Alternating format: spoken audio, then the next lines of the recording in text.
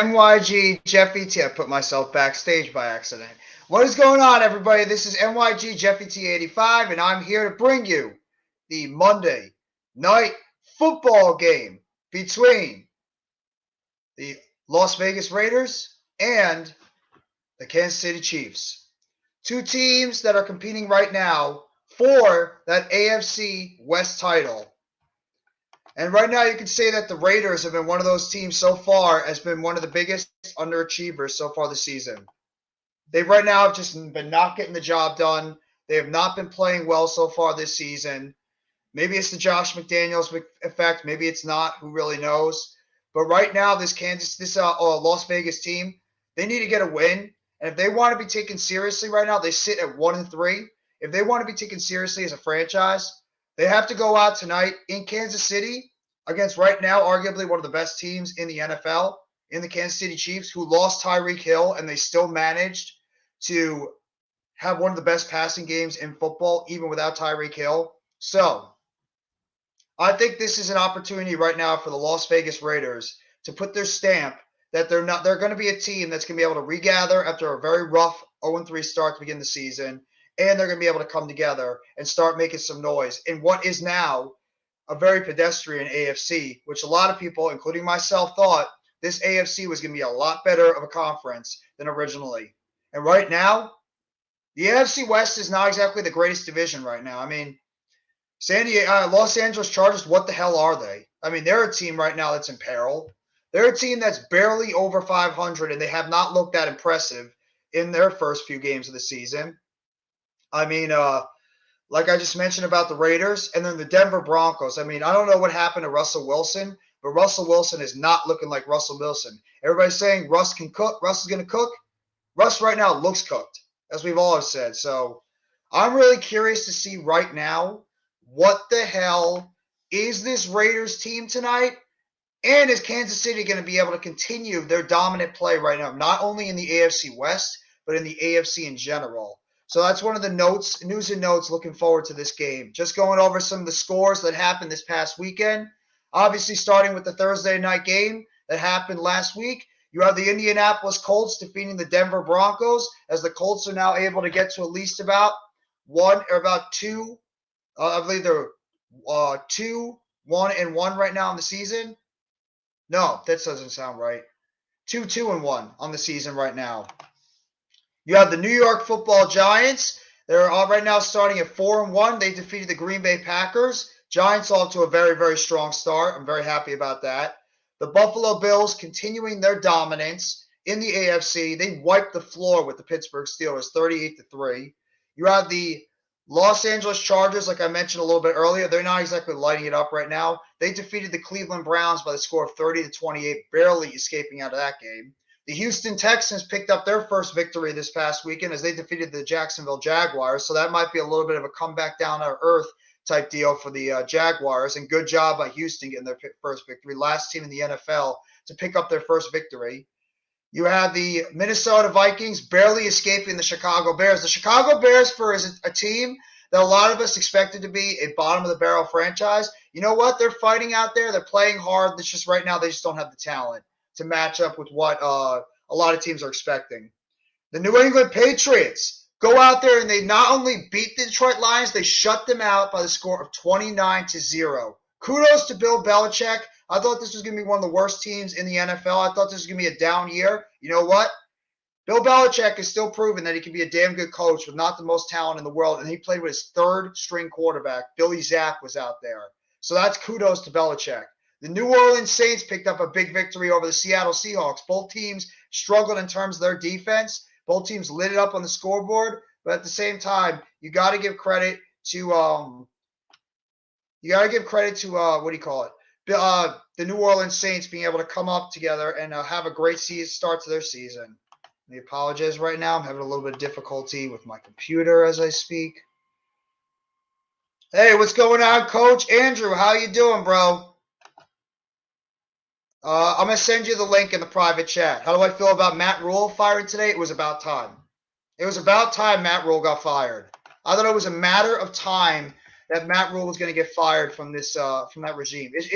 He just right now, it was a mess over there in Carolina. I mean, there's no way that owner was going to be able to deal with this team being as poor as it was.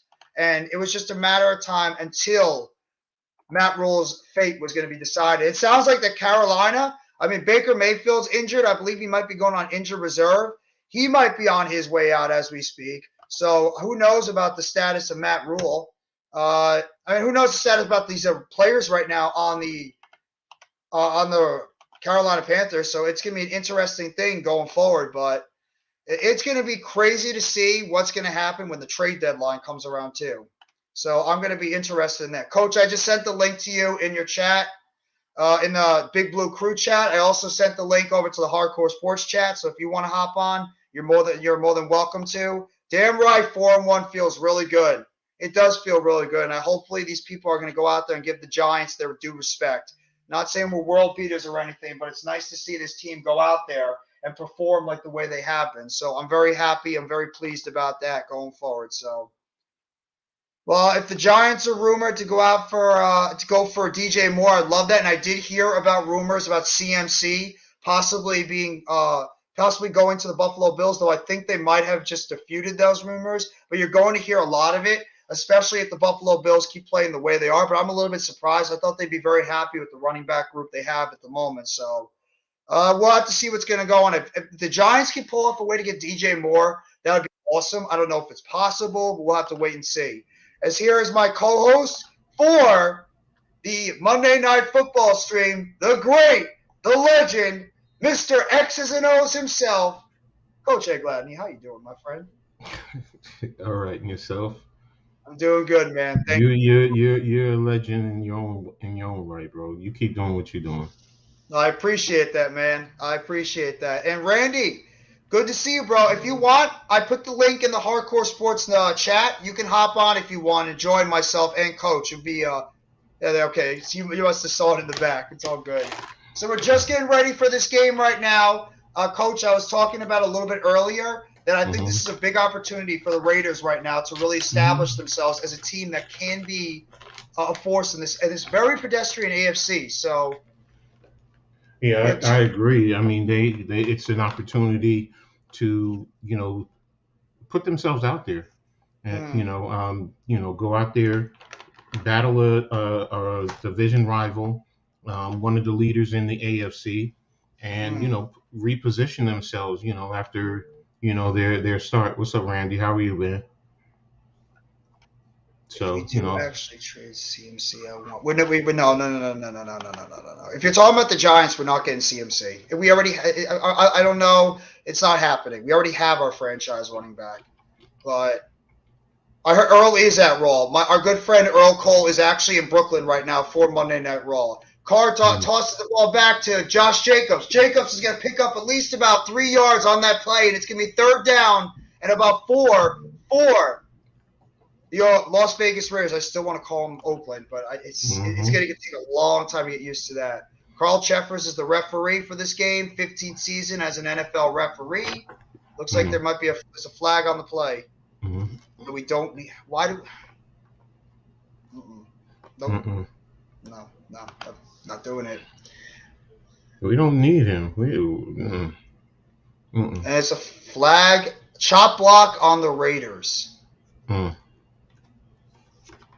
here he is, another one of the co-hosts for tonight. Next shift, Randy. What's going on, Randy? Boop, boop, boop, boop. I feel honored and blessed to be in the greatness of Jeff right now, man. What's up, brother? And what's up, Coach? What's up, man? I'm just a normal guy, but I appreciate it. I feel honored to be in your presence right now, the greatness of you as well. Oh, shoot, please. I'm honored. Thank you.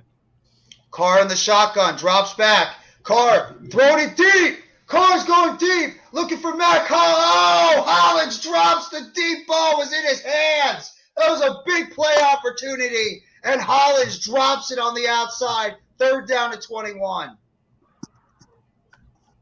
Oh, man. Got away with a push on there. Wales, what's going on, bro? I would love to steal DJ Moore, Brian Burns. You know what? I would love Brian Burns and DJ Moore. I just don't see it happening. That would cost a lot. I looked at DJ Moore's contract. Um, his dead cap is more than Galladay's. It's 41 million. It's 41 million. Yep. So there's a pass over the middle, and it's caught, and he's going to be down at about the 25-yard line. So I mean, with that salary cap, let me pull back up Carolina's. I had it earlier. And there's no way in heavens that you're going to do a straight up 1-for-1 or 1-for-2 and some picks because they don't want Galladay in return either. Do you guys want Steve? Steve wants to hop on with us. If you guys stream with Steve, I don't know if you have, Coach. Is Steve stream with you at all, Randy? He knows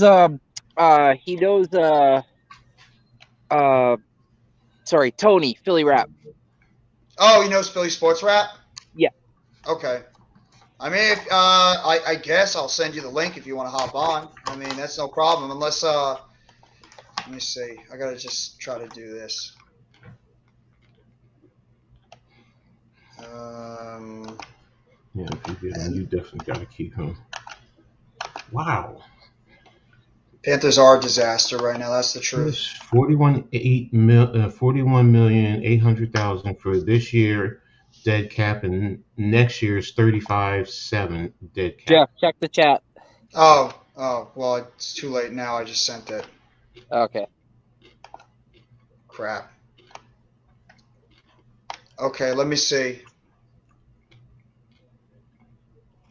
And the Chiefs just took the ball, and they got up to at least about the 25-yard line. Chandler Jones with that tackle on the play.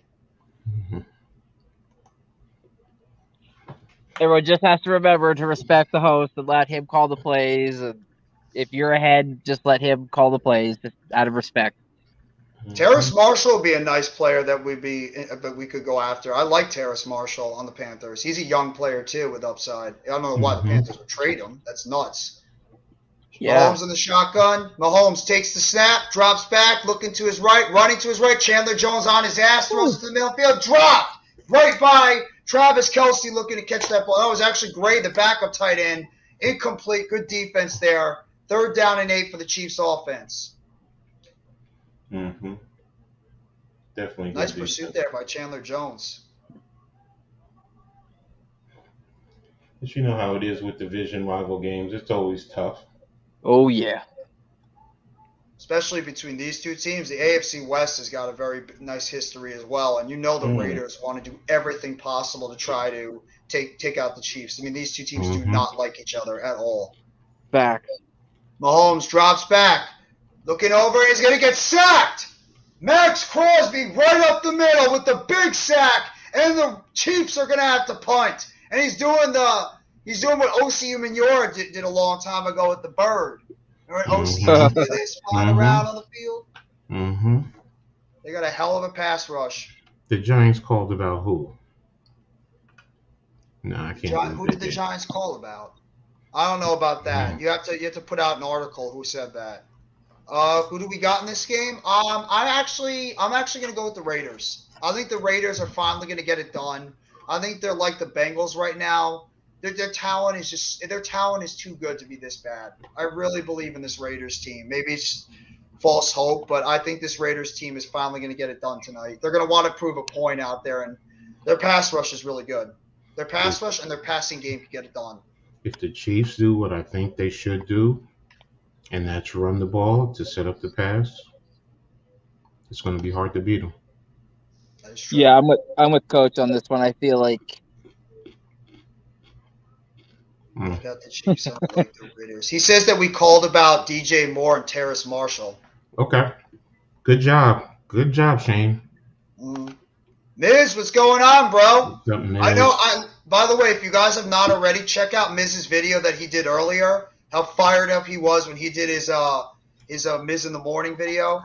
It was pretty nice. I mean, he was as fired up could be for as a New York Giant fan. Miz, the last part of your video really hit home the most because you're absolutely right about Dave Gettleman. You know, as much as we all shat on Dave Gettleman for a lot of this time, Dave Gettleman actually got some players on this team that are we should start talking about that are building blocks because these guys with the right coaching are actually starting to play starting to play like a team. They're starting to play like we thought they would. So kudos to you. Buko, I know Buko's very happy right now about his Jets. I mean, Buko, I know you're pumped up right now, but your Jets, they look like a damn good football team right now. They really do. They look like a good team out there. Hey, Miz. Hey, Miz. How you doing, Steve? Good, how you been? Spoke about Letterman, Good. Miz, but a clock is always right twice in a day. I'm messing with you, Miz. I'm messing with you, bro. I'll miss you. Jets. He might be doing his due diligence. You know what? It makes I know for a fact, Buko, all Jets fans can't stand the Dolphins, so I guarantee that was probably one of the most satisfying victories for a Jets fan going in there against the Dolphins and not only beating them, but whipping their asses. That had to have been one of the most satisfying victories for the New York Jets. And I have no problem. I'm happy for the Jets and their fans. I really am very, very happy about the Jets and their fans. They got that win. Yeah, Brees Hall, what a game he had, man. Oh. Brees Hall's a damn good running back. He's a damn good running back. Miz Wales, if you guys want to hop on too, I put the link so you can hop on if you guys want as well. So, I mean, this is it's a stream for everybody. So if you want to come on and just talk football, watch football, whatever, just please let's not talk about the Mets. I don't want to have anything to do with the baseball team. Oh, you really want to talk about the Mets? Sorry, No. No.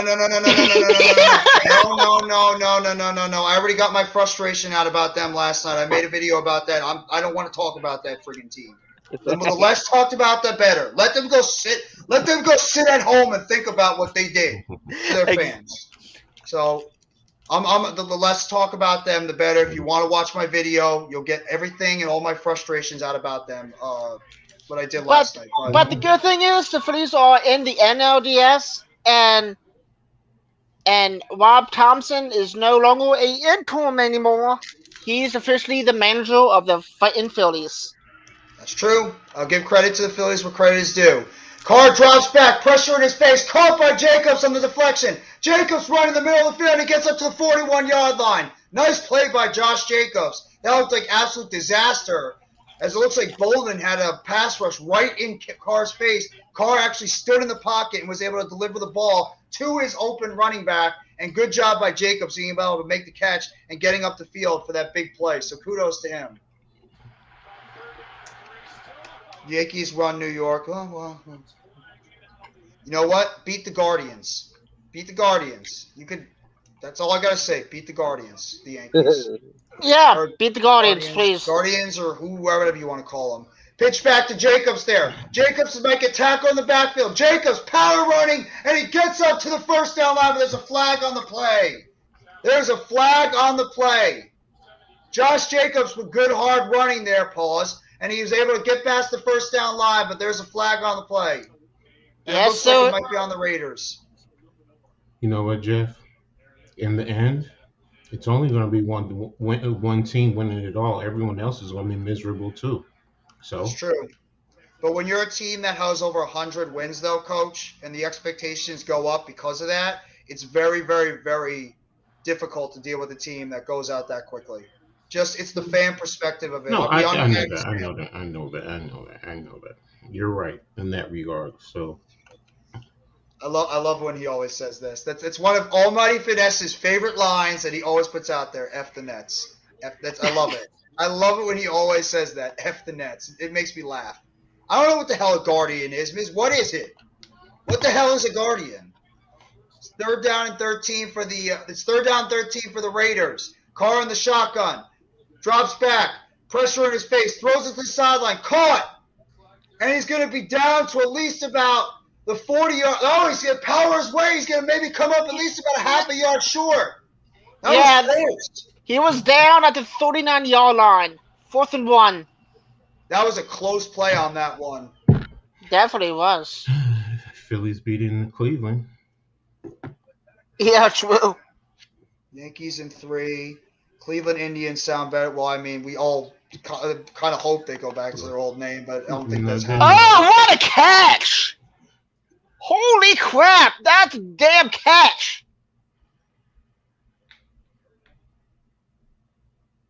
Carr's in the huddle right now. Carr takes the shotgun snap. No pressure on the outside. Throwing down the middle of the field. Wide open. And there's Davante Adams. Davante Adams right down the middle of the field. Touchdown, Raiders. Davante Adams beats his guy right on the post. Flexing up. Big catch there. And the Raiders on 58-yard completion on 4th down take a 6-0 lead. Beautiful play there. Derek Carr, Davante Adams. So Fresno State connection there in college. What a play. He just completely beat his man in the secondary. Good job there by Davante Adams. That's one of the best wide receivers in the NFL. Great play there. Yeah, that was a fantastic play. Great play there. That's exactly what the Raiders needed in that. They needed a play like that. And the kick is up, and it is good. And the Raiders are taking an early 7-0 lead with about 8:27 left in the first quarter. We have an inner team rival now between Knicks and Nets fans. Wow, nice. That was a very nice play, Wales. I agree. That was a hell of a play. You have to have a lot of balls to be able to call a play like that on 4th and 1 on your own side of the field. But you know what? When it works out, you look like a genius. When it doesn't work out, you look like an idiot. And in that play, kudos to Josh McDaniels. It worked. And Davante Adams and Derek Carr, that connection that they've had for a long time, all the way back to their college days, it worked out on that play. If the Knicks end up as a 13 seed, that's doing us a favor when you really think about it, because that means Tibbs is gone. So if they do bad, Tibbs is gone. If they do good, they're in the playoffs. So, I mean, hey, whichever way, to me, it's a dare I say win-win situation. You know, because we have a lot of young guys that really do need to be developed. And I mean, they had open practice yesterday, and OB was all over the place, dominating. So, we'll see. Are you talking about the NBA trade deadline, or are you talking about the NFL trade line? Yo, AK Eagles, one of the best Eagles content creators out there. AK, I haven't seen you and I haven't talked to you in a while. Get your ass on this board right now and come call this game with us. It's been a long time since I've seen you on here. Come on, hop on with us. I know it was a little bit forceful there, but come on. I'd like to be able to call some of these games with AK again. I miss doing football games with him. Oh, you miss him. I miss AK. I miss AK. Oh, the NFL? I think it's in November. Boys, what's going on, bro? Thank you for coming by the stream. Knicks will be fighting for a playoff spot. I think they will too. I think the Knicks are going to be fighting for a playoff spot. Steve, go ahead. I apologize for interrupting. You'll find the NFL trade deadline is November 1st. November 1st. So got a little bit like less than a couple of weeks, or like about 2 or 3 weeks left until the NFL trade deadline. So you're expecting a lot of teams to maybe start maneuvering. You got 22 days. So and Carolina looks like they're going through a fire. It looks like they're about to go through a fire sale right now after firing their coach. Well, Davante Adams just had a big 58-yard touchdown catch on 4th and 1 on their own side of the field. So right now, the Chiefs are down 7-0. You can't get rid of Galladay. If we're gonna do this again, never mind. I'm not even going to entertain it. Coach, you said it before. Don't let it get to you. Like you told me, don't let him do it. I'm not. I said it one time. That's it. We know that. They hired a coach that he's the typical college coach that just can't get it done in the NFL. We've seen this so many times with multiple coaches that come from the college ranks. They can't get it done. Mahomes drops back, throws it to the right side, caught, and it's a first down there. Watson picks up the first down for the Chiefs. Good play there, trying to get the ball to the rookie Watson. Thank you. We are good. The entire NFC East is a much better division than people thought. It is. Not the entire. Sorry. No, that's your relevance. The Commanders are 1-4.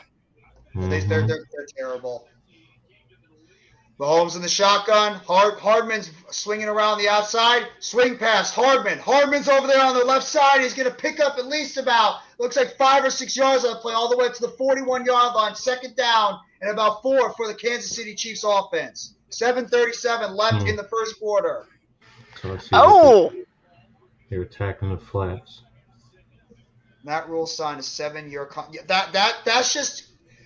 that's just pretty much jumping the gun, and I think it had a lot to do with the Giants, in fact, at that time had interest in Rule. So the Panthers panicked, and they went out there and tried to lock him up. Mahomes with a shotgun, throws up the middle, caught, first down, Travis Kelce. Thank you, Carolina. Yep. Thank you. Thank you for being dumb enough to thank you for being dumb enough to lock up Matt Rule long term and keep him away from us, because it would have been it would have been as big of a disaster, maybe more than even Joe Judge. Yeah. So do you all think that the Panthers did the correct thing of firing their head coach? Yes. They have to. Now, The if you want to say yes. if you want to say they did a little bit too early, okay. But I think what they're doing is, I'm just going to watch, but they're going to go through a house cleaning, and they're just going to start getting rid of everything, and trying to recoup whatever they can in terms of draft capital. So who's going to be if you get rid of McCaffrey, then I expect Robbie Anderson to go. I can't see Moore going. I can't. He's young. So some of their key defensive players I could see going. First down, Kansas City Chiefs. Marquez, Valdez, Scantling on the right side. I'm sorry. Go ahead. Continue. No, that's all right. I mean, after the season, Baker is gone. Let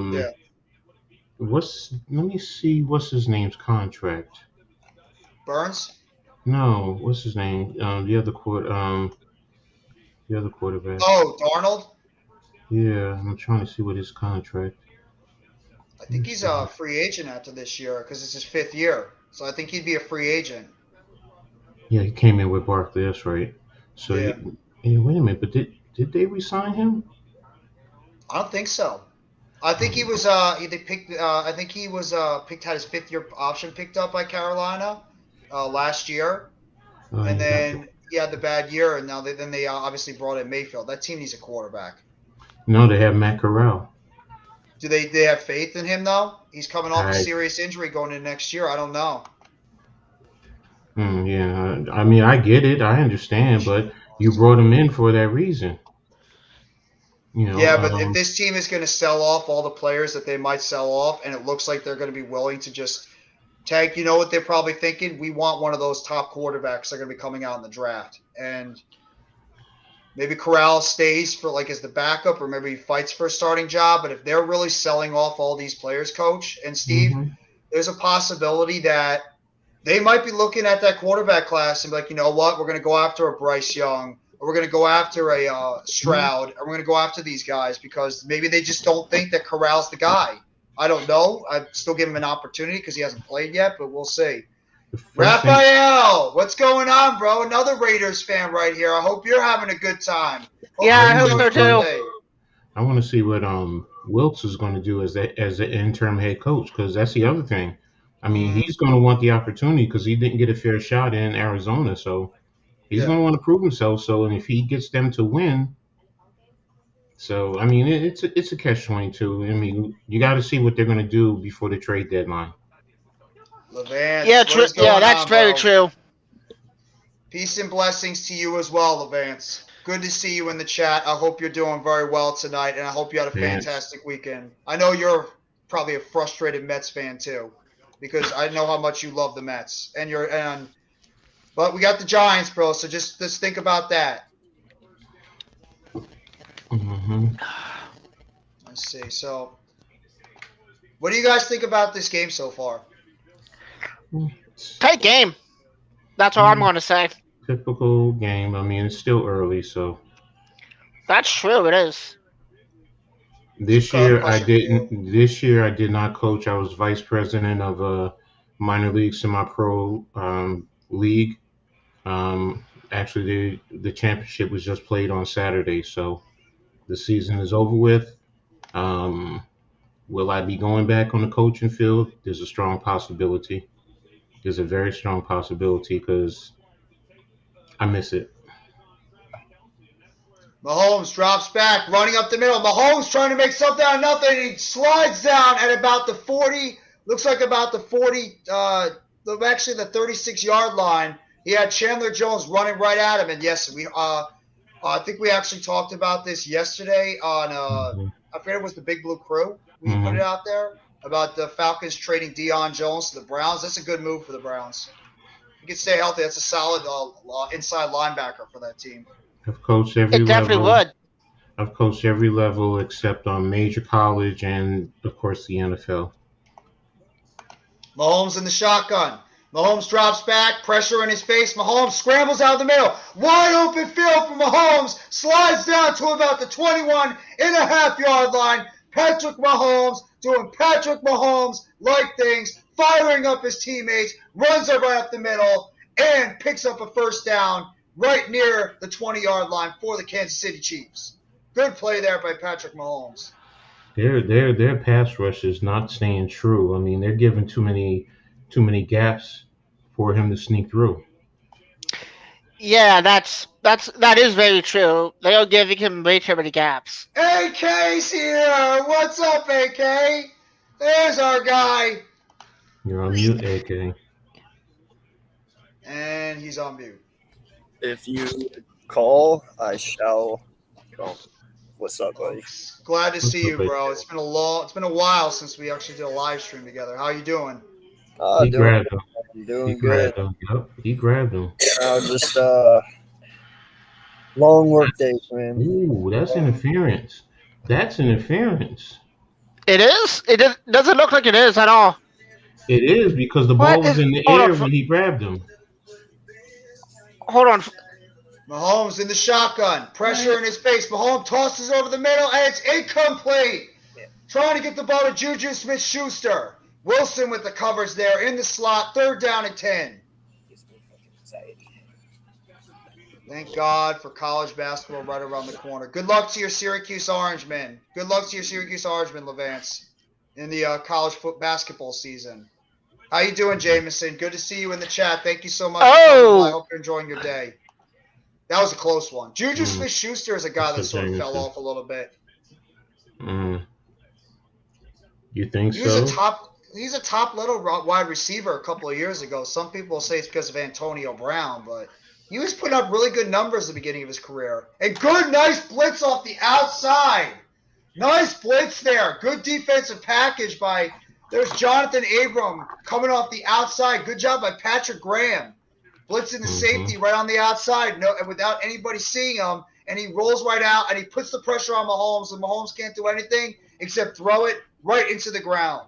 Oh, that field goal was no good. Thank you, kind sir Jeffrey. No problem, bro. Anytime. I think it's the backup kicker right now that's in for the Chiefs. 41-yard attempt. The kick is up, and it is pulled to the right. Oh, no good. And there's the kicker right there, Bucker. Okay, AK, talk to me. What is your thoughts about yesterday's games with your Eagles? You know, it was a hard-fought win. You know, definitely there at the end, it was one of those drives where it was breathtaking. You know, you definitely did not want to see that. Thank God Kyler screwed up, you know, and slid and didn't get the first down. And then, but you know, last week I saw what I needed to see. I wanted to see us in a really bad situation, and we started out 14-0 early, and we battled back and won that game. That was really good to see. And then this week, you know, I don't think they played their best football yesterday. Nope, they didn't at all. I'm sorry to say this. Yes, I am an Eagles fan as well. Okay. Yeah. What I saw from yesterday's game was really pathetic, but I am glad that they did win that game. But they really could have done better. in that game. Yeah, when it mattered most, they did what they needed to do. So that's something I like to see. This But is the only thing that matters in the end. way too many times though this year we have not scored when we should have, and I just felt like our defense definitely took a step back yesterday. We didn't feel as dominant. It really felt like Arizona kind of could do whatever they wanted whenever they wanted, compared to the other 3 weeks. So I don't know, man. I'm not concerned. A win's a win, and every win is special in this league, and every win's not going to be easy. But yeah, man, it definitely made you think a little bit yesterday, for sure. It definitely did. You said something that was very interesting. You said Kyler Murray screwed up. Yeah. I disagree in terms of that because of the simple fact what are quarterbacks trained to do nowadays when they're running and guys are coming up? They're trained to start taking a knee as soon as possible. With the yellow line that we see on TV, they don't see on the field. Should he try and look to the sidelines? Yeah, he should. I'm not going to say he shouldn't to try and get a gauge of where he's at. But in the heat of that moment, you're not going to do that. That's on the coaches. I understand that argument, but here's my counter argument to that argument: is if that is Jalen Hurts, hell, I'll even give it to DJ. If that is DJ, if that is Josh Allen, if that is Lamar Jackson, if that is any of these other dudes, man, even Geno Smith, they are putting their head down and they are driving with 22 seconds left because they know that they need that first down. It isn't let's play it safe and pray to God we have it. They know they need that first down. I get it if you want to slide in the middle of a game, but when there's 22 seconds left, bro, that's when I need you. That is what you need to show. That's fair. I mean? And that's a good Even argument. Zach Wilson did it yesterday when he dove into the end zone there at the end. You know what I mean? I'm not going to argue that. That's my only argument to that. Honestly. The reason why I say it's the coaches because Appreciate it. Thank you. They're telling him to clock, and what they should be saying is 3rd and 1, go for the first down, and just goose the quarterback and just dive in, and then on first down clock it. Nice tough catch there by Hunter Renfrow over the middle of the field to get a first down after a couple of pedestrian runs there. Nice job there. Renfrow missed the 3rd down. No, I 100% agree with you, Coach. I really do, man. But that's where the elite separate themselves from just the okay. The Raiders. And that's what I'm saying, man. If that is any of these other dudes I mentioned, bro, you're getting trucked. You're not getting slid. You're getting trucked, and I even give DJ that because I've seen DJ put his body on the line to get a first down before. Nice run there by Jacobs, getting all the way up to at least about the 49.5-yard line. It's going to be 2nd down and about 1.5 yards. It's a little bit of both, Coach. I'm going to say it that way. Yeah, I should have known, and so should the coaches. It was a give and take on both ends. You know what I mean? Exactly. So, I mean, you're right. And my brother was, who's an Eagles fan, was just going off about it because he kept saying, we're playing too soft. We're playing too soft. Yeah, really. We were giving them the yards to go drive down the field. So, I mean, I didn't see the game. I was listening to it through him, but it had me. I wanted to hear what you guys thought about it too. I mean, listen, I'm not going to sit here and say that Arizona is not a good team. I mean, I do not think that their record reflects the talent that they have on that roster. You know what I'm saying? But it shouldn't have been as easy as what it was made out to be. You know what I'm saying? Like, it just seemed like there was some drives that they had where we just shot ourselves in the foot and we just made it too easy for them. They just seemed like they could move the ball at will. That's not good. Raiders have their 5th different combination of an offensive line so far in 5 games. That's not how you win. If you have no, you're right. That was terrible. Speaking of offensive lines, AK, your offensive line's a mess right now. I heard you guys have lost a couple of people. No. We're fine, Didn't bro. Dickerson and Kelsey both get Dickerson hurt? came back and Kels came back in the game yesterday, so we're good. What about Mailata? They both finished them out. Mailata never started yesterday, But is he out should long be. term or is he out just for a week? No, he should be back this coming week. Okay. Yeah. Needham coming playing But no, the Kels Cowboys. did go down for a few plays, and then he came out, and then Dickerson, he went down for 1 quarter, I think, and then he came back out right after halftime. Okay. You guys are going to need him too. You guys are going to need your offensive line healthy because that Cowboys defense is for real. They are a damn good defense, especially their front seven. They have Yeah, a but good you know pass what, rush. bro? Driscoll is a dog. Like, I'm not even playing, bro. To fill in for Jordan Mailata the way he has, like, Driscoll has been doing one hell of a job over there at left tackle. Where's the game being played at? Philly. Ooh, okay. That's going to be interesting. Yeah. Carr drops back, rolling to his right, throws it, caught by the fullback, and he stays on his feet and he gets out to at least about the 44-yard line as we have 3 seconds left in the first quarter between the Raiders and the Chiefs, as the Raiders right now are up in this game 7-0 after that 58-yard touchdown pass on 4th down and 1 from Derek Carr to Devontae Adams. Hey, Jet, I got a question for you, homie.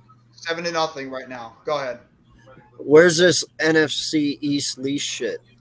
Oh, you know what? I'm glad you brought that up because everybody was saying, all the media were saying that this was going to be the worst division or one of the worst divisions. You know what? It is We're the the best best. division. We're the best division. We're the best. The only division that has three teams right now that are 4-1 or 5-0. Right? The only division that has that. If it wasn't for the joke over there in Washington, Oh, would have dude, four they're good holding teams. us back right now, bro. yeah, well, it's like old school football. It was always between the Giants, the Cowboys, and the Eagles, and then that other team. Washington's the anchor. Yeah, they're the See, anchor in the division. I forget you guys are young because when I was, But the 80s, yep.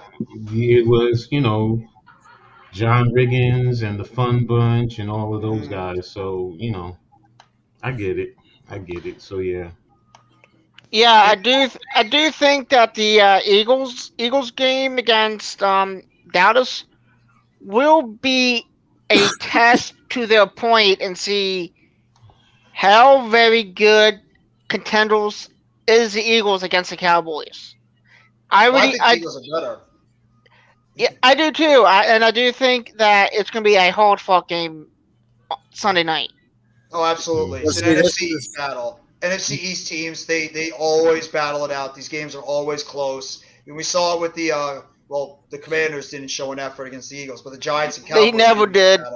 Yeah. Well, see, and this is where we have to win.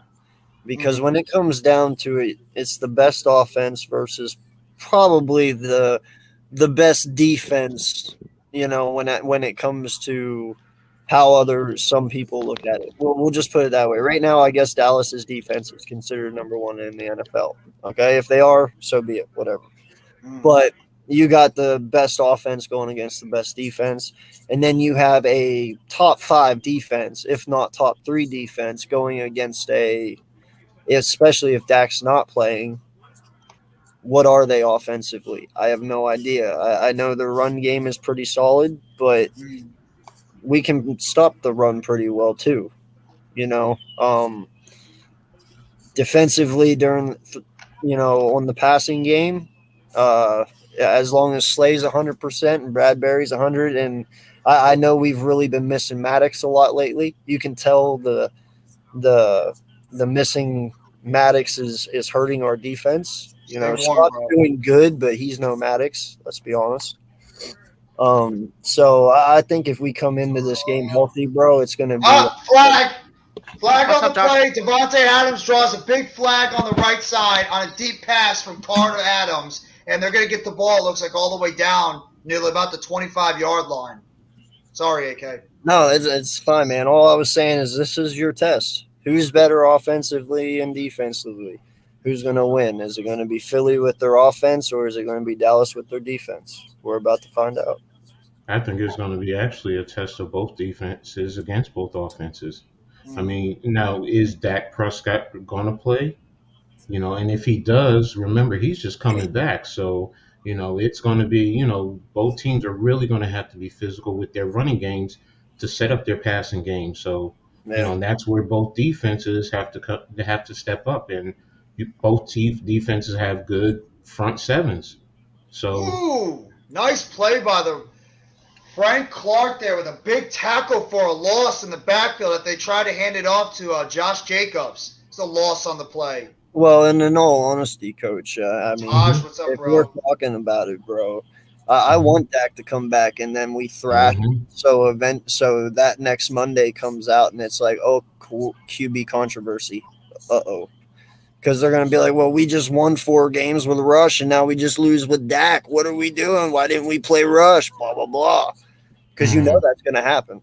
If Dak plays on Sunday and he loses to us, they're going to be like, why isn't it Cooper Rush? Adams open. Oh, Adams almost draws another flag. Are you shitting me? Man. I just looked up for me. Adams they threw the ball down the field. Devontae Adams in the corner. And it looks like it's a flag because I think the cornerback didn't turn around. Bro, I thought we were still on the same play. I looked up, looked down, and there's still a flag out. Yeah, they did on both sides. They threw it down the field on the right side, and then they just did it again on the left side and drew another penalty. Dude, I think they're starting to hit their stride. I think the Raiders are starting to hit their stride. Yeah. That is what Adams does for you, right there. Actually, you know what? The cornerback, Watson, did turn around at first, but then he pretty much went right into the receiver because he knew he was beat. It looked probably he knew he was beat, so he just decided to pick up the flag on that one. And that's the mistake. You had Phil squeeze to him, keeping your head back. If you run into him with looking back, they're not going to call the flag.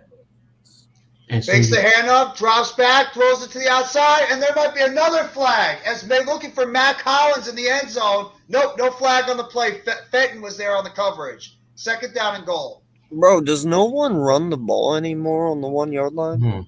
Is it always just a fake play action pass out? It's my favorite official, John Parry. And I'm saying that with absolute sarcasm. There you go. Touchdown. Carr in the shotgun. 2 wide receivers down below. 1 up top. Hands it off. Jacobs on the middle. Touchdown standing up. Raiders. And the Raiders are going to take an early 13-0 lead on the Kansas City Chiefs. Josh Jacobs, who's off to a really good start so far this season, he just picks up that touchdown. And the Raiders, surprisingly, are just an extra point away, going up by 2 touchdowns.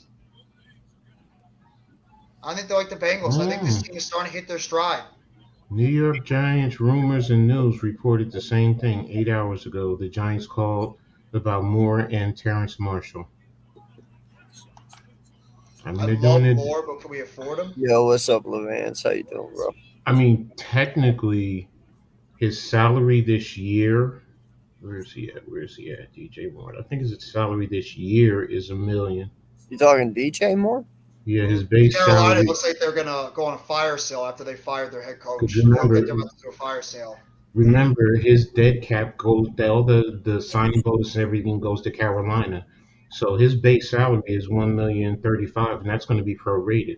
Yo, Moore is dirty right now. If you know what, the funny thing, DJ Moore would be the type of wide receiver that actually fit in this system because the type of player he is. He'd actually be a perfect fit for this Mike Kafka, Brian Dable offense. Yeah, he would. Bro, he is dirty. He's a number 1 wide receiver. He's another one of those gritty. Dude, he's just caught on a shitty team. He's just caught on a shitty team. That's literally what is going on with DJ. Next year his salary goes to $19,965. So, but we'll have the money next year. So the cap space to keep him. So if you can get him, okay, I'm not mad at that now. I mean, it's only $1 million, prorated down. I mean, okay. But what are you going to have to give up? Yeah, but here's my question, though, because of what limited production he's had this year and stuff. You might be able to get away. Value right now. I mean, I don't know. I mean, he's second, young. third. I mean, if you can get a third for him. Yeah, but realistically, though, this man is a fifth-round pick. Like, realistically. He's 25 years old. Yeah, dude. He's got so much left in him. He's just stuck on a really crappy franchise. Well, I mean, I'll give up a second for him. I would too. Yeah. For DJ Moore, and then you could get if you get DJ Moore in this offense, and you get Wan'Dale Robinson back, and if Tony ever decides to, I mean, I don't know what's going to do with Tony and Galladay. I mean, if you get a wide receiver like DJ Moore, Galladay or Tony, one of them is going to be gone. I think both of them are merely on the plans. I think Galladay would be gone, definitely. I'm 90% sure he's gone. And then you just eat that cap. just get rid of it. No. Yeah, next year he's not doing y'all any favors at all. Hit next year. Let me see. What's his cap hit next year? Giant. Wait a minute. Remember, I just said yesterday, Jeff, it was at $10 million for the cap. Yes, you did. Now it's down to 4. Did they? It should be in the chat, Miz. The link should be in the chat. Oh no, he hurt Tony. That's why. Miz has been on the Tony bandwagon, just bashing on Tony. The link should be in the chat, Miz. Okay, next going year. At it with authentic about. You're going at it with authentic about Tony.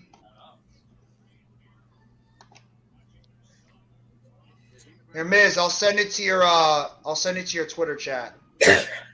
Next year, Galladay's cap hit is 14.7. Damn. He's 31.35 right now. Yeah, for 2 catches and 22 yards. So, I mean, I'd rather eat that next year than 31 right now. Man, I would somehow, some way be trying to renegotiate that fucking contract. There you go, Miz. It's in your chat on Twitter. No, we don't want to renegotiate because we don't want to keep him. No. Like, do what Howie does, bro. Renegotiate to make it like less, like make it more of a signing bonus or whatever. Drop the cap. So that's still gonna. What up, normal guy? I mean, that still might go into.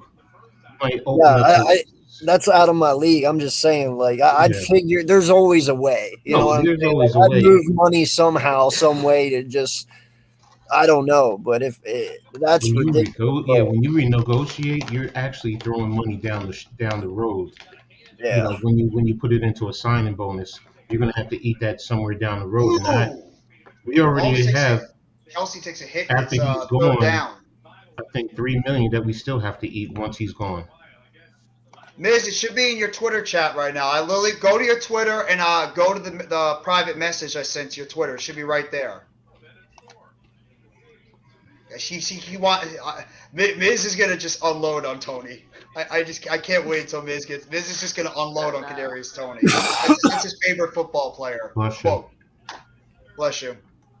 Oh, that's a cough, man. Thank you. Oh. That's how I was raised, man. I'm sorry. No. I'm saying thank you. I'm just. Mahomes drops back, pressure in his face. Chandler Jones misses the sack, and he overthrows McKinnon. Chandler Jones is making his presence low. Hey, just so you know, remember, Jeff, I chose the Raiders to beat the Chiefs tonight. Remember that. You and I were the two people, AK, that we were on the Raiders bandwagon from the beginning. We thought that this team could be a very good team and one of the best in the AFC. So. That should be 3-1, not 1-3. Let's be honest. That game against Arizona was a disaster. There was no business for them to lose that game. That was a disastrous loss for them.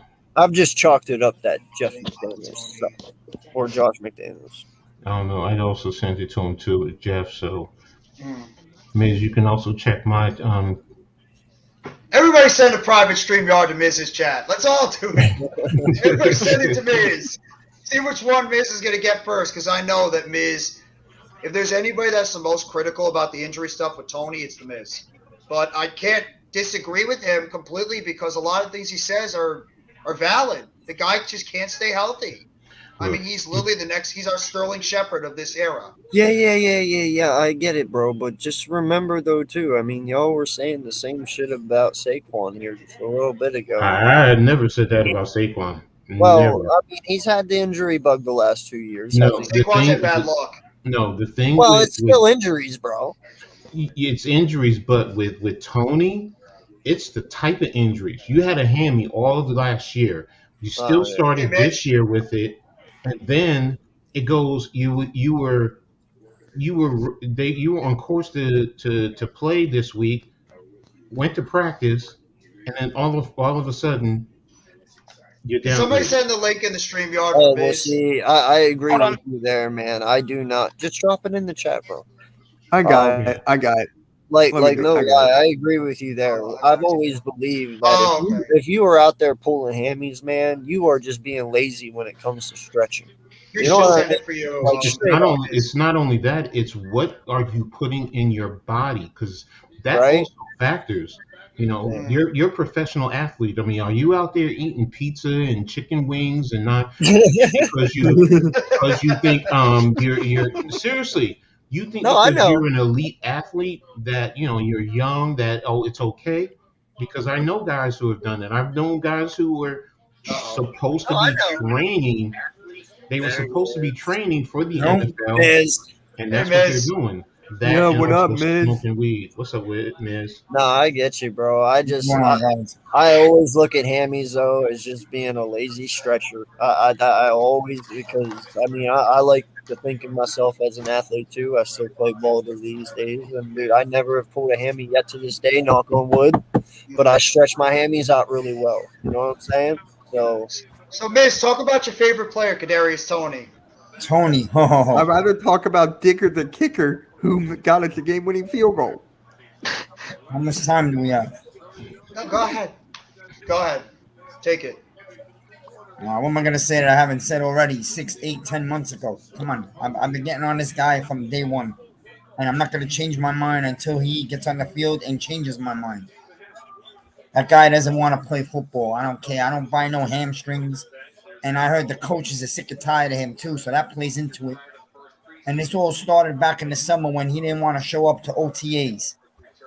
So, listen, man, I don't know if he has time for football. He's got to make songs and bullshit. So the truth about Tony, he could be a star, but he doesn't play football. So how could you be anything great if you don't get on the field?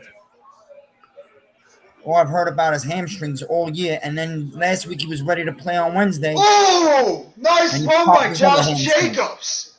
Yeah, it was a good run. Damn. Bro, he bulldozed the shit out of He that. did. That's a running back run right there by Josh Jacobs. That was I got nice. into it on Twitter with Authentic because Authentic got involved with Bad Dog. What happened was Bad Dog went off on Tony this week, and him and Tony actually got into a Twitter conversation, and Tony blocked Bad Dog on Twitter. So Bad Dog put up a big poster showing that he got blocked by Tony on Twitter. So Authentic right away jumped in and said, "You can't blame a man for injuries." So I said, "Stop it, bro. He's had injuries from the day we drafted him.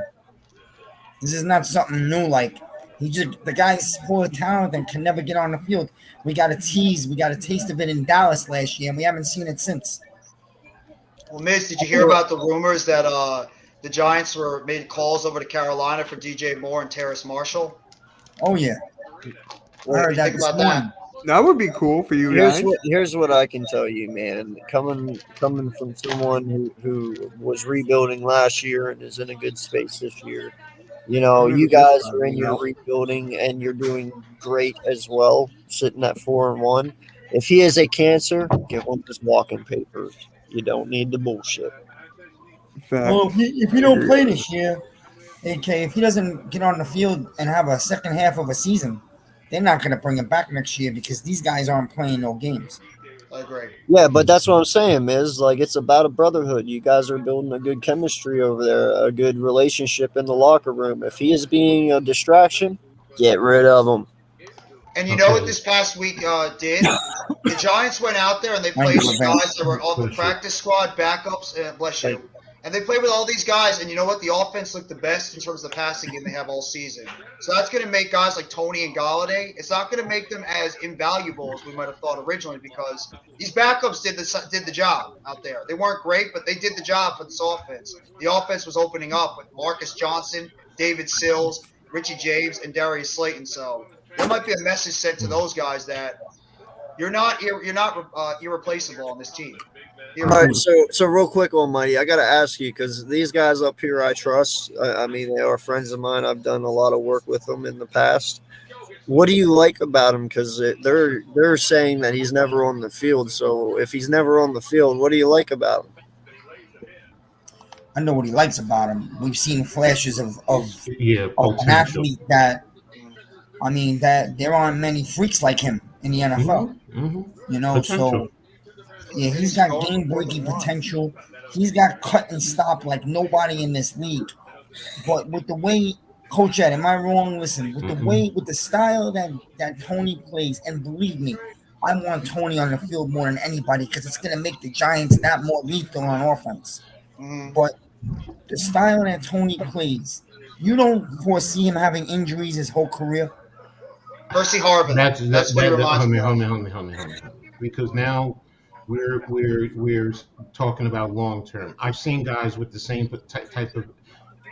type of abilities, i.e., Barry Sanders. Barry Sanders is the same type where he can stop on a dime, he can make you miss, he's elusive, and he wasn't that type of a back that was always on the injured reserve. So can I see him? Can I sit here and say he's going to be injured his whole career? No, I'm not going to say that. But what I've seen so far is not good, which goes back to what I said. Number one, how is he training? Because I mean, to be on have hammies like pretty much all of last year, most of, if not all of this year, and like you said earlier, you were on course to play this past weekend, and you go to practice, and then you're downgraded to out. And the hamstring goes through to the other leg. That to me says, what is he doing to physically get his body ready to play this game? That's an issue. Does he really work out, or does he, he does the bare minimum just to get by to, so the coaches and everyone will leave him alone? Because it does leave me wondering. It really does leave me wondering about what he does, because that's a cause and effect that, he's injured. Okay, fine. But you're always injured. Always. I mean, how many games has he played in a year and a half? 5. How many games did he miss last year? I think he played 3 games last year and 1 or 2 this year? Bookend says it right here. Tony has got great potential with natural talent. It would be a shame for it not to be reached, but that's up to him. But I don't know the truth, so I'll give him the benefit of the doubt for now. Right. Okay. Benefit of the doubt, but it comes to a point where... How long? Yeah. I mean, and like you said earlier, this regime is not tied to him. And I guess that's where I'm looking at it, because I'm saying if it was Judge, then I would say, okay, I got to back off because they're going to do everything they can to keep him here. But Dave doesn't have to. He can say, all right, let him go. I mean, I'm looking at his dead money right now. You're going to keep him this year. He's 11,225. Next year, he's at 5,576. So you can afford to eat that next year. So that's why we have Wandell. Wandell is that guy that's going to pretty much be doing what Tony is supposed to be doing. Wandell is that same type of wide receiver, just maybe not as explosive. Exactly. He's that guy that can move around all around the field, and he's their guy. Tony's a freak. With the running game, he is a freak. That is true. But Wandell's got a lot of talent. We got going between Barkley and Jones. If you add a Tony in the backfield, the teams won't have a clue how to defend us. But the thing is, I think Wandell can do that too. Honestly, when are you going to play? Oh my God! I think next week, man. When are you gonna get on the field and actually play the game? We're going into week 6. When are you gonna play some football, bro? That's not for nothing. Hey, Tony, you better get it together because the Giants are winning games without you. And that's which means they don't need it. That's as Jeff, an athlete, that's what I they're look at. back. Carl Anderson and Luke Gallows, they're back. Yeah, I just saw it in the chat. That's awesome to see that they're back on wrestling programs. So Wow. I'm kind of So shocked. as a competitor, I I will will look know at if we'll that. let them walk at the end of the year. If it happens, then we know he didn't want to be here, or he really doesn't prioritize football. That could be true. I don't know That's what's in true. Kadarius That's Toney's true. mind. No, I Oh, never question. okay, so it's 76ers won. Wait, let Coach Ed talk. Oh, I thought he was saying something. No, I mean I can't question what's in someone's heart. I never will do that. But I mean I can't say I won't question it. It leaves me thinking and wondering. But I'm not going to sit here and go to the man and say I question your heart. No, I'm not going to do that. That I won't do. You know, I just Oh! what are you What? doing? That's Chandler all. Jones is dominating this game right now. He's doing a hell of a job on the outside. Hmm. But wait, Quick just to make- question: did Darren Waller score? Coach, No. just to clarify, because a lot of people on Twitter that love Tony would come at me. They think that I have a personal vendetta. I don't know this guy personally. You wear the blue jersey. I root for you. I'm dying to see this guy get on the field this week. I really am. So people should not Miz. people should not get the wrong idea. I would love for Tony to start playing and prove me wrong and be here long term. I will Oh. root for him, of course. So it's not a personal thing. I see a lot of red flags, man. That's all. But man, Juju with a drop. the thing about it is everybody wants everybody to be kumbaya, and you can't be critical. You know, and that's the thing. We're in a day and age that constructive criticism Brother Jeffy, I realize is not. Most people don't know how to handle constructive criticism. Here, let me just answer this question real quick that Vance is asking me about that disgrace of a baseball team. Who do I think they're going to try to bring back? Well, I hope they bring back Jacob deGrom because we need starting pitching because our entire starting staff is pretty much going to be free agents this offseason. I hope we bring back Edwin Diaz because we need our closer. And I would bring back Brandon Nimmo because he's that leadoff table setter that you need on this team. In terms of guys I would let go, I don't trust Bassett. I mean, the guy pretty much sounds like he's just shook by New York. So if you have a guy that's coming in here and couldn't handle the bright lights, get him out of here. I don't know about Taijuan Walker and Carlos Carrasco. I mean, maybe you could sign one of them back if you just want to have a veteran in the pitching staff. But in terms of the guys, I think he'll bring back. I think he'll bring back Diaz. They'll try to work something out with deGrom, and I think Nimmo is that other guy they're going to. Holy shit! Crosby's killing him. He's got like And 2.5 both shots of in them. him. Jones and Crosby are destroying this offensive line. That's funny. Before the game, me and Bunko spoke, and we both took the Raiders tonight, plus 7. I think they're hitting the stride, Miz. I think this team they just had some bad losses in the beginning, but they're a damn good, talented team. I think just like the Bengals, I mean, I think they're starting to hit their stride as a team now. So, well, check it out. The last 7 times these two teams played each other, and we all know Kansas City's been a monster for the last few years. The last 7 times the Raiders played Kansas City, the Raiders have covered every single time. Mm-hmm. So that says something. The Raiders give the Chiefs problems. And you know for a fact the Raiders want to go out there and they want to show that they could still be a really good team in this league and that it's not just Kansas City's. Oh, my God. No, that was bad. That was bad. I mean, that's. I'm going to tell you one more thing about Tony. Okay, I hope I'm wrong. You know me, man. I keep shit real, and I don't care if these young fans that are homers, they get mad at you, but I'm going to keep it real. You got to keep it real. Everything can't be the Giants are a 10 all the time. You know what I mean? Thank you for saying that. Same thing over here. I picked the Packers to win yesterday, so I was wrong, and I came on my video and admitted I was wrong. But come on, be realistic. The Packers were a better team. They probably still are. But, if Robinson gets on this field and he balls for the Giants in the second half of the year, I'm telling you, say goodbye to Tony at the end of the year. I agree. I think Wan'Dale Robinson is the one guy in this offense that can make Tony expendable because they drafted him. That's their guy that they drafted, and they have then maybe not the same exact skill sets, but Wan'Dale Robinson Sort of is. the type of player. It is, but I think Tony is just a more explosive player. But what you said about Tony, Miz, I absolutely agree with you with the fact that Tony, the type of play that he has and the sharp cuts he makes on those legs, this guy's probably going to have a lot of issues. When you're a wide receiver or a running back and you're doing sharp cuts like he does on the field, it's going to cause ankle injuries, foot injuries. It's a lot of torque that you're putting on your legs and your lower legs. Especially on these turf fields like we've spoken about. Absolutely. And it just reminds me of Percy Harvin. I think I forget it was Mac and I had this conversation, Adam, but this guy reminds me so much of Percy Harvin, where he had that type of athletic ability, ironically both from Florida College. And Percy Harvin was the same type of player, electric as electric could be, but that guy could never stay on the field, and he always had injury problems, and that's exactly what Tony's starting to remind me of. Yeah. Like a Percy Harvin, and it's a shame. That's fine. On bookends, yes, I get you. Everyone, can be critical, and that's good.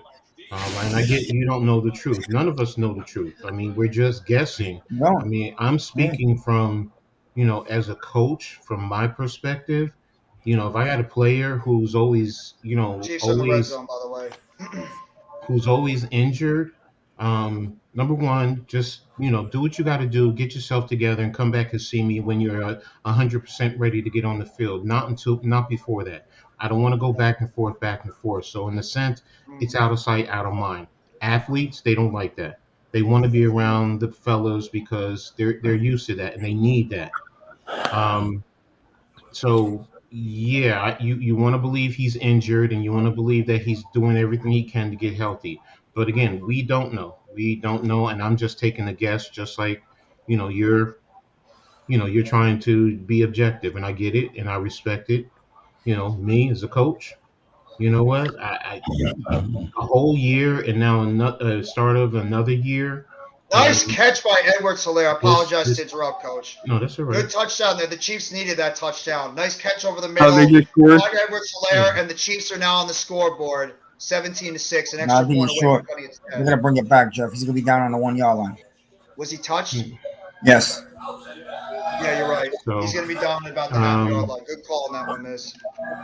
As far as Almighty Finesse, okay, you want to keep. You want to keep him. Fine. What if he breaks out on another team? That happens every year. Happens all the time. It's somewhere. We've had our benefits. I'll go back to the old, the then St. Louis Cardinals with Otis Anderson. They gave up on Otis Anderson and they traded him to us. And he was a great contribution to what the Giants were doing. So it happens. I mean, that's sports. Doesn't matter. Football. Yeah. And I'll say this too. The fact that we signed Robert Foster back to our practice squad, and the fact that Joe Shane or Brandon Brown went out there and they called up the Carolina Panthers to ask about the interest of DJ Moore and Terrace Marshall, that shows one thing. Kadarius Toney and Kenny Golladay, both of them, it seems like they're not very long for this roster going forward. If they're making calls out to other teams' wide receivers, and also the fact that they were able to play their style of offense and succeed without Toney, without Golladay, and in a way without Shepard and Robinson. So it's made him expendable. And let me say this too, for the record, I'm like Miz. I want Tony to be here. I want Tony to be here.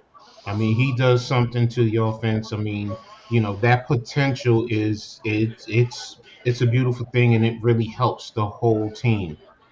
So he was at practice on Wednesday, but then when they did a walkthrough on Thursday, a walkthrough of all things, he ended up not practicing because he hurt his other hamstring. His other hamstring. So I mean, they say he's not putting the time in to get those hamstrings rubbed and taken care of medically. He's not really putting in that time. So take some advice from Darnay Holmes on the sideline. Well, hey Jeff, I gotta get going. Yo, AK, 5-0, bro. 5-0, bro. Congratulations, AK. Thank you for hopping on. It's so good to hear from you, bro. Good to hear from you. I'll be all right. AK, you ready for Sunday night's big game? Yes, sir. Always 6-0 until proven otherwise. That's going to be a game I'm looking forward to next week. Next week, there's a lot of good games next week. Yeah, can't wait for the pick'ems tomorrow night. That's going to be fun. What other games are on next week besides the big one between you got Giants, Ravens, you got I'll tell you. Buffalo, Kansas City. Ooh, that's going to be a good game. And then you got the Eagles in Dallas Sunday night. And the Jets Green Bay is an interesting game also. Oh, yeah. I think Green Bay got exposed. Thursday night football is going to suck. Yeah. And Bears. Ooh, Thursday night football. Listen, I did the video last Thursday. My final thing I said on my video was I gave a prediction. Do yourselves a favor. Don't waste your time. Don't watch the Colts. God bless those. And I was right. I said, don't waste your time. And I didn't watch a minute of that game. Oh, it was horrible.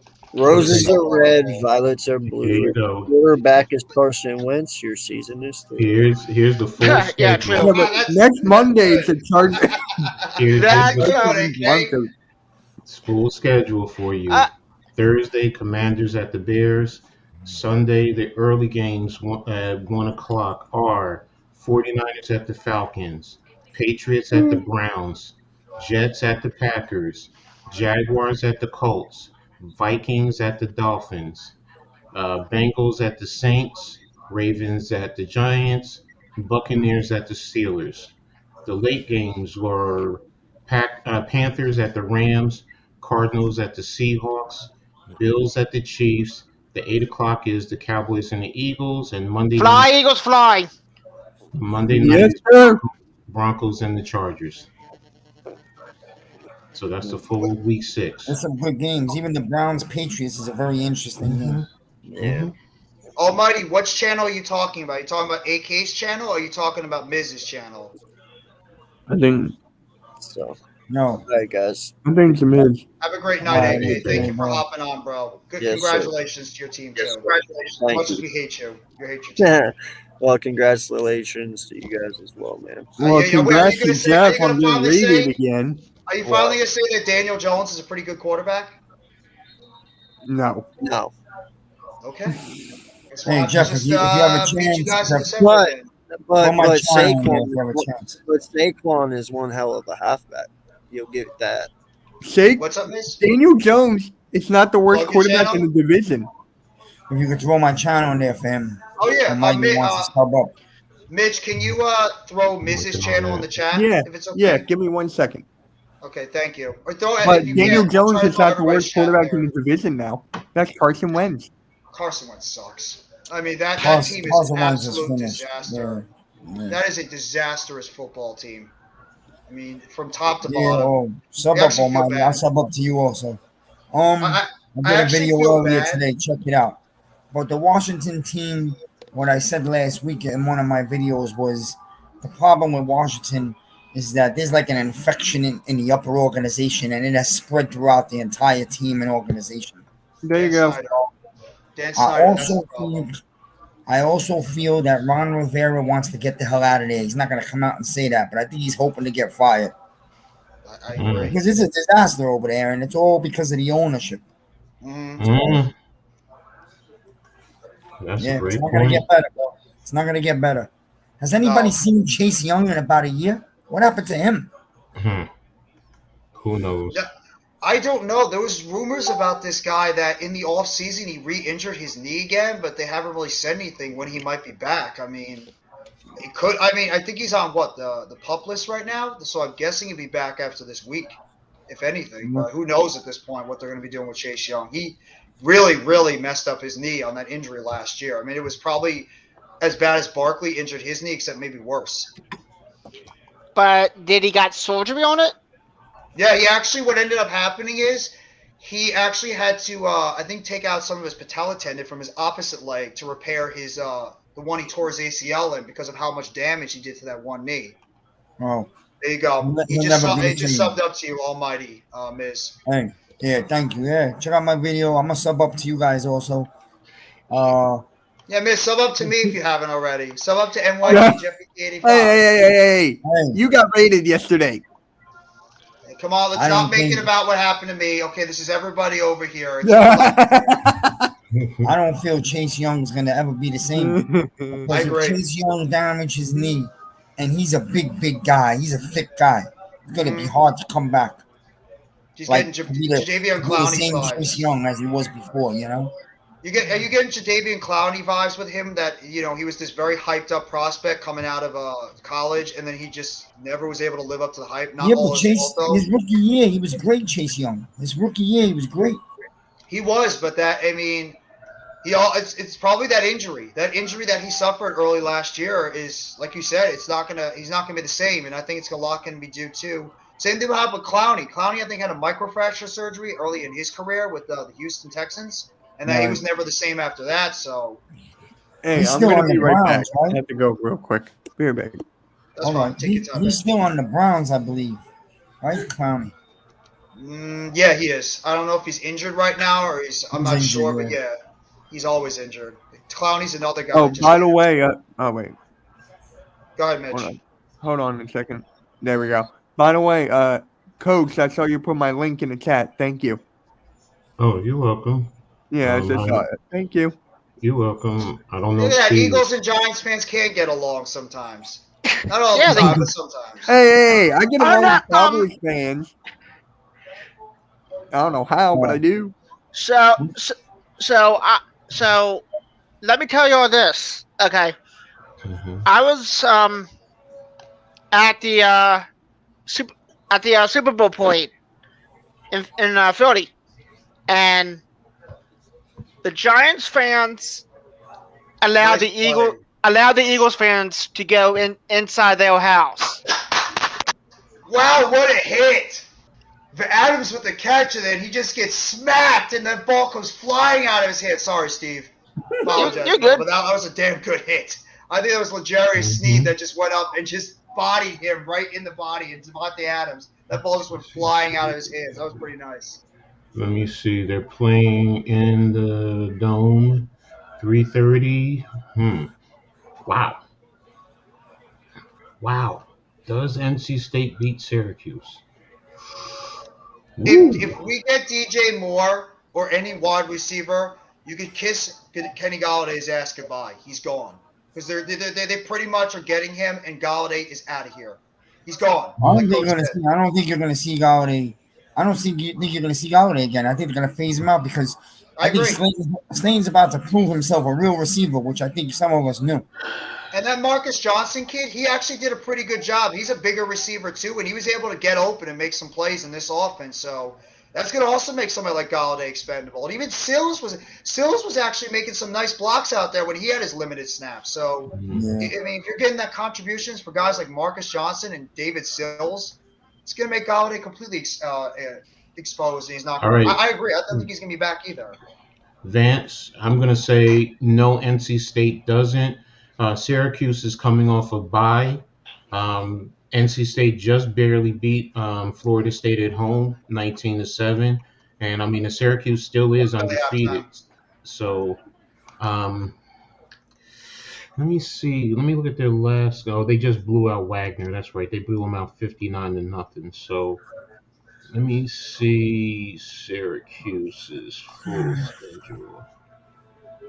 Yes, thank you, Philly Halftime. Make sure you hit that like button and sub up to not just myself, but these other great New York Giants content creators. Mr. X's and O's to my right. I went the wrong way. Over here, Coach Ed Gladney, and the heart and soul of the New York Giants fan base right down here. When this man speaks below us, we all shut our mouths, we go to his videos, and we listen because he's the heart and soul of this damn fan base. Oh, stop being modest, Miz. You know it's the truth.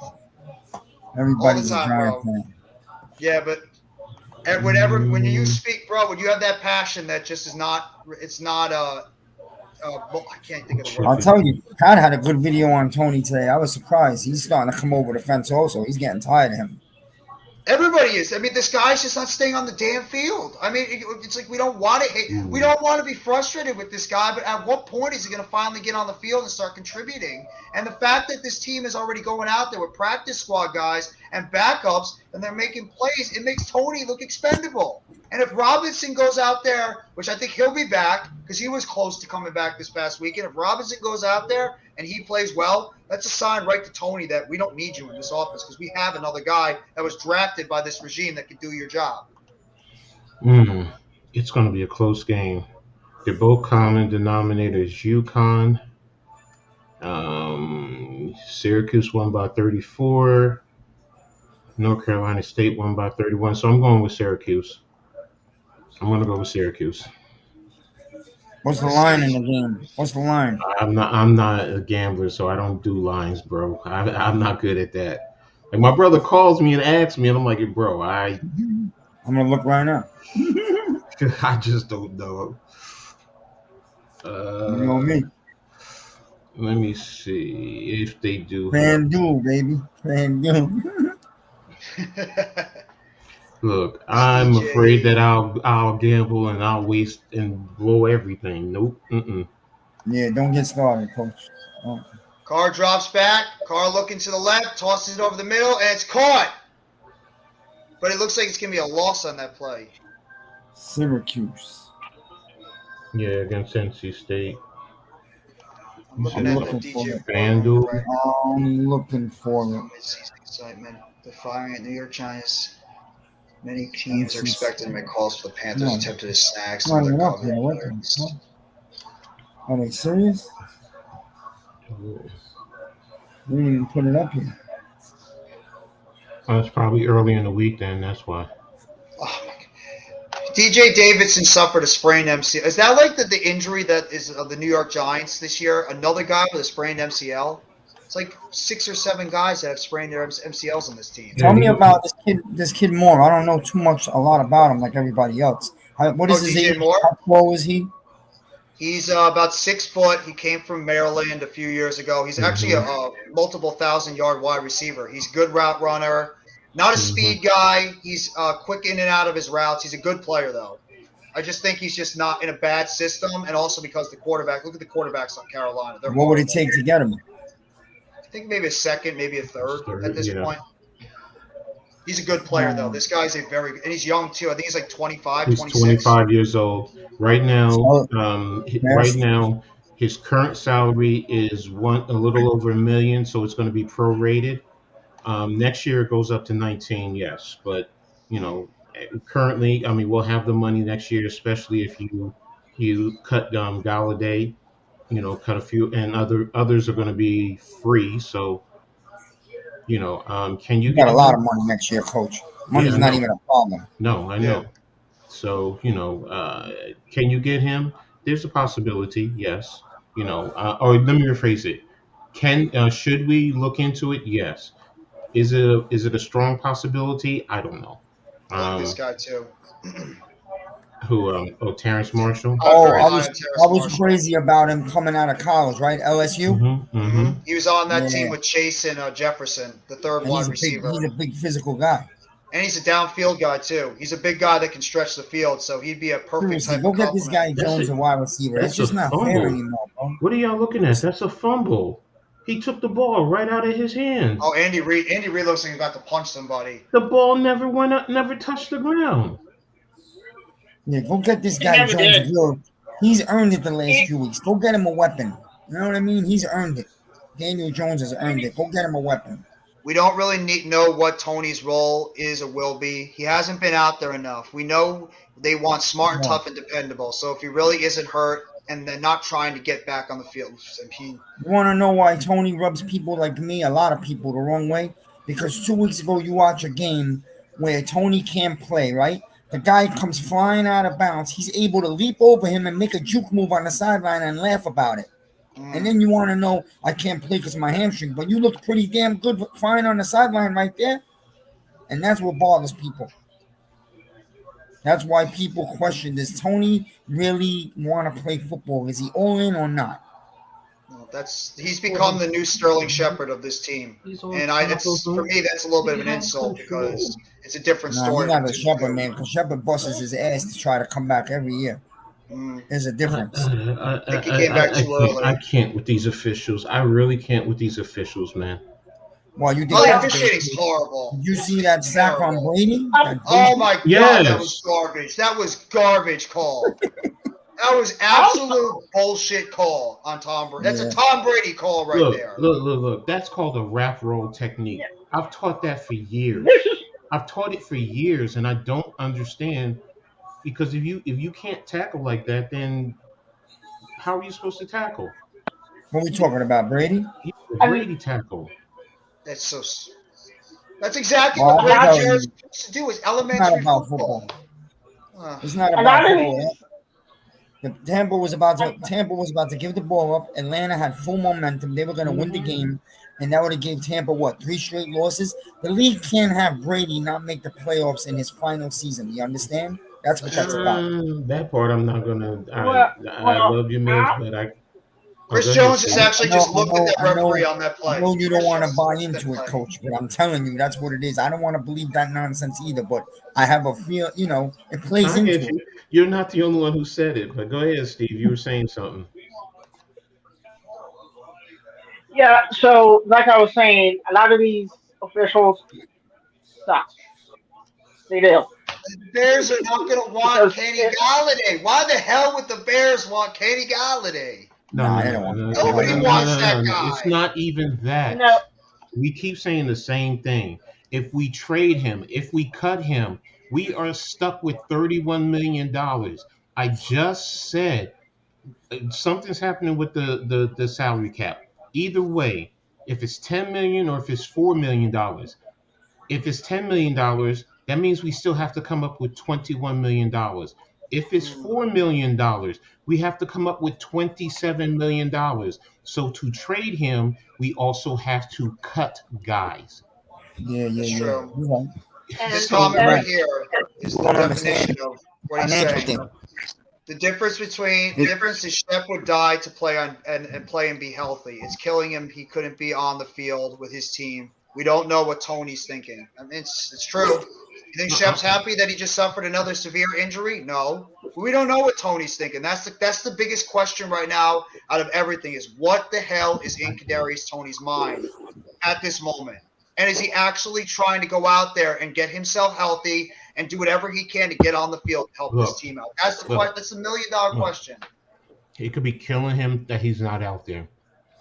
But if he goes out there and then he gets hurt again, it's doing no one, not us as fans, not the team, any good. Stay out as long as you need to if that's the case. Get healthy, come back so you don't get injured anymore. Period. Case That's closed. true. No, that's true. I can't disagree with that. We're doing fine without him for now. It's okay. It is. I mean, it helps, but there's no point. If he can't run, then there's no point in even playing him. How would IR him? I think with the Robert Foster signing to the practice squad and the fact that maybe this Marcus Johnson did a very good job when he got his playing chances, I think there might be a possibility that either Galladay or Tony are going to be IR'd in the next day or two, short term at least. It could be both of them. I wouldn't IR Tony because Tony could get right. healthy. Hold on. There's a flag on play. There's a fight? Keep Tony around, just keep Tony around. Galladay, if you want to IR him or if you want to tell him go sit in your living room, we'll pay you for the rest of the year, you can do that. Oh, it's getting physical in this game. McKinney was just dragged down pretty hard on that play. These teams are starting to get a little chippy here. There should have been a horse collar. I think that's exactly what they're calling, Coach. I think they're calling a horse collar. Oh, face mask. No, it's face mask. There's no better trust to gain in life than a cat or dog trust. Love my cat, man, Zola. There you go. There's no better trust than a woman that really loves a man. That's true too. That's the damn truth. I miss the love of my life. God rest her soul. So no one's ever come close to her. Ever. Nothing ever replaces the number one love in your life. Only the coaches and he knows the truth. We can only speculate, but I don't like questioning his character without. I don't think anybody is like really 100% questioning his character. It's just the fact that it's frustrating because this guy just can't stay healthy on the field. That's the main problem, is that this guy has so much talent. We have all seen the flashes with Kadarius Toney. His talent is immense. But the problem is he can't stay on the field, and it comes in little bits and flashes. And that's why fans are getting so frustrated with Kadarius Toney, is because the fact that we know how good he can be in this offense, but the guy, we don't know if he is 100% dedicated to football, and this guy just can't, for some reason, shake the injury bug. And there you go, Coach. Prayers up Thanks. for. A lot of them can't shake the injury bug. A lot of them can't, unfortunately. Well, some God. guys are just it's just the way it is. They have just injury issues. They can't shake it. Their bodies just can't handle the hits and the pounding. Mm-hmm. But God, it she's seems been that going 20 a lot of, years. but it It's too late. seems that a lot of times the same exact players gets injured again and again and again, and they can't really shake that off. It's their body. Their body just can't take the hits. Is this guy even in the league anymore? Olivier Vernon? I don't even think he's in the. I think he's not even been in the league for like 4 or 5 years. No, I think he was Where is Olivier Vernon? He was wasn't he with Cleveland? Not last year, the year before you guys. I think so. Maybe in 2020 after we released him. I haven't heard that name in multiple years. Wow. He needs to get TB12 diet. I mean, whatever works to get him on the field at this point, do it. Whatever it works to get Kadarius Toney on the football field. We don't care how you do it. We don't care what he does. Just please. We want to see this kid actually get on the field and play. See what he can bring to this football team, because it's just frustrating, especially when it's a walkthrough. When you hear a guy get injured in a walkthrough, that's a red flag right there. That's a signal that there's something seriously wrong with this guy, because he didn't even get hurt in a practice when they were actually hitting each other. It was a walkthrough that he got hurt. That's a bad sign. He last played for Cleveland in 2020. Okay. So he hasn't played last year or this year. That's not he's done. I think he's done. No, you want to bring him back from not being in the trenches for 2 years? Nah. I don't think. What's up, Chad? The Giants did. 79.20 is my score so far. My cousin's score. Congratulations, bro. Congratulations, Chad, and thank you for coming by. Hey, Chad, what's wrong with your Steelers? That's a team right now that what the hell has happened to that football team? I mean, Jesus Christ, that team fell off the face of the earth. They got blown out. They got destroyed this past weekend by Buffalo. I mean, the Steelers. Mike Tomlin's about to have his first losing season. It's not going to be pretty. Didn't the Giants trade Vernon for? I think that I didn't. Is that true? What Levant says, Coach him is that he traded Vernon for Zeitler. That was in. They mixed him in with the Odell trade. Yeah, it was linked with the Odell trade. Yeah. That's true. Thank you. It was Zeitler. That's also got us on Dexter, Lawrence, Peppers, and Peppers. Yeah. Oh, Dexter. That's a guy I think that we really need to try and extend after the season. I think Dexter Lawrence is such an. They already extended him before the season. No, they gave him a 5-year option. They gave him a 5-year option. Yeah. I mean, like extend him. Give him a long-term deal. That guy's a savage. I've been saying that the day we drafted him. He just needed some coaching. That's all. Mm-hmm. And they're finally putting him in a place where he can succeed right now, because he's going out there. He's really a perfect fit for this wing defense. And you're going to get Leo back this week, so they're going to be together. Exactly. Now, can you imagine now?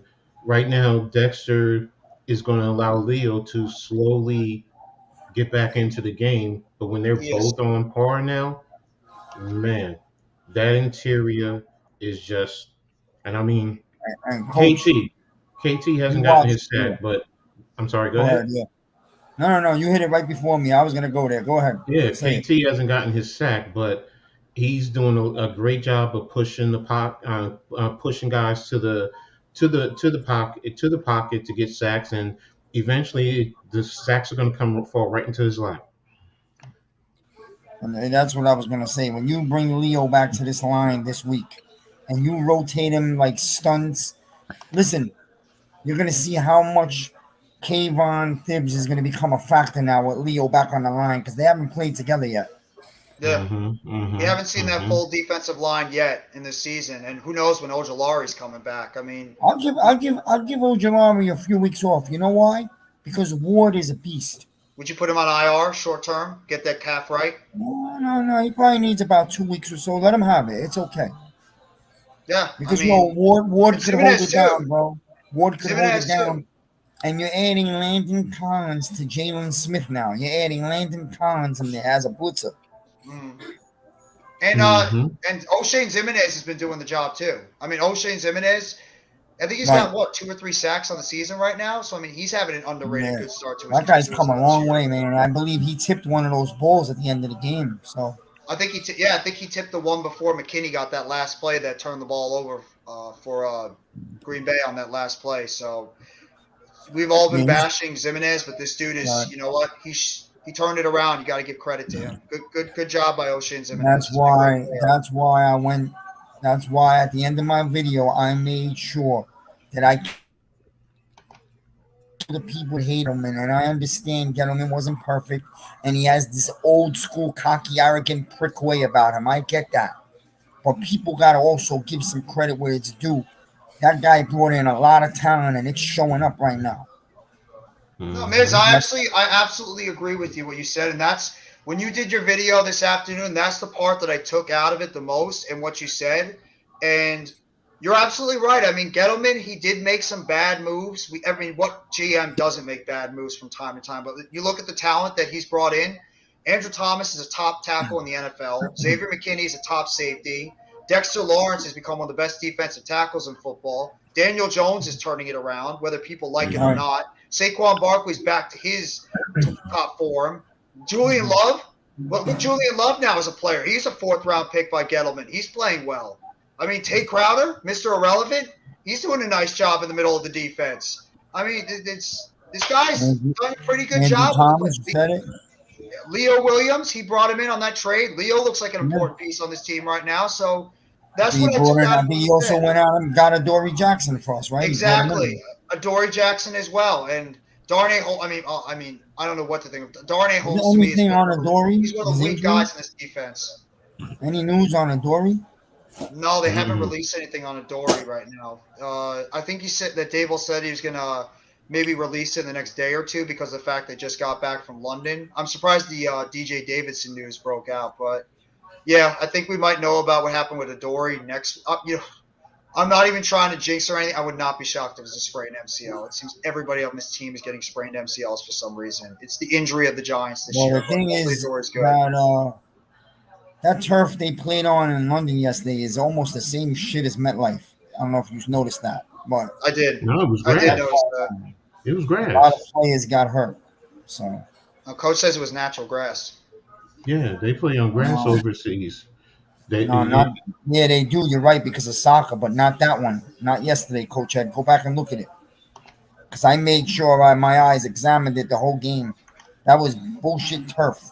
So maybe they laid down turf in that stadium for football because in the past players were complaining that the 300-pound players could not hold up on soccer player grass because soccer player weighs about 120, 130 in NFL, so they had a problem with the chunks of grass. So they might have laid down a turf football surface to help us, but it's really not helping us. You know what I mean? Believe me, go back and look at it. That was turf. No, you're right. I mean, I was worried about Barkley. I always be worried about Barkley on these turfs, man. I do too. And when he went down with that injury, I mean, what Giant fan was not panicking? I mean, I thought our season was over, man. I thought he broke his arm. Me too. The way he was landed on, I forgot who landed on him, and when he went to the locker room, like, oh no. I mean, don't tell me he broke his arm. Or they jammed his shoulder like 5-6 times to pop it back into place, and then pop back into place. Thank God he was. And what did he do? He came right back into the game and caught that big 41-yard catch all the way down to by the 20. That long run, that cut that he did was sick, man. That cut he put on that. That was vintage Saquon Barkley from 2018. That cut was vicious. That he juked that guy right out of his cleats. That was so nice. So I mean, what the hell else can we say about Saquon Barkley? Coach probably watched it. Coach, you watch this right now. I'm not saying he's him yet, but Barkley's doing some Barry Sanders shit right now. He's got no receivers, doing it all himself. Oh my God, and that's the thing. I mean, you look at that and you see what he's doing, his production, exactly everything that he's doing right now is I don't want to say Barry S, but he's doing it without the assistance of elite players or assistance of quality players. So Now, I haven't been on Twitter all day, but is everybody starting to stop with the hate towards Daniel Jones? Because I don't want to hear it now. I don't want to hear it. There's no That's what I'm here for. No. Shut up, Mitch. No. Hey, it's my job. Not right now, but don't worry. Guy throws one interception. I'm sure they'll all jump all over the guy. You know? What's up, BLSG?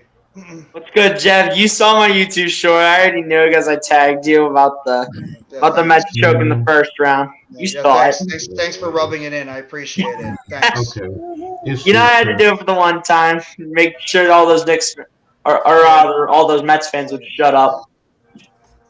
What? I didn't say anything. You didn't Not you. I'm talking about all the other Mets. I'm talking about all the other Mets fans. I don't want to talk about that disgrace of a baseball team. Go watch my video if you want to know how I feel about that team. I'm surprised Miz didn't Hey, Jeff, check the DM. I left the comment. Oh, you did? I gotta go check it then because I'm so pissed off with that baseball team. That got me so mad watching that game and seeing them crumble like that. It's the typical Mets. That's what the Mets do. That is what the Mets do. And then I had to sit there on Pat's stream last night, having Coach and Alex, the Yankees fans, laughing at Max, myself, and Lou while we're in absolute misery after that game. You're lucky I fell asleep. Oh my god. You know what? You laugh all you want because we as Mets fans deserve it because we were cocky ass. Maybe not myself, but the Mets fans were cocky ass people the entire time. Some of them saying that we're better than the Yankees. You know what? Humble pie has been taken. We took that humble pie and we're all putting it in our mouth right now. I like that picture, Coach Ed. I like that picture right there. Adam's got that 56, baby. picture. Oh yeah, they'll Hey, you know what? The Mets ran out of gas. That's what happened. They did. And Scherzer doesn't look like Scherzer anymore. He clearly ran out of gas towards the end. Absolutely. Yeah, he might be done. He might be shot. Yeah, and we still have him on the hook for at least another year or two. With I think it's like $43 million we paid him. If we let DeGrom go and he continues, oh shoot, we just lost Coach. If we're on the hook still and we have to pay Max Scherzer $43 million and he continues to decline like he did, oh my God, it's gonna be horrible next year. Our whole entire our whole entire pitching staff is free agents next year, and our only guy that's still here is the guy that looks like he's declining. Every other guy is a free agent in our pitching staff. It's bad. This is what I don't get about Met fans, not you, but other Met fans. You guys are going to need pitching, right? And all they talk about is, oh, we're going to come get Judge. We're going to get Judge. You don't need Judge, bro. I don't want Judge. Why would your team get rid of him? The Yankees are going to open the ball for this guy. It's not get rid of him. It's the ball is in his hands. He can go wherever he wants. So I don't think he's going anywhere, but we'll see. Thanks, Vance. Yeah, Aaron Judge, he's staying with the Yankees. I mean, after the season he had this year, there's no way Aaron Judge is getting moved. Well, no, they have a point. He does gonna have his own option. Go ahead, Coach. Listen, the Yankees offered him what, 200 and some odd million. He wants three and a quarter. So if the Mets give him 3 1/4 and the Yankees only give him 300, where do you think he's going? He's going to the Mets. I think he's going to stay a Yankee, to be honest with you. No. Yeah, there is, because there's something about being a Yankee captain. No, I'm not saying that. I'm not saying that. But you're talking about $25 million. You think he's going to give up? And he's married. What do you think the wife is going to say? Last year wasn't about the money, by the way. It was about the years. He wanted 10 years. The Yankees offered 6. You know. And this year he turned down the money. It's about the money. You could say it's about the years, but the truth of the matter is, it's the money. It really is about the money. I think you made the right decision on that one. I mean, I want him to stay. I want him to stay. Yes, I want him to stay. But I can't be mad if a man wants to go get an extra 25 mil. I know I would. And I heard San Francisco is going to open the vault. San Francisco sounds like they're going to open up the vault. That's the other thing. He's from that area too. That's what scares me more than the Mets. No, we're not going to go after him. I don't think we're going to go after Aaron Judge. I think that's just Mets fans' fantasy that they want Aaron Judge. We're not going to see what happens in the next 3 weeks. You know, if the Yankees make a run, it plays into it. And it's also, I think, Miz and Coach, I think a lot of it's going to have to do with I think they're going to have to try to lock him up before he goes to free agency. If they're going to, if I were the Yankees, I mean, it could depend on how he does in the postseason, but the Yankees should try to do everything they can to lock him up before free agency starts. Because You that's gotta what look at the Yankees' point of view. The Yankees look at it like we're gonna drop $325 million on this guy. He's never gonna have this season again. That's how the Yankees are looking at it. No, the Yankees are going to look at it from a business perspective. I get that. But, it's also if he's not going to stick around and he's going to leave, it's up to him. So, and if he's going to get the money and he's going to be in his home area and he can play in front of his family and everything is, the Yankees are the historic franchise in terms of baseball. We all know that. But the Giants are a historic program. The Dodgers, so it to me, it's, I want him to stay a Yankee for life, period, case closed. If you can offer him 10 years and $300 million and he'll take it, give it to him. But I think as part of us, he wants to be a Yankee too. Yeah, but when you got other guys making $40 million too, that's the other thing. Where does he think he stands with those other guys? Kind of have to worry about the cap outside of Aaron Judge, honestly. Mm-hmm. But it's also the pitching staff of the Yankees too. I mean, what are you guys going to do about that pitching staff? Because Garrett Cole has right now been a $300 million. I'm not going to say a flop, but he's definitely not been an ace that you guys were hoping for when you signed him. And then the rest of that rotation is like so-so. To me, he's a back-end player right now, a back-end pitcher. I mean, he's pitching like he's a number 4 rotational player. I mean, is Cortez starting game 1 for you guys? I don't know. I haven't dived into baseball as yet, so I can't lie to you. So I really don't know. I'm going to answer this question real quickly. In terms of Juan Soto, well, right now, Juan Soto, since he was traded to San Diego, has not looked very good.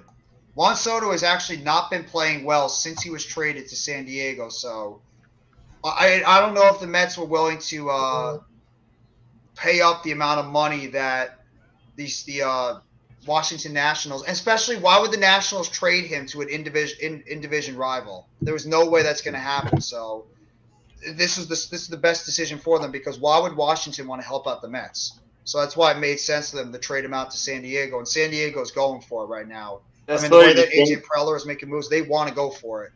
That's literally just in division. If they help out if the Nationals would have helped out the Mets. No, it makes no sense. You never want to help out unless it's going to be beneficial to you. You don't want to help out your individual rival. There are teams that were willing to trade in the division if it helps out their team and their franchise. But mostly you don't see a lot of in-division trades in every sport. Mm-hmm. So if I'm Judge, it's hard to lead the Yankees. Yeah. What's up, Flame? This is true. This is true. The Yankees should have not traded Jordan Montgomery. Yeah, we know that. We know that. Left to right, Edwards, Hilaire, the running back. They handed to him. Also, what's going on with Fernando Tatis Jr.? Is somebody's mic playing in the background? Hey, Flame, I think it's Mitch's. They need to start. That was a vibrate. My phone went off. Individual. Oh, okay.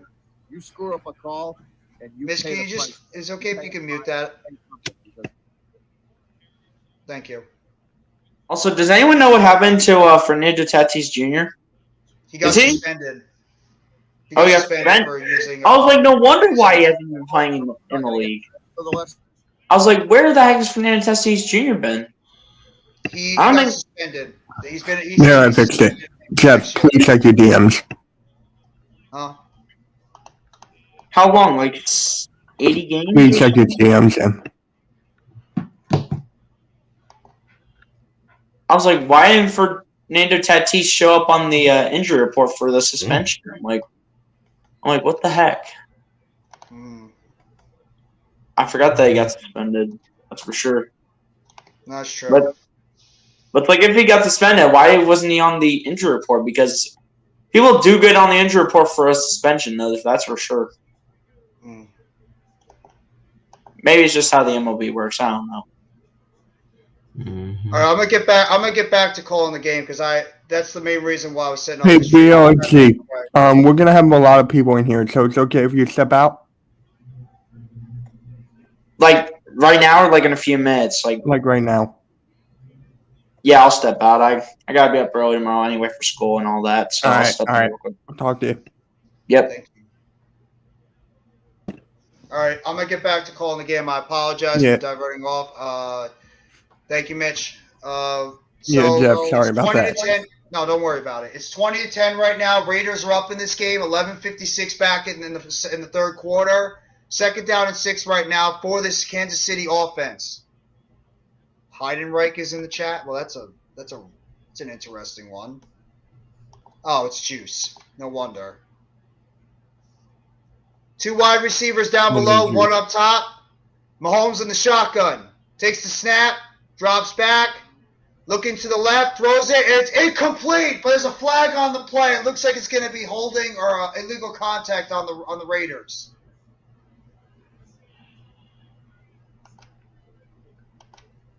No, this one I actually disagree with. J.D. Davis was horrible for the Mets.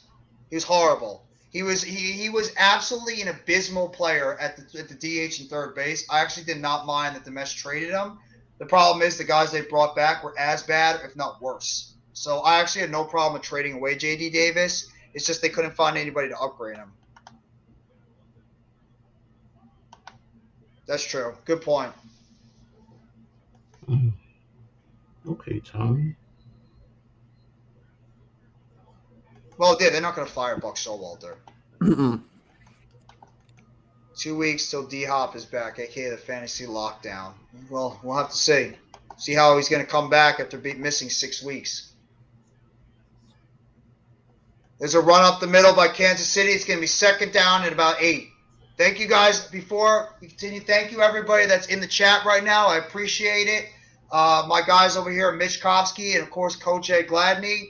If you guys have not already, please hit that like button below. It helps out the stream. It helps out the channels. We're streaming right now on 5 different platforms. We're streaming on my YouTube channel as well as Hardcore Sports Network. We're also streaming on Twitter and my Twitter and the Hardcore Sports Network Twitter as well as the Hardcore Sports Network Twitch. Thank you guys so much for coming by the stream. I appreciate it. Nice catch there by Juju Smith-Schuster on second down and 8. First down, Kansas City Chiefs. Wait, Brock is back? Seriously?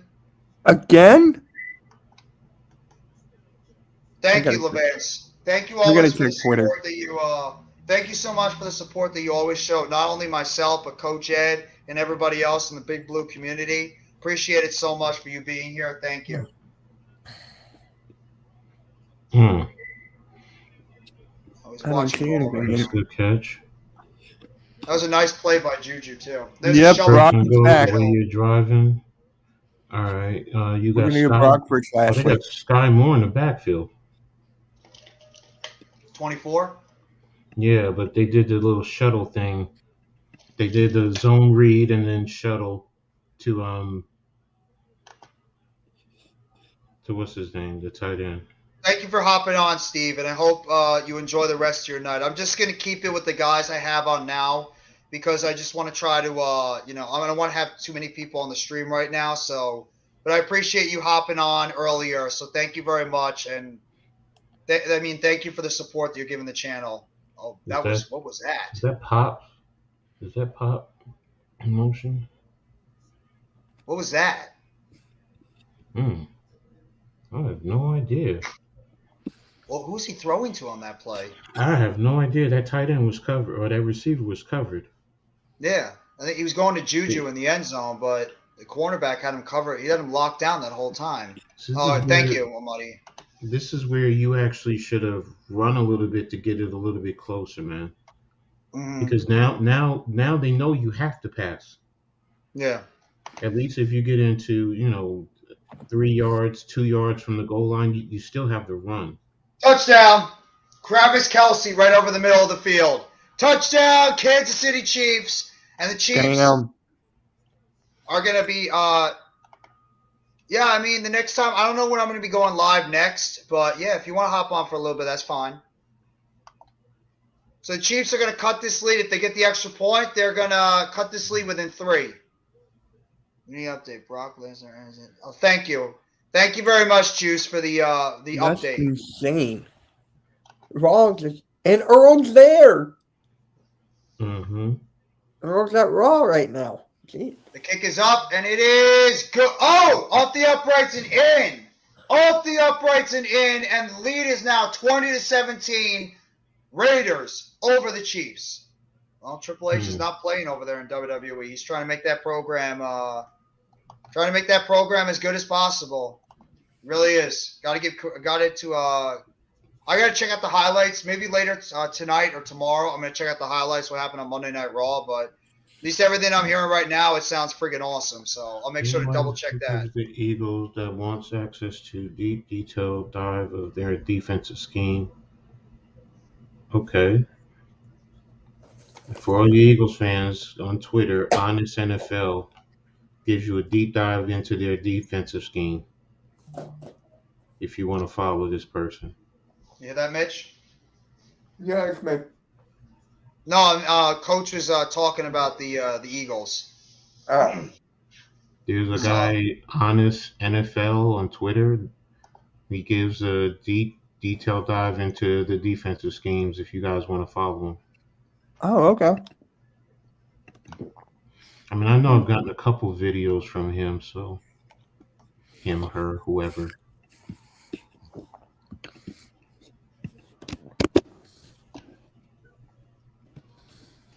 And I did not know, Jeff, that strip fumble, whatever, they called personal foul, roughing the passer.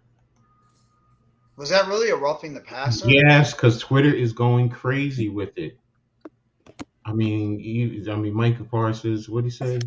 Micah Parsons. I'll be right back, guys. The NFL is terrible. Change the rules, or just makes the league 7-on-7. I can't argue, but no. Chris Jones went right at the ref afterwards. Mm-hmm. He went right at the ref at the end of the half, and he was pretty much questioning, like, why did you? How could you call that? It didn't look like a roughing the passer at all. Really. And that's what everyone is saying. That's why I'm like, oh, it was roughing the passer. I mean, I understand you're trying to protect the quarterbacks, but I mean, come on. Some of these calls, you have to use better judgment. You really need to use better judgment as a referee on when to make the call and when to not make the call. And in some of these plays, I mean, let's be real. I mean, these are ridiculous. Mm-hmm. It's probably kayfabe, Almighty. He's probably has a broken arm. It's probably kayfabe. Chiefs are about to kick the ball off at about the 35-yard line. Back down to the Raiders. And the ball is going to be fielded into the back of the end zone. I think it's just there to protect a bunch of the quarterbacks, not just Tom Brady. They're trying to make sure that the quarterbacks are going to be safe. Because the quarterback is the most important position, and they can't take the chance of these quarterbacks getting hit the way they do, and all of a sudden that these guys are dropping, and then you're losing your friend. Because that's what garners a lot of the ratings. They have to think about the ratings too, so that's probably why they do it. Yeah, but his hands went to the side. Even Boomer Esiason. What has happened to football? It's a disgrace. It's a disgrace sometimes. Carr drops back. Looking to the right, throws it, caught. Jacobs on the outside, first down, but there's a flag on the play. What else is new? There's always a flag on every play. And it looks like it's going to be on the Raiders.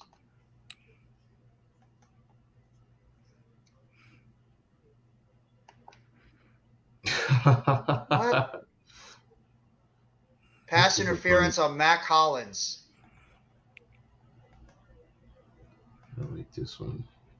I don't know about. I mean, I guess because he chipped him on the outside. I guess, but I don't know about that one. I don't know about that one. Yeah, I don't know about that one. I don't know about that one. No, that's such a ticky-tack foul. That's a bad call. Man, oh my gosh. When people say it's pushing it to the point it has to be two-hand touch now, I hate when they say it, but I understand even more now when they argue this. Mm-hmm. Well, Dan Waller is ruled out now. What happened to him? I don't know. I just saw on Twitter. It's just like hamstring. It's hamstring. Oh, he's had hamstring. Weren't we just talking about hamstrings earlier? Yeah, Kadarius Toney. Oh yeah, he's on the sidelines right now, not even in uniform. Raiders just had a delay of game, so now it's 1st and 25 after they had the back-to-back penalties. Carr in the shotgun. One wide receiver up top, two wide receivers down below. Carr drops back, looking to his left, then goes to his right, throws it short, caught, and it's going to be stopped at about looks like the 15-yard line. Fabian Moreau, the backup tight end. I'm guessing you had him on your fantasy team, Heidenreich? I did Is too. that why? I did too. You might have to. Oh my God! The Nuggets announcer introduced DeAndre Jordan as DeAndre Ayton. Oh Jesus! Yeah, that's not going to go over very well with fans.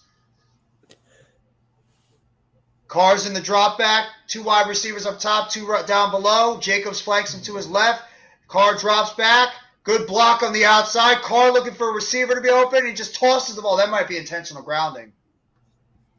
That could be intentional ground. That was not I didn't see a wide receiver anywhere near him, but it looks like they're just going to call it incomplete.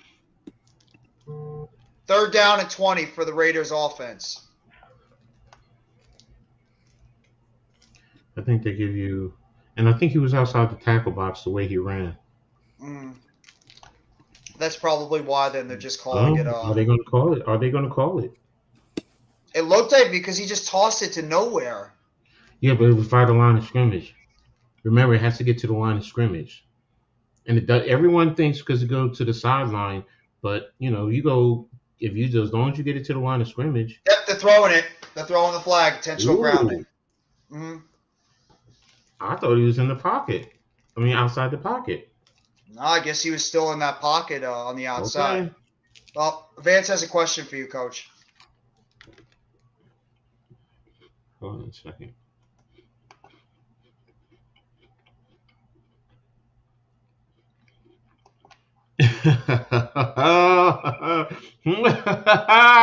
Okay. Ooh, man. Way too many times. Way too many times. I can't even count it. It's got to be a coach's thing. I've had to blow a timeout just to talk to official before. Which, I'm not happy. They'll tell you, call timeout and I'll come talk to you.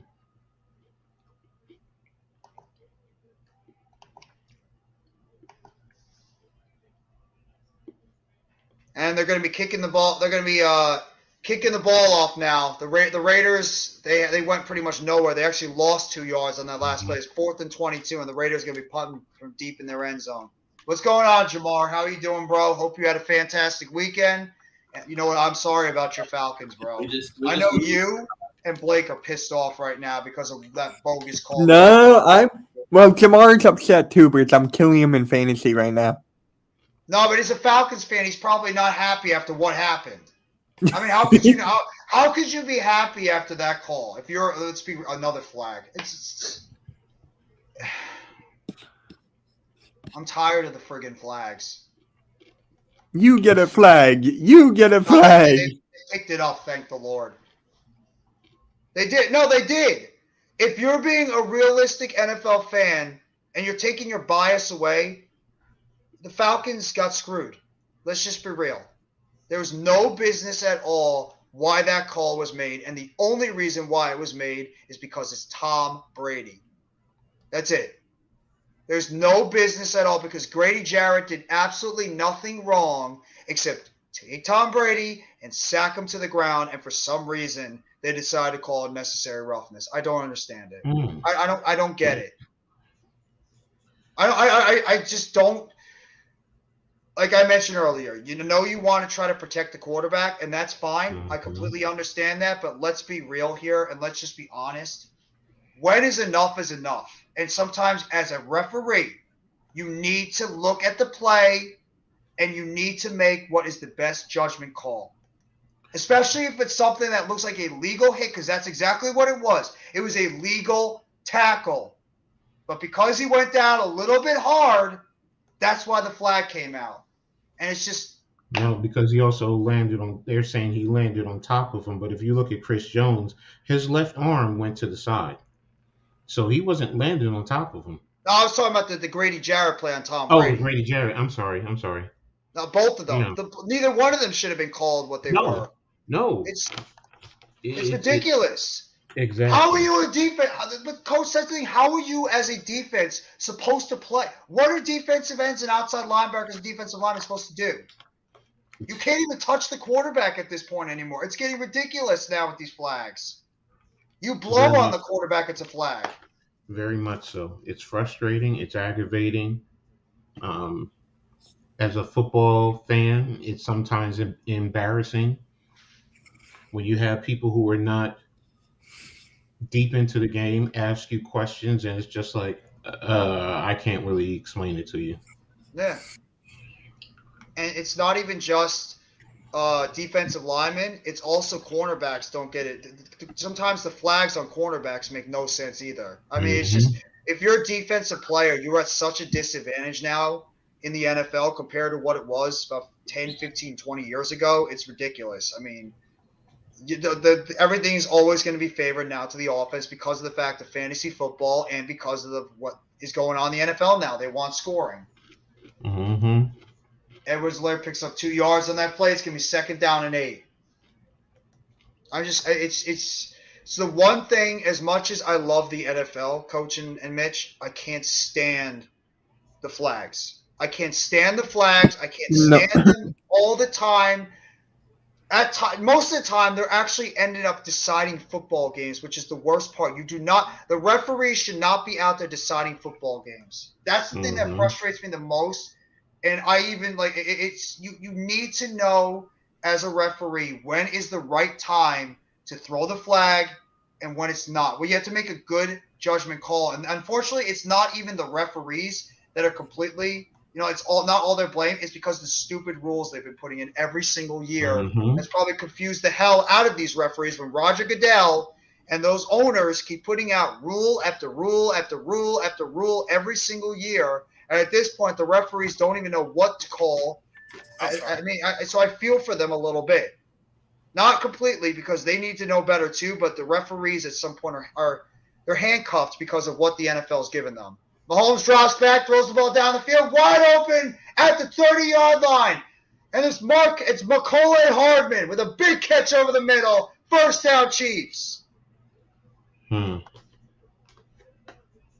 Giants had the greatest offseason this past year, hiring Joe Shane and hiring Brian Daboll. Culture change. Yep. Right now, can't disagree. The coaching right now, the Giants look right now. They got it right with Joe Shane and Brian Daboll, and not just those guys, but Mike Kafka, as well as Wink Martindale and the rest of them. Well, there you go. Seth Rollins apparently won the United States Championship. Thank you, Juice. Mahomes runs it up the middle. He's going to get to at least might be about a half a yard short. There's my wrestling guys giving me updates on what's happening on Monday Night Raw tonight. The Rollins one? That's what they're saying. So 50-50 booking at its finest. Good job, WWE. It's whatever pops the crowd, I guess. I just hate 50-50 booking so much. Yeah, but it is what it is. They're trying to make everybody a star at this point. Mahomes in the shotgun, hands it off. McKinnon up the middle. He's going to get the 1st down at least about looks like the 16-yard line. 1st down, Chiefs. Chiefs are starting to move that football now up and down the field. I want to look more into that rumor with the Giants about DJ Moore. I'm actually getting very. If you get DJ Moore, I'm gonna hate that. It's possible. I mean, it seems as possible with the way the Giants are winning right now and the fact they need an alpha wide receiver out there. I don't think it's far-fetched. Shane is a guy that will make moves. Shane has been a GM that is not afraid to make big moves. There's another catcher over the middle. 1st down, Juju Smith-Schuster at about the 3.5-yard line, but there's a flag on the play. What else is new?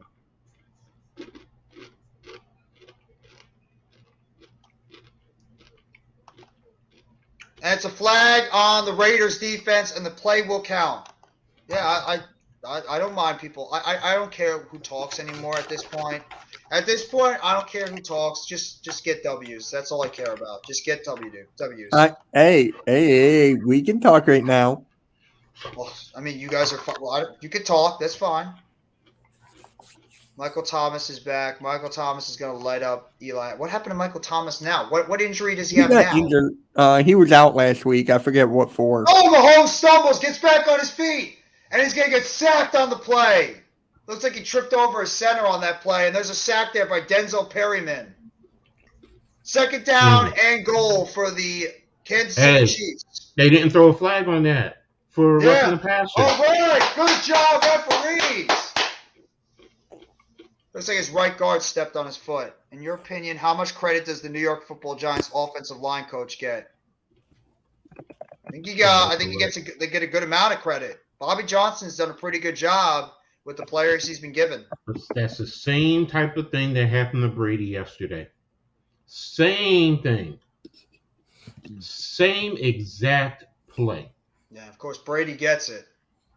There's a catch by Kelsey over the middle. Kelsey trying to break a couple of tackles. Kelsey break tackles into the end zone. Touchdown, Kansas City. And the Chiefs are going to take the lead 23-20 with an extra point coming. Again?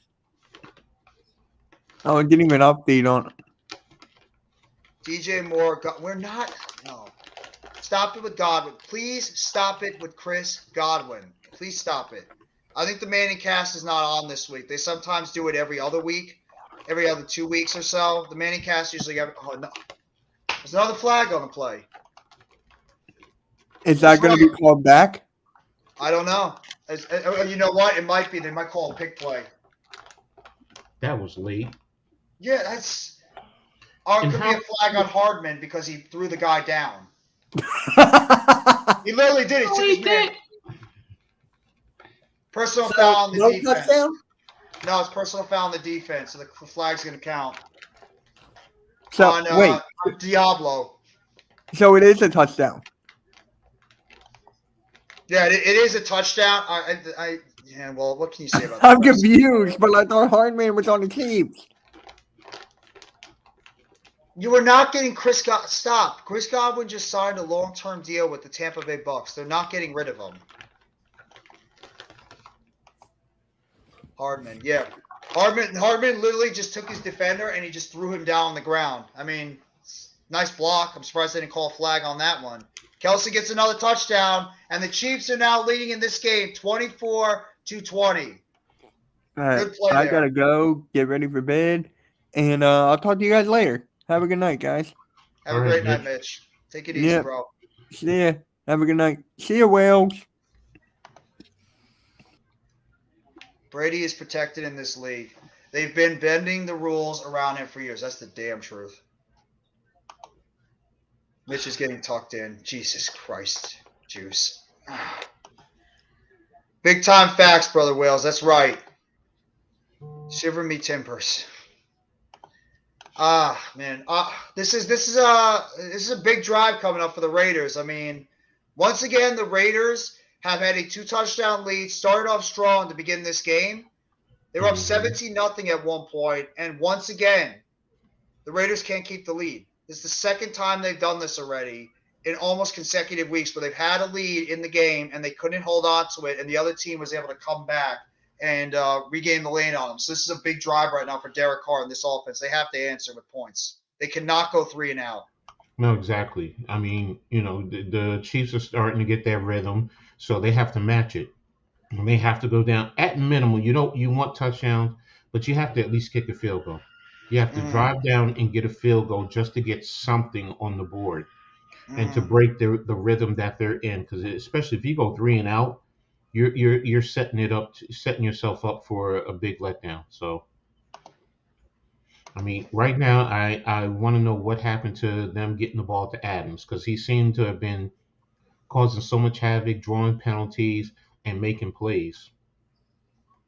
And they were actually throwing that deep ball consecutively. And like you said, Coach, one play they hit it, and then a couple of other plays they threw it on the outside to Devontae Adams. And like you said, they drew a couple of penalties on it. Why aren't they trying to throw the ball back down the field? Or even, why aren't you trying to target Hunter Renfrow over the middle? Let him get some of those yards in the middle of the field. That's what Hunter Renfrow does the best. And surprisingly, Hunter Renfrow has been like missing in action for this Raiders offense. I mean, Jacobs is off to a good start. Adams is doing what he's doing, but it's really been those other two guys, Darren Waller, who's been hurt, and Hunter Renfrow, that is pretty much been invisible at the beginning of the season. Mm-hmm. He was just coming off injury too. I hear you, Almighty Finesse. You're not that far. My grandmother used to live not that far. She used to live like 5-10 minutes from the Barclays in Brooklyn. She was on Halsey between Saratoga and down by Saratoga Park, right across from the park, actually. So, well, we haven't gotten him yet, so let's not get hyped up completely. DJ Moore's still a Panther. He's not a Giant right now. It's inquiring. You're doing your due diligence. That's all you're doing to see what it's going to cost you. Of course, if I'm Carolina, I'm asking for the moon. Hey, I want 2 first-round draft picks. And then you start from there and you work your way, you negotiate. Yeah, and also the fact of the matter is there's still 21, 22 days until the NFL trade deadline. So the Giants are right now in a rush to go out there and get a DJ Moore. They're going to probably let the see if the trade value for him is going to go down with the fact that the Panthers look like a team that's desperate to right now unload some of their top players because they're clearly right now going for a rebuild with the fact they just fired their coach. So why not just wait at least a little bit of time and just see what you got with the guys you have on the team? Exactly. Almighty Finesse, I know he's not worth it. That's not what I'm saying. It's a ploy in negotiations. You know, if I'm Carolina, I start high with the goal. You know you're going to go down. You know they're going to come up, and you meet somewhere in the middle. That's all it is. It's basic negotiations. Yep. You know, hey, if you ever bought a car, hello, you know they're gonna say, it's this price, and you're gonna negotiate. Well, I can only afford this or that, or take this out. That's all it is. You must have heard wrong, Heidenreich, aka Juice. It's not that. I think it's something else. Please get your mind out of the gutter. Oh, he's talking about the Deadskins? No, he's talking about the tight end on the Raiders, number 80. Jacobs with a big run up the middle. Jacobs breaking tackles to the 41-yard line. First down, Raiders. Hey, there's no flag on the play. Okay, there you That's go. A first. You get back to your running game. That was effective too, which is going to help your play action. No, I know, Juice. I'm just messing with you. I'm just messing around with you, Juice. It's all good. Matt Rule only lasted 5 more games than Georgia. Yeah, and they're still paying him $40 million on that contract. True. $40 million for a guy that didn't even last, 3 years? No, 2 years. 2 years and 5 games. That's Matt Rule for you. Still have, what? There goes Jacobs breaking to the outside. Josh Jacobs with a big run all the way down to about the 24-yard line. 22-yard line. Nice run there by Josh Jacobs. This dude's looking to get paid too. He's another running back that's trying to get a big payday after this season. I mean, we all think it's Barkley that's really the number one running back that's looking to get paid. Josh Jacobs he's been a good running back for years. And he's the one guy. The Raiders didn't even pick up his option. Isn't Henry also supposed to be under, or is he still under contract for another year? I think they signed him to a long-term deal, either last year or the year before. Carr drops back. He's going to get sacked all the way at the 35-yard line. Big sack there by the Kansas City Chiefs defense. Why would you go against what you were doing? You stay with the run, or you do play action. Harris just blew right by the left guard. Absolutely just blew right by the left guard on that play, and we get to the end of the third quarter. Yeah, he did play action. So, yeah. No, you stay with the run. Then you stay with the run, man. That's the crazy. Third quarter comes to an end, and right now, the Kansas City Chiefs, after being down at one point, 17-0, have taken a 24-20 lead at the end of the third quarter. And now I'm going to pass it over to my guy, Coach Ed Gladney, and he's going to give us the plays of this game so far. Oh, man. I wasn't ready for that, bro. Dang. I mean, well, let me say this. One play is that roughing the penalty play that took away the fumble that Chris Jones did have. That was a big play, a costly play, especially for the Chiefs. And the touchdown to Adams, the long, 58-yard touchdown run, toss and pass. That was are like the first drive. Yeah. So, and then right now, Kelsey's last touchdown, definitely getting it, stiff arming and fighting his way into the end zone. So, those I'll give you are my top of the plays right now. Back to you. Apparently, he's got 3 touchdowns this game, Kelsey. I didn't even know that. Yeah, he's got 3 touchdowns this game so far. Travis Kelsey is a unbelievable tight end. Unbelievable tight end. And just to update you, Derrick Henry has 1 year left next year. He's going to be 10-5 as a base. He does have 2 voidable years after that. At 2, 3, 6, 7. But yeah, he's 29. He'll be 29 next year. I didn't know he was that old. So yeah, I thought he was younger. When did he come in the league? It's going to have to be what? That would be, so this was 3rd year off of this contract. So 2016? I would think 16, yeah. Okay. 16 or 15, one of the two. Yeah. Derrick Henry's 29. Well, he's 28 right now this year, and he'll be 29 next year. So yeah, I know he's going to ask for it, so he's going to, of course he should ask for it, but wow, I didn't know he was that old. Yeah, I thought he was a lot younger. I did not know he was he was that old. I don't want. It's just going to be me and Coach for the rest of the game on the panel. I just want to try to make this just like shorten the panel a little bit. So the Raiders have the football at about the 34-yard line right now on the Kansas City Chiefs side of the football field. Carr in the huddle. 1 wide receiver up top, 2 on the other side. Carr drops back, looks to his right, throws it, caught by the tight end at the 30-yard line for at least 3-yard gain. They're going with the short game now. Baker Mayfield has a high ankle sprain. He's out for a couple of weeks. I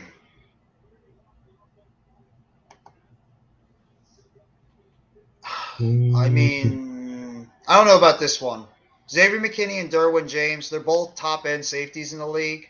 McKinney's still relatively new. Derwin James has been there a little bit longer, so you have to go with his productivity right now. But the potential is there for McKinney to be on the same level. Carr throws the ball down the field, looking for Matt Collins. Eddie Mack! Oh, I thought he had it. I thought he had that catch. Oh, man. Both guys were going for the jump ball, and it's going to be 4th down on the play. That was close. I need to see what they ran. I think he was late on the pass, yeah. He should have put it up deeper into the back corner. It's a bigger target, too, so you want to take advantage of his height against the shorter cornerbacks. It's going to be a 47-yard attempt. The kick is up, and it is just inside the right upright, and the Raiders cut the lead to 1 point, 24-23. Yeah, McKinney was a steal. We know that. I remember that trade, too. I remember we traded up in the 2nd round to get him that year because of the fact that he was still sitting. A lot of people thought he was going to be a first-round pick. He was a first-rounder, yeah. And the Giants did the smart thing. Exactly. Why did he not make in the first? I'm sorry, Coach. Go ahead. No, I if I remember, was it his speed? I think someone were questioning his speed. What was? I think it might have been his speed. Let me see. Let me double check what his 40 was at the combine. Because I remember a lot of people were talking about Xavier McKinney as a first-round pick back in 2020, and the fact of the matter is, like when he was able to drop down to the 2nd round, the Giants absolutely just pounced to go over there and get him. Exactly. I understand that, Almighty. Brees Hall is an incredibly talented running back, but we already have an incredibly talented running back on our team. So the Giants did not need a running back when you have Saquon Jets are Barkley not on the going to let him team. go. The Jets are not going to let him go. No, I'm going to give that up. Brees Hall isn't going to be a long-term Jet. That guy has got superstardom written all over. You already see him with how he's playing with the Jets right now. The kid is an immense talent. Besides Dameon Pierce, I would even argue Brees Hall could be up for the Rookie of the Year on offense. That's how good he's been. Mm-hmm. So, no, the Jets, that's a cornerstone piece for the Jets going forward. There's no way they would trade him. Michael Carter, I mean, I feel bad for Michael Carter. That guy's a good running back, too. The Jets have themselves a damn good young running back duo on that team. They really do. And the Jets are a really talented football team on offense, especially, and defense, too. So, I would not be surprised if the Jets are a team, especially that AFC is very pedestrian right now. A team like the Jets can sneak up on people when they least expect it. Yeah, McKinney dropped because he ran a 4.6. He got a first-round grade, but he slipped because of his 40 time. That's what I thought. Mm. And that's the bad thing because he plays faster than that. I mean, hello, Jerry Rice ran a 4.6 40. So everybody always goes by times though in the combine. Mm-hmm. That's how they define if a player is good or not. And obviously, history's shown that it doesn't matter what you run in the combine. It really doesn't. Your film is the biggest thing for me. What do you do? What is your production? Do I see something there? And then that's where I take it. Well, I'll be dead honest. I did not think Trayvon Walker would be a good player. At least as hyped up as he was. Trayvon Walker looks like a pretty damn good player right now. Mm-hmm. He does. He looks like a really good player in Jacksonville. Exactly. I mean, you could see the talent. It's just that, unfortunately, he was in a system that did not shine his talent.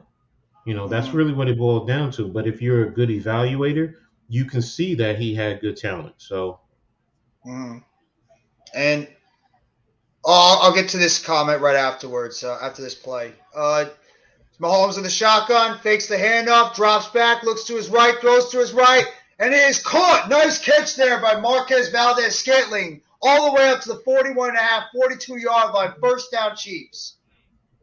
I mean, John Ross, he has incredible speed. We all know what he did at the combine, but that guy, he was an incomplete wide receiver, and he could never stay healthy. Mm-hmm. Speed is everybody. We understand how important speed is in an offense, but you can bracket speed. You need to have more than speed as a wide receiver to get open. You need to be a good route runner. You need to have quickness in and out of your routes. You need a lot of things to be able to take advantage of that speed because you can bracket speed on defense.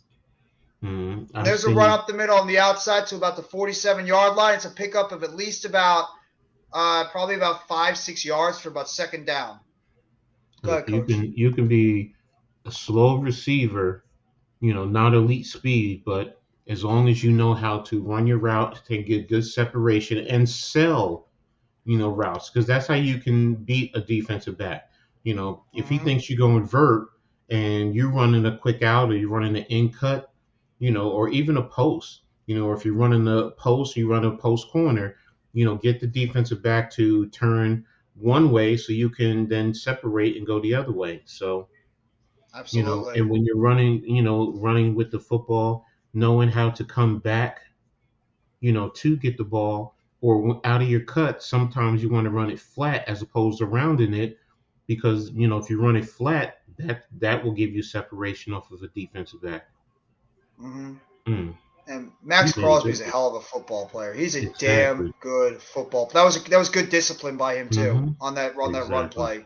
Did not fall for it. He went up there aggressively and made the tackle.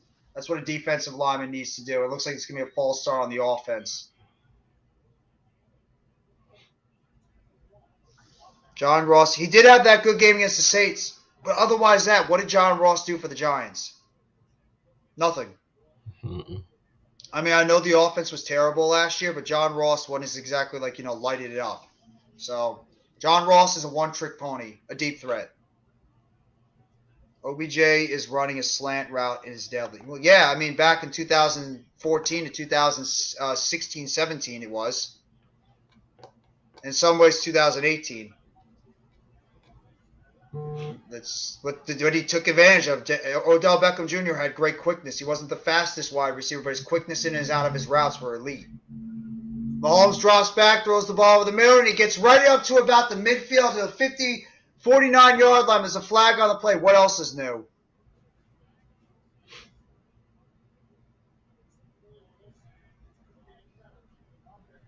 Illegal motion on Travis Kelce. So the play's not going to count. It's going to be 3rd down and long.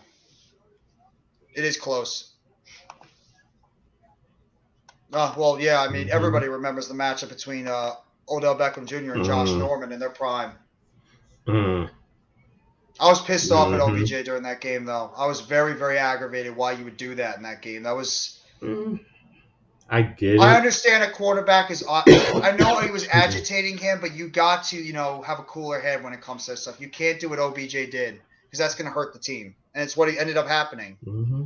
There's a big play down the field all the way up to about the 26-yard line, but of course, another flag on the play. Dom, what's going on, bro? Hey, you don't ever have to be late coming to a stream. You don't ever have to say, I'm sorry. It's all good, bro. Thank you for coming by. I appreciate it. I hope you had a fantastic Monday. And there you go, Chiefs Kingdom. They're doing a damn good job right now on the field. Hardman looks like he's on the bench right now. I don't know if he hurt him. He looks like he hurt his knee or hamstring. And they're going to count and say it's going to be on the Chiefs or on the Raiders. It's going to be a 1st down big play. We came back also when we were down big. Yep. I remember that game.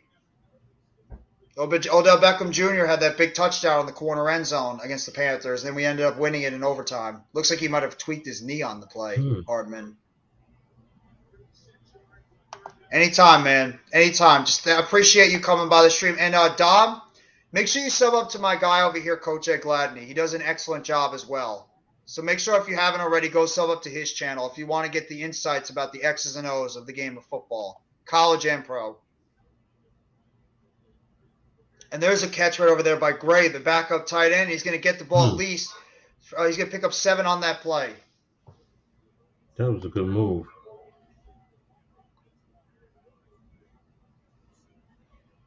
12, 13 years old. So that was 7 years ago. So that makes you, I'm bad at math, right? So you're about 19, 20 years old then, I'm guessing. Took me a little while to figure that out.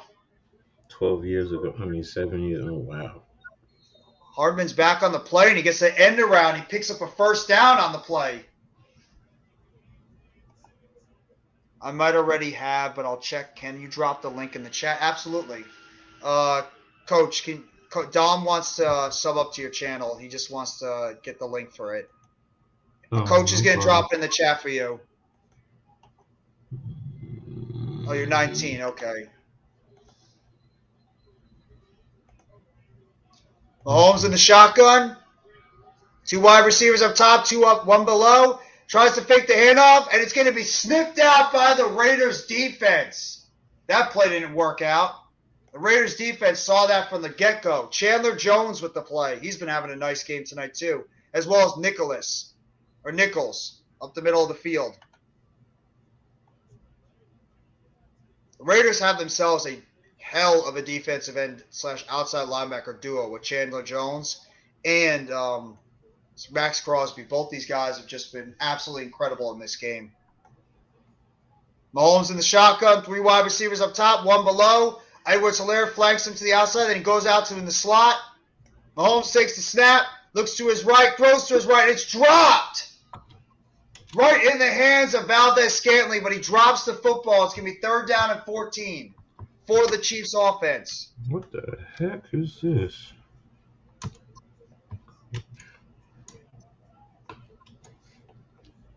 Okay, got it.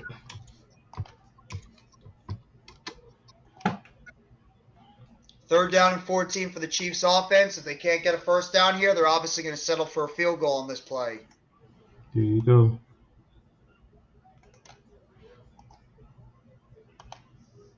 Yeah, Almighty is a youngin. There's a blitz off the outside. Mahomes throws it to the corner. It's going to be incomplete. Looking for Juju Smith-Schuster. Smith-Schuster looking for the flag there. There you go, Dom. Coach just dropped his link in the chat, so if you want to sub up to his channel. Thank you. I appreciate it. Just subbed up. Thank you. Thanks, You're going to love man. his channel. He does excellent work over there. And I'm not just saying that because he's on the panel with me. I sincerely mean it. He does excellent work on his channel. Oh, that's on a flag. I don't know what Juju's complaining about. That was just a good play by the defense. 37-yard field goal attempt. It's up, and it is wide to the right. No good. There's a – oh, my God, the fucking flags, I swear. Rashad Jennings was a pretty decent running back for us. He was not great. He was okay. He was okay. Wow, holding on the defense. That's an automatic first down. Oh my God. That's an automatic first down. Wow. I gotta see that play again.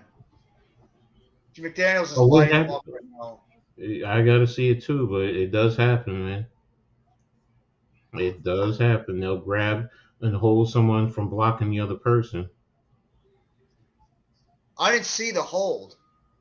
I don't know if you saw it, Coach. I didn't see any hold on that play. I'm trying to see where 51 was. That's what I was looking at. Me too. I didn't see where 51 was at all on that play. Hands it off to McKinnon. McKinnon breaks the tackle there, and he's going to get at least about a yard gain. Tackled by Diablo. 9:17 left in the game. Oh, we already just talked about that earlier, Dom. It was an absolutely horrendous call. It was an absolutely horrendous call by the referees on Chris Jones. I know you want to protect the quarterback, but come on. I mean, let's be serious now. I mean, There are quarterbacks who are even saying it's getting crazy, man. Yeah. They're even saying it. It's getting crazy. It's. I mean, I know I'm old school. I go back to the days of running the option, the true option, where the quarterback would get hit. Where nowadays, you can't do it. You gotta, pull out the mattress, sweep off all the dust, get a pillow, make sure it's fluffy and filled with feathers, and then gently lay the quarterback on the ground. Yeah. That's a perfect way of putting it right there. As the Chiefs Chiefs pick up at least about 9 yards on that play, and it's going to be 3rd down and 1. I'm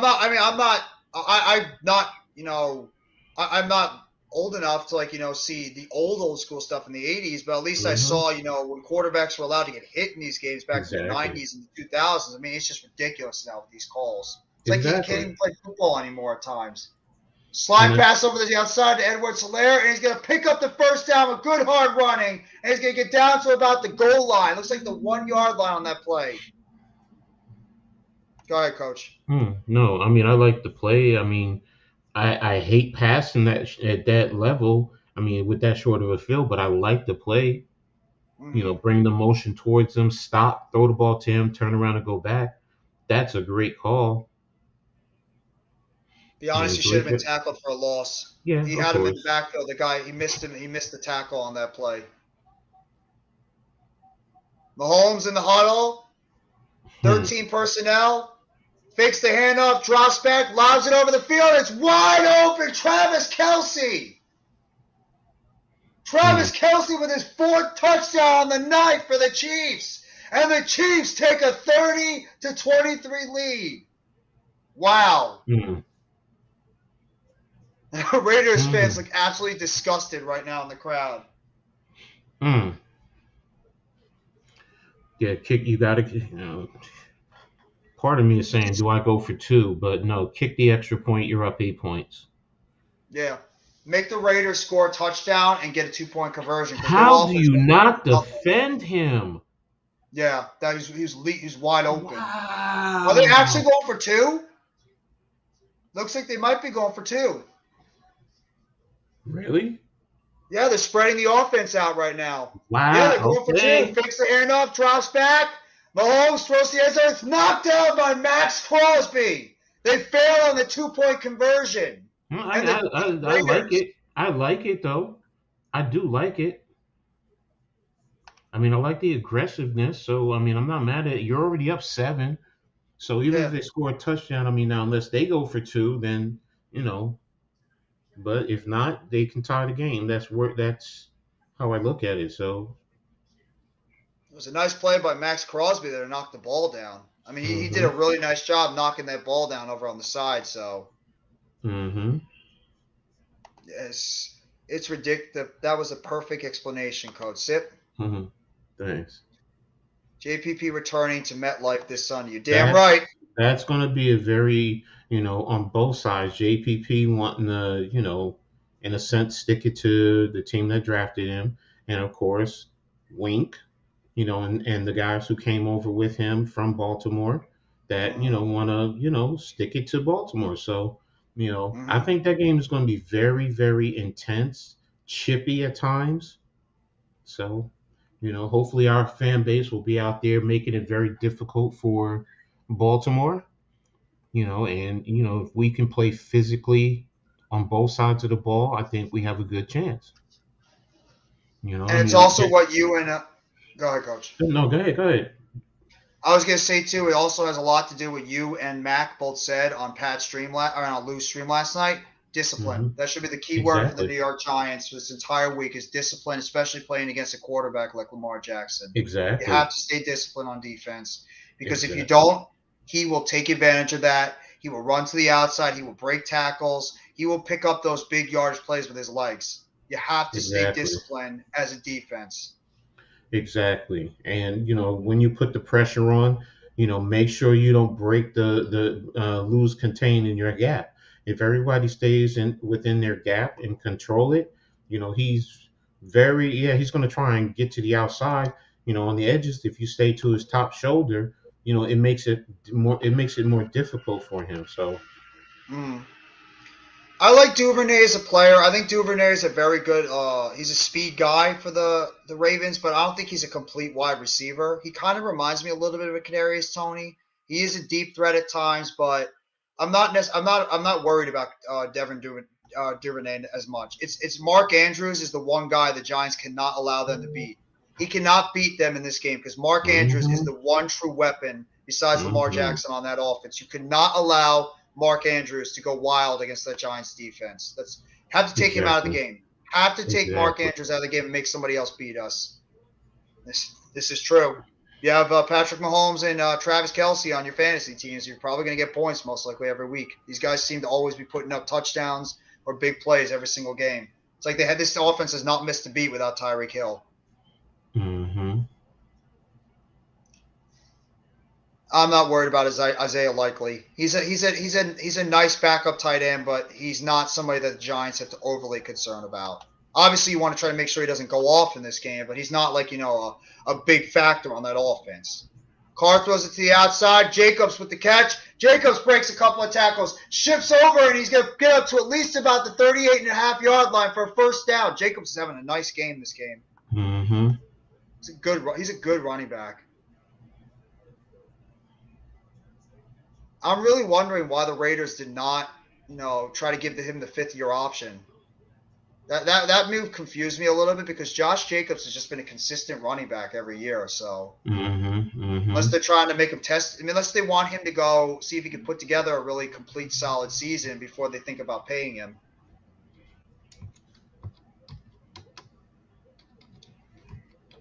Carr in the slot throws it, and Adams wasn't even looking around on that play, and it's incomplete.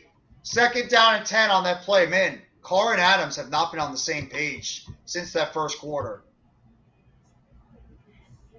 Yeah, they seem really off for some reason now, and I don't get it.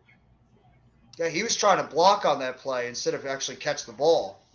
It was a complete miscommunication. It looked like that Adams was thinking that they were going to be blocking on that play for a run. He didn't think the ball was going his way. Yeah, they did pick up Albert Wilson, the Raiders. They get Albert Wilson as maybe like potential third receiver, although Matt Collins has been playing a lot of third receiver for them lately. Carr takes the hmm shotgun, throws it to the outside. Jacobs with the catch. Jacobs stiff arms on the outside to Harris, and he's going to get up at least to about, it looks like the 39, 40-yard line. Big gain there. It's going to be 3rd down and short. Now, in terms of the Ravens on offense, there's only two main guys that I'm worried about. Like, I have any concern with a little bit is Lamar Jackson's ability to scramble in and out of the pocket if we don't be disciplined on defense, and it's Mark Andrews. The guy knows how to get open as a tight end. Otherwise, I mean, they have guys that can make plays, but I'm not overly concerned about them. No, I mean you gotta identify in the red zone Andrews, and to be honest with you, you're almost forced to put your best cover person on him. I mean, I'm not saying put Darnay on him, but at minimum, I Love and McKinney. No way I'm putting Darnay Holmes on him. No, Darnay Holmes has been the weakness right now in that secondary. He's been getting beat a lot in the slot. I would probably put, like you said, a safety on him, either McKinney or Love. Yeah, you got to put McKinney or Love. No, not Belton. Definitely not. Not a linebacker. Collins. Not Collins. Not Crowder either. No, not Crowder. Do I put Sims at times? I mean, see, the thing is, you want to mix it up with him, though. That's the thing, So I'm not worried about J.K. Dobbins. Dobbins has looked solid so far this year, but the Giants should be able to handle J.K. Dobbins. He's a good running back, but he's not overly concerning me. If our defensive line eats up their blocks, it'll allow our linebackers to flow and fill and be able to make the necessary tackles in the running game. So I'm gonna be honest with you. I'm not afraid of any of their backs. The back who I would have been more concerned with is Gus Edwards. I mean, I know he's down for the season, but he's a big back, and he fills, and that's why he was starting over J.K. Dobbs. Yep. I mean, that tells you everything you need to know right there. So former Rutgers product too. Mm-hmm. How did he get injured this year? I think it was his knee. I just know he was out for the season. Oh, geez. That's 2 years in a row he's had season-ending injuries. I mean, geez. Wales, thank you so much for coming by the stream tonight. I appreciate it so much. I hope you have a fantastic night, and thank you so much for the support all through the stream. Seriously, have a great night. Appreciate it, and we'll definitely see you soon in the upcoming streams. Mm-hmm. Gus Edwards, the running back for the Ravens, went down for the season. Carr going deep. Adams looking for it. Caught! Touchdown! Raiders! Right down the middle of the field. That's the big play the Raiders offense needed. A perfect strike from Derek Carr right to his college teammate Davante Adams. That was a beautiful throw. That was a perfect throw by Derek Carr to Davante Adams. I don't know if you saw this, Coach. What a throw. Yeah, I'm looking at it. I got it on my phone right now. Hit him in stride. Perfect throw, dropped right in his arm. Right in stride. That's the kind of throws that Derek Carr can make at times. Oh, he's actually on the PUP injury reserve list, so he's been on short term. Yeah, he's on reserve PUP, so since August 23rd. I thought he was because he was on injury reserve last year, so he's still. He must have not fully recovered from that injury he had last year. I think he had an Achilles injury or an ACL. A torn ACL. Yeah, I remember all their running backs got hurt. I think Justice Hill also got hurt too. The Raiders get the ball all the way up to the field. They're going for the 2-point conversion. They're saying no. They're saying no. They were short. So McDaniels was going for the 2-point conversion. They called him short at the goal line. I don't know about this one. Let me see this. Yeah, I have to see that. Yeah, he was down. The knee was down, but you can't really see if the ball was over the goal line. So then it stands as called. I mean, on that play, the last one they showed, the ball was over the goal line if they really want to look at it. But I guess they're not going to challenge it. There's not enough evidence to challenge it, so. No, it wouldn't be a challenge. It would actually be the booth having to look at it. All scoring plays are reviewed, so. That's true. Lamar overthrew a lot yesterday. He did. Because Lamar Jackson, when you keep him in the pocket, his throwing is solid at times, but Lamar Jackson tends to overthrow his targets, and his accuracy at times is not as great. So you need to keep Lamar Jackson in the pocket. The Giants have to go by the game plan they ran in the second half against the Bears when they played Justin Fields. I know Lamar Jackson is a different guy. He's a more explosive runner than Justin Fields, but that's the type of game plan you got to do against a running quarterback like Lamar Jackson. You have to stay disciplined on the inside of your defensive line and linebackers, and especially on the outside. You have to make sure your outside linebackers and defensive ends do not break contain on the run, because Lamar Jackson will eat you alive with those runs. He will be running all over the defense if you break contain on the outside, period. That's the one thing the Giants have to do.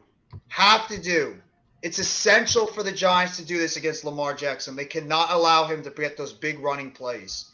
And that's what I think the last time we played him, that's exactly what he did. He had those big runs against us. So we have to make sure we don't let it happen again.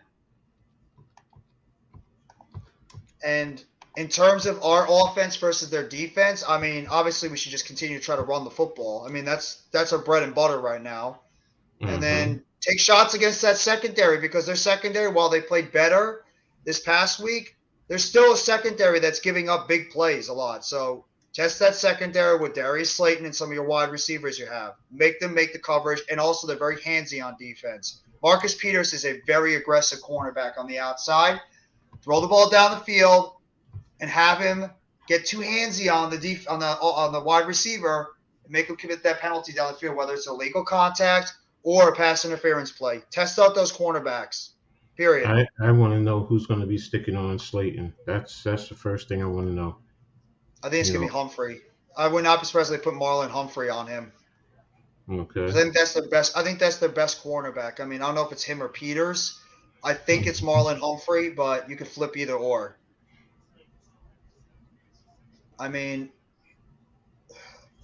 if we get Wan'Dale back, I think it's going to be. I wouldn't be surprised if Wan'Dale is. I wouldn't be surprised if Wan'Dale, if he's healthy this week, he's going to play a lot. Because I really think the coaching staff has been waiting to get Wan'Dale Robinson in this offense. I think that's the guy they've been waiting to get him in the offense. That's the guy they really want to see what he can do. I also want to see more of Marcus. What's his name? Marcus Johnson. Is it Johnson? Yeah, it's Marcus Johnson, former Colt. Yeah, so I want to see what he can do. See, what more production he can do. So, if we scheme right and attack them properly, and not leave everything to DJ, and mix it up, put Saquon outside sometimes. I mean, that's also the other thing that we could take advantage of, in certain situations. And also not let JPP and Calais Campbell, and that defensive line, get going. We have to, get control of them and attack them. Chiefs running the ball up the middle, and they're going to pick up the first down after Sky Moore picked up a 9-yard gain. He's still going. He gets up to at least about the 46-yard line. Good power running there by Clyde Edwards-Helaire after they had the 9-yard catch and run by Sky Moore on the play earlier. All right, so now you have to start really. It's getting to a point where you're going to have to force them to start using their timeouts. So yeah, because there's already 3 minutes left in the game. I think this drive they're going to start calling their timeouts. They have no choice. So technically, you got 4 opportunities to stop the clock with the 2-minute warning. So Mahomes throws to the outside. Same exact play they just ran earlier, and he picks up another 8 yards on the play. The same exact play they ran on first down on the last series. They got at least 8 yards on that play. So it's going to be second down and 2 with the same guy, Sky Moore. That's really like a sweep play.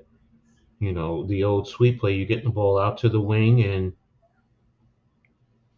blocking on the outside. Exactly. That's how that play works. You throw it out to the wing, and you have your receivers or tight ends block on the outside to allow that guy to get the break some tackles and get the either close to a first down or past the first down marker. The Giants actually tried to do that play a couple of times last year. It's just it never worked out. because they either couldn't block or somebody was able to. The offensive line just blew up, and they were able to get the receiver in the backfield. I think they tried it with Tony a bunch of times. Well, right now, if I'm KC, now I'm coming back doing the same thing where Edwards just sending him right up into the line. Now you just got 3 yards, so try and see what you can get. You get a first down. They just took a timeout, so now it's going to be a situation of they got the 2-minute warning and 2 more timeouts. If you can eat that time up and force them to use the clock, and you can get a first down right after that, game is over. Yep. You can literally just take the need out, and then that's the end of it. So right now, to me, this is the play right now for not Cleveland, for Las Vegas. I got to get used to that, Las Vegas Raiders. It's so weird to say that. I'm still not used to calling the Chargers and the Rams L.A. I still want to call the Chargers San Diego, and I still want to call the Rams St. Louis. See, it take a lot of time to get used to that. It's easy for me to remember the Rams in Los Angeles because they were there before. So they were there with Eric Dickerson. So that's easy. The Chargers, yes, I'm with you. For as long as I remember, they're San Diego. So it's like, and now the Raiders. And the Los Angeles too. At one point. Los Angeles or Oakland. That's all I've known them as. Now it's Vegas, and it's like, ugh. Is it still weird to you that we have professional sports in Las Vegas? Or is it like you gotten used to it now that we have a hockey team there and a football team, and who knows when we might get a basketball and a baseball team? They have a basketball team there. They have a basketball team. Well, you and LV, yeah, but I mean like a professional basketball team. They have one. Las Vegas Aces. They just won the WNBA. Oh, the WNBA. My apologies. No, that's all right. I get it. It's easy to say, well, we don't put it there at that level, and I get it. But yes, having a hockey team there, that's weird, especially in the middle of the desert, basically. Yeah. So and they're actually a good hockey team too. Their first year, I think they almost won the Stanley Cup. Nice tackle there by Diablo. He tackled him. Looks like he got a half-yard loss on that play. That's the type of play the Raiders defense needed. Third down and big. This is it. Big 3rd down and 3 call right here. They need to make the stop. You cannot allow him to get the first down. And at least if you're able to get the stop, then the Chiefs are going to have to punt.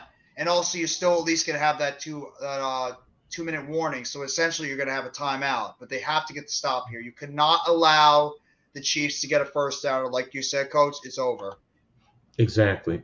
Well, no, it's not over. Now, even if you stop them, you got the 2-minute warning. I don't mean if you stop. If you get the first down. Oh, no, you still have the 2-minute warning, and you have 1 timeout. So they still have to go through the process. Because even if they get the first down, you're going to call a timeout. It's probably going to be about 2:35, maybe. Oh! Mahomes tried to throw the ball down the field to Hardman and the Raiders. That actually, you know what? That helped the Raiders out. The fact they threw the ball and it was incomplete. Now the Raiders get 2 timeouts essentially. I was not expecting them to throw it. I thought they'd run it. No, I wasn't expecting that either. That's a bad call. Yeah, that you should have ran the ball. Either run it or do that little quick screen to the outside. I mean, that's the throw I would see. I don't want to do it, but no, that's a bad call, Coach.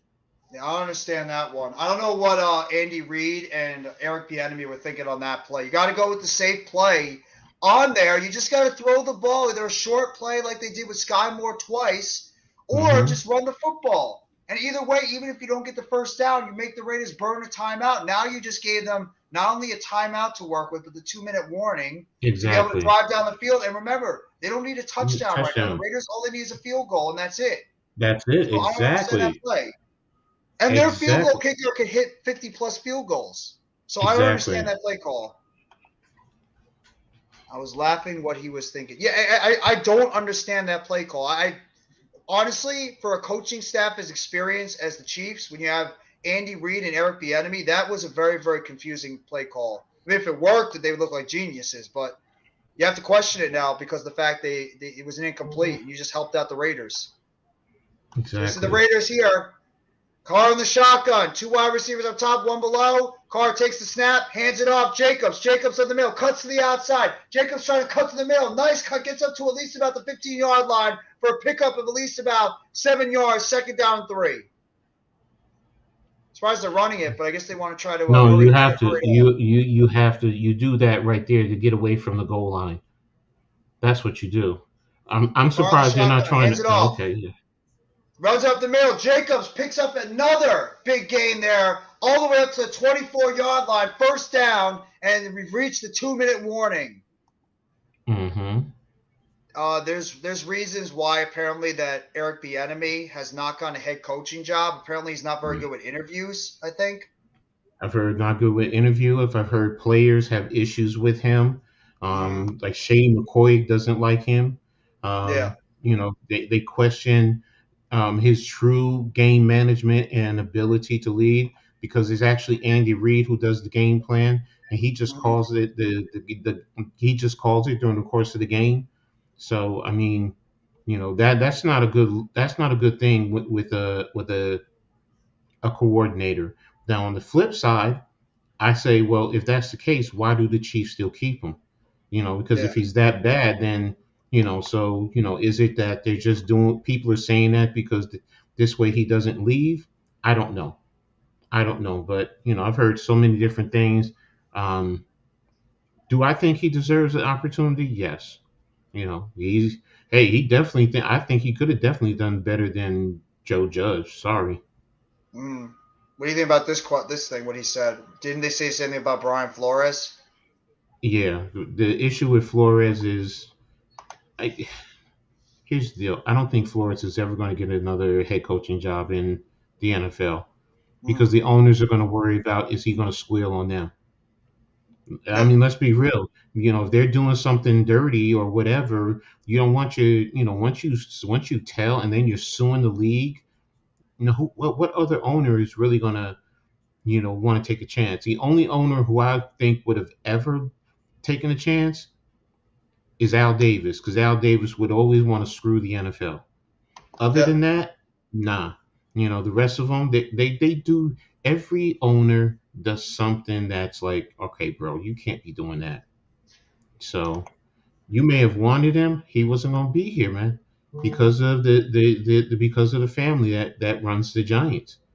They're not going to want their business out there. And if you have somebody, it's like, you know, if you have your friend and your friend goes and tells, you know, if you're doing dirt or you were flirting with a girl or, you know, or a guy, whatever, and, you know, your friend goes and tells your significant other that you were doing something, you're not going to want to hang with that person. Or even if you say friends, you're just not going to open up and tell them everything.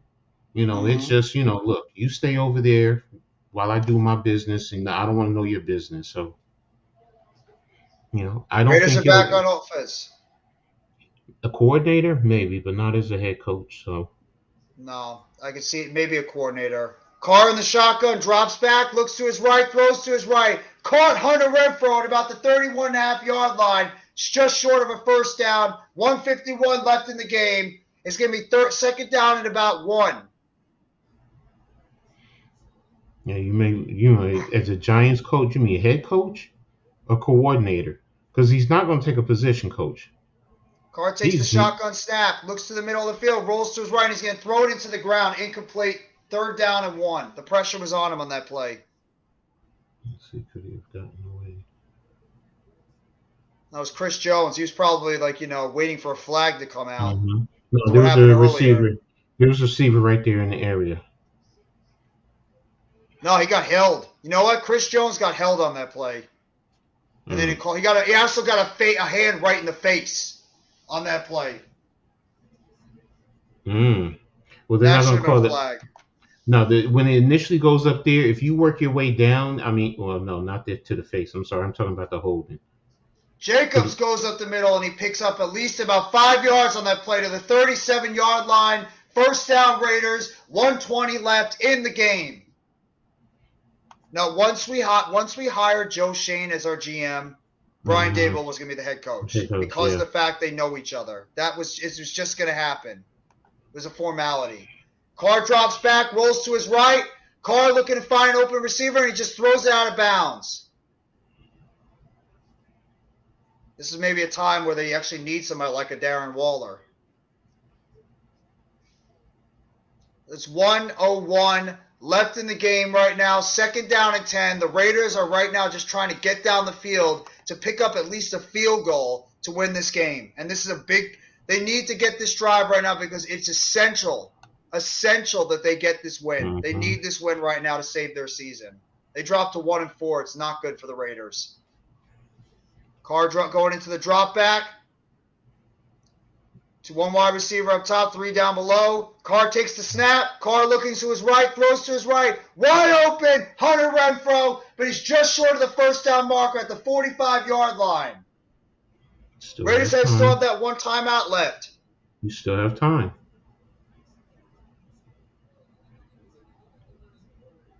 And they take that last timeout on the play. No, 49 seconds left. That was a bad decision. You had time. Okay. That's where you get them in the huddle, and you get everybody in the huddle, and you call the play. But you had see that's Josh McDaniel knows this. You have certain, if you're short of the line of the game, there's a code word that you say. You get up to the line of scrimmage and you run it. Mm-hmm. Then you get back up, and then you move. And the AFC West has like coaches doing very odd things. You have 51 seconds. You just want to get into field goal range. They're probably going to play the sideline game now. Carr takes the snap, looks to his right, throws to his right. Wide open, Davante Adams. Was he in bounds, though? No, one official saying he's out, the other official saying he's in. Davante Adams just absolutely got out to the outside and made the catch, but he did get both his feet in. 1 foot, 2 feet. If they count that 1 foot that he touched the ground, he toe tapped it, then that's a first down. Yeah, if he toe taps it, it's catch, toe. It's 2 feet. That's 2 feet. He's in. That's a catch.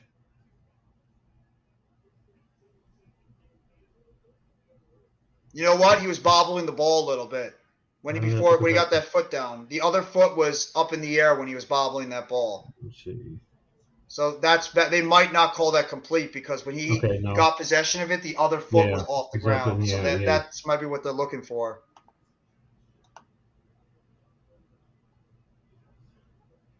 Yeah, he's out of bounds. That's incomplete. Yeah. Because the second he got possession of the football, it was already too late. The other foot was off the left foot was off the ground. The right foot was in, but the left foot was up when he got possession of the football. So that's probably going to go incomplete. Great play call, though. Mm-hmm. No, I mean, nice play call to leak out Davante Adams. No cornerback wasn't there in time to get him, but wasn't able to get both his feet in. Hey, the other thing is the defender being there to force him to not be able to bring that left foot back down. Mm-hmm. So, him diving forced Adams to keep that foot up or trying to avoid, him knocking his foot down. Exactly. So now you have to get the first down, whatever it is. It's what, 3rd down and 10 right now? No, it's 4th and 2, I think. I wonder if they try to run the football. No, they can't run the football. Yes, you can. It's 47 seconds. You have plenty of time. Run it. Then, get the first down, get right back up. You only got to get 2 yards. And everyone hustle to the line. And they called it incomplete. Mm-hmm. So the play is incomplete. It's going to be 4th down and 2 for the Raiders offense. Will they actually run the ball, though? They can run the football, but will they actually do it? Based on trying to get the first down, I would. I mean, Jacobs is having a nice running game so far. I would get him the ball. 40 seconds left in the game. It's actually 4th and 1 for the Raiders offense. They need to get a first down right now and try to get into field goal range. Their kicker is a good kicker, and he can't kick the ball from over 50 yards, so that's a big asset for their team. I'm calling 2 plays in the huddle. Here's the run, and now when we're done, let's go. Let's get right back on the line of scrimmage and try and get Carr this in the ball. huddle. Go ahead. Carr's in the huddle. One wide receiver down below, two up top. Carr takes the snap. He's dropping it back to pass. Throws it up, and there's two receivers that go down on the play. And it looks like there's no flag on the play. And the Chiefs are going to take over. The Raiders trying to go for a deep pass that blew up in their face. Looking for a flag. They didn't get the call, and the Chiefs are going to win the game. They try to get Davante Adams on the inside, and they try to have Renfro hook out to the outside to open up for Davante Adams. Both receivers end up running into each other. I'm sorry.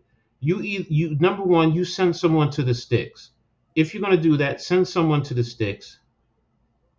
And that right there is why you don't do something like that. Wow. That's bad coaching. That's bad coaching. And the Raiders. That's bad coaching right there. Right there. As I said, I knew they were going to blitz. I know that. You got to fight for that.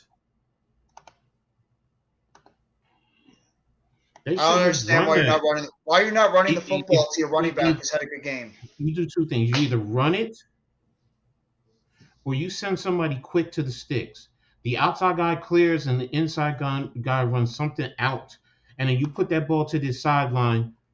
If the defender tries to undercut and misses it, then you could turn upfield. If not, get it to the sideline, get out of bounds. That's bad coaching right there. I'm sorry. That for me, that's bad coaching. I'm not calling that play. And then look what happened. They ran into each other. How did they get robbed? What plays did they get robbed? CWE. That last play, Renfro and Adams ran into each other. Exactly. I thought maybe they got tripped, but they both ran into each other on those routes. So that wasn't a flag.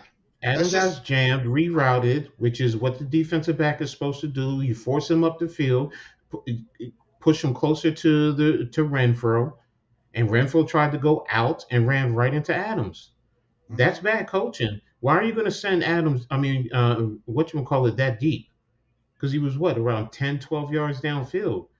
Yeah, they tried to have Renfro run it looked like a hook route to the outside of a curl. I respectfully disagree with you, but hey, you say they got robbed, okay? He was pissed. He took his helmet and he slammed it on the sidelines, Davante Adams. He probably was not expecting this team to start out 1-4. And that's 2 losses already. The Raiders they had 2 games where they were leading most of the game. Mm-hmm. And they had a big lead and they blew both of them. You know what? If Josh McDaniels is going to coach this badly, it might be one and done for him again. Yeah. I mean, Mark Davis, we know about Al Davis.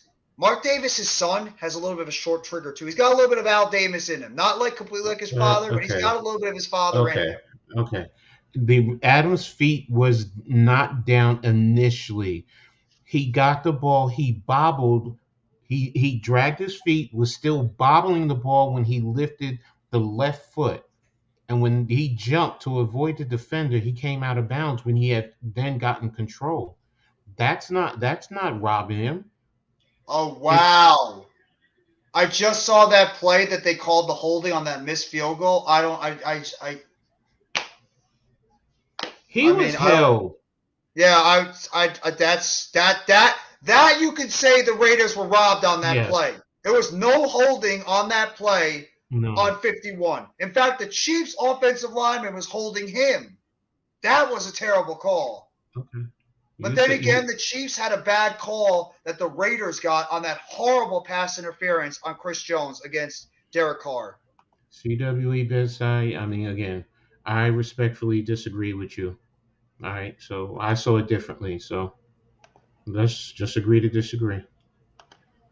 I mean, I don't know what to say about the NFL being scripted. Who the hell knows at this point? I'm not going on a limb and saying that, but I mean, the officiating has been horrible. Giants' second Super Bowl and third Super Bowl in 888 weeks apart. Is that true? Wait, the second Super Bowl was in the second Super Bowl was in 1990. Yeah. The Giants have won 4 Super Bowls. The first one is in 86. The second was in 1990. The third was in 08, and the fourth was in for the 2011 season, 2012. So I mean, hey, you feel it scripted, okay? I can tell you right now, football, you can't script something like that. Playing like that, no, you can't. This is. I mean, I will say, no, there were some plays on both sides of the field that were flags on. I mean, that last play that they just showed, there was no flag on 51 on the Raiders. That was a bad call, but there's flags on both teams that should have been called. So I wouldn't say there's any scripting at all. That was both teams made some very questionable decisions at the end of this game. The fact that Andy Reid and Eric Bieniemy called that third down throw in the backfield that overthrew Hardman, and you just gave the Raiders 2 opportunities with timeout and a 2-minute warning. But that last play call made no sense. You were pretty much driving the football the entire time, and then you make that play call instead of giving it to your running back, who's been pretty much running it well the entire game. That made no sense, and the play call design was bad. You just had you had your 2 receivers that ran into each other, and it pretty much – I can understand why Davante Adams would be frustrated. I really can. Okay, Best Eye, you're right. You're right. I mean, that's just bad coaching. It's bad coaching on both sides. It's bad coaching by Andy Reid that play before when you decide to throw the football instead of doing what they should have done the same play they did twice before. Throw it to the outside, safe throw. That way, even if he catches it and it doesn't get a first down, you still have to make the Raiders burn a timeout. You either do that or you run the football, but at the same time, please don't, not the Mets. I don't want to talk about the Mets right now. I know it was the 60th anniversary season. Everybody's just the Mets are the laughing joke right now. I know. Okay, everybody's laughing at the New York Mets. Emmanuel Ocho just tweeted, imagine only giving up 25 yards to Travis Kelce, but he still has a historic night against you. Wow. It's all good. Don't worry about it. Don't worry about it. Good luck to your Yankees. That's crazy. I saw that 7 catches for 25 yards, and he got still 4 touchdowns. They didn't have an answer for him in the goal in the end zone. They have no way of finding a way to stop him. Travis Kelce owned near the goal line. People really believe that Adams and whatchamacallit were interfered with. Are y'all serious? On Twitter? Yeah, they're actually going crazy on Twitter? Yeah. Yeah, one guy said last play, there are no flags. And then Mr. Chicken was like, Adams and Renfro ran into each other. Well, he is a beast. That's a fact. Mahomes is a fantastic quarterback. It's the bad play call. Josh Jacobs has been having a fantastic game, breaking tackles with his feet, and you're not giving him the ball. Or at least if you're going to do a throw, why would you do that type of play concept?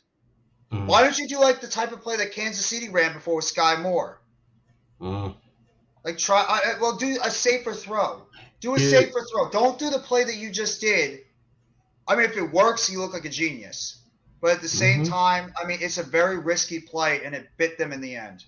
I don't understand it. It was a good job of the quarterback, too. If anything, why are you sending an outcut from there? If anything, you run a clear on the inside and run an in cut.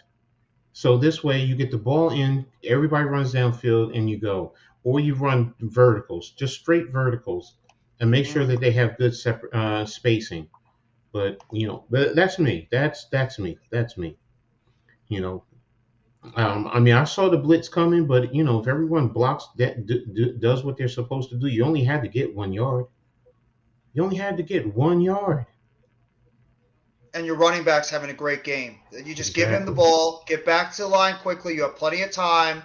And then you can either if you want to knee it, I don't know why you would, but you could do a quick pass, pick up some more yardage, and then there you go. Your offense is going towards the outside. You could have spiked it. Yeah. So it's Sometimes coaches really try and get cute and all that good stuff, and they get too cute for their own selves. Keep it simple sometimes. That's really what it boils down to. Just keep it simple. Appreciate it, Dom. Coach and I always try to make sure these streams are as best for you guys as possible, and we appreciate the fact that you enjoyed the two of us calling the Monday Night Football game. Thank you so much. Thank you for subbing up to Coach's channel, too, and I hope you have a fantastic rest of your night. We appreciate it sincerely. This is a tough question. How do we feel about the tuck rule? I mean, I get the intent of it. It's not a fumble if you're trying to get control of it. So I mean, that's something that I've always gotten used to. So if you're your arm is coming down and the ball comes out, that's a forward pass. If you're trying to get control of it, then that, and you lose control, that's a fumble. Raiders might as well they're not going to draft a quarterback. They just paid Derek Carr a big raise. The 2-point conversions, though, I mean, I love the aggressiveness of Andy Reid, and even whatchamacallit, he has to do it to be aggressive. I mean, now, on the flip side right now, he's going to be second guessed. He should have kicked the extra point because you lost by 1 point. Should have kicked the extra point. In worst case scenario, you're going to overtime. So yeah, I don't understand that. I know that they wanted to be aggressive, McDaniels, on that play, but I don't understand why they just didn't kick the extra point. Hold a minute. Almighty finesse. Listen to me. Okay. Oh, there you just saw it. Yes. Athletes and coaches, their jobs are dependent. They're not going to tank. That's fan talk. Players and coaches do not do that because they're going to lose a job if the team is bad. They want to try and win. So just keep that in and put that into the context. That's their job. That's how they feed their families. So if they go around tanking, okay, you're going to get a good pick. All right, whatever. You're going to get a rookie, and you're going to bet your whole career and your livelihood on a rookie. No, I want to bet my livelihood on a veteran guy. So just think about that. No team tanks. No, other than the Miami Dolphins. I'm sorry, but as you saw with Flores, he said, "I'm not doing that because you tank." And then what do they say? Oh, well, you have a losing record. You're out of here. Nope. I'm trying to win. Plus their contracts, there's stipulations in their contracts. You're bad, you lose money. What is Steve Wilkins then? He's the intern. Huh? No, I'm reading CWE's comment about NBA, MLB, NFL, NHL, golf, soccer equals WWE. I have no comment. I don't know what to say about that. So if that's what you believe, that's what you believe. Steve Wilkes is the interim head coach of the Carolina Panthers. That's the coach who got fired after 1 year with the Cardinals. So they drafted Josh Rosen. Yep. So y'all remember that one too, the one and done. There you go. And tanking too. Does anybody realize how much money that the Raiders spent this past offseason? They spent a ton of money this past offseason to lock up their players. They signed Carr to an extension. They signed Adams to that big deal. They signed Renfro to an extension. They signed Waller to an extension. They signed Crosby to an extension. They signed Chandler Jones to a deal. They signed a lot of guys this year. They are not tanking. They can't tank. They locked up a lot of players on this team right now. They have to go with what they have on the field. The problem is this team they've been winning games. It's just they don't know how to finish them. They don't know how to keep the lead and finish, and that's coaching. That is coaching. That's why they have not been winning games, because of the coaching. Yeah, we know Adams and the Packers really needed each other, but in the same token, Adams wanted his money. He wasn't getting that. He wasn't getting that with Aaron Rodgers there. He's just not. He's not. He couldn't get that money. So, Aaron Rodgers. Are the Dolphins doing well? No. The Dolphins are a mess right now. They don't even have a quarterback. No, but they're 3-2. Yeah, but they don't have their starting quarterback right now. Who knows if Tua's ever coming back? And then Bridgewater just got a concussion. And especially with the new rule they put in with the concussion stuff, who knows what's going to happen with Bridgewater at this point? I mean, they might be on their third string quarterback right now. I'm going to say this about that. Whatchamacallit looked fine. So, I mean, does it say it has to be 2 weeks, or is it just he has to be in protocol, pass it, and then move forward? I mean, because he looked fine. He looked fine afterwards. He really did. He really did. He looked like, I can go back out there. But, we all know what happened with Tua. You're not going out there. So I don't know the full explanation for the new rule. They haven't announced it. So that's what I'm saying. We don't know if it's automatically 2 weeks. But then again, Julian Love, he had a concussion last year, and he played on Sunday. So it's like, that's why I'm saying I don't know if it's, you just have to not show symptoms, or, I mean, I don't know. Well, they used a couple of those draft picks to pick up the wide receivers they did in the draft when they got Romeo Doubs and they got Christian Watson. Those are the two guys that they're hoping can replace the production they got from Devontae Adams. I like Doubs. I like Doubs a lot. I think he's a solid receiver. Watson, I don't know right now because he's not really been contributing as much. I like Doubs, though. I think he's a solid receiver. Watson hasn't been contributing, but he has the talent and the potential, and he's still a rookie. And I understand he played at North Dakota State. But the kid is built like Randy Moss. He has speed like Randy Moss. So if you can develop him, I think he can be a player. And please don't think I'm saying he's Randy Moss. I'm not saying that. I'm just saying in terms of his size and speed, he reminds me of Randy Moss there. Not in terms of catching the ball. He has to work on that.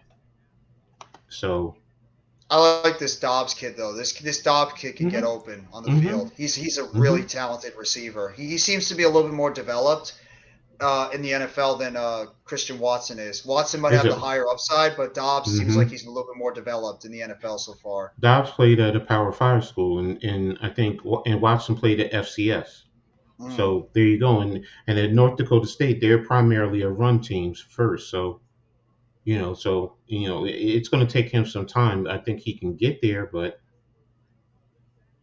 it depends on how they use him too. That is not. Oh my gosh.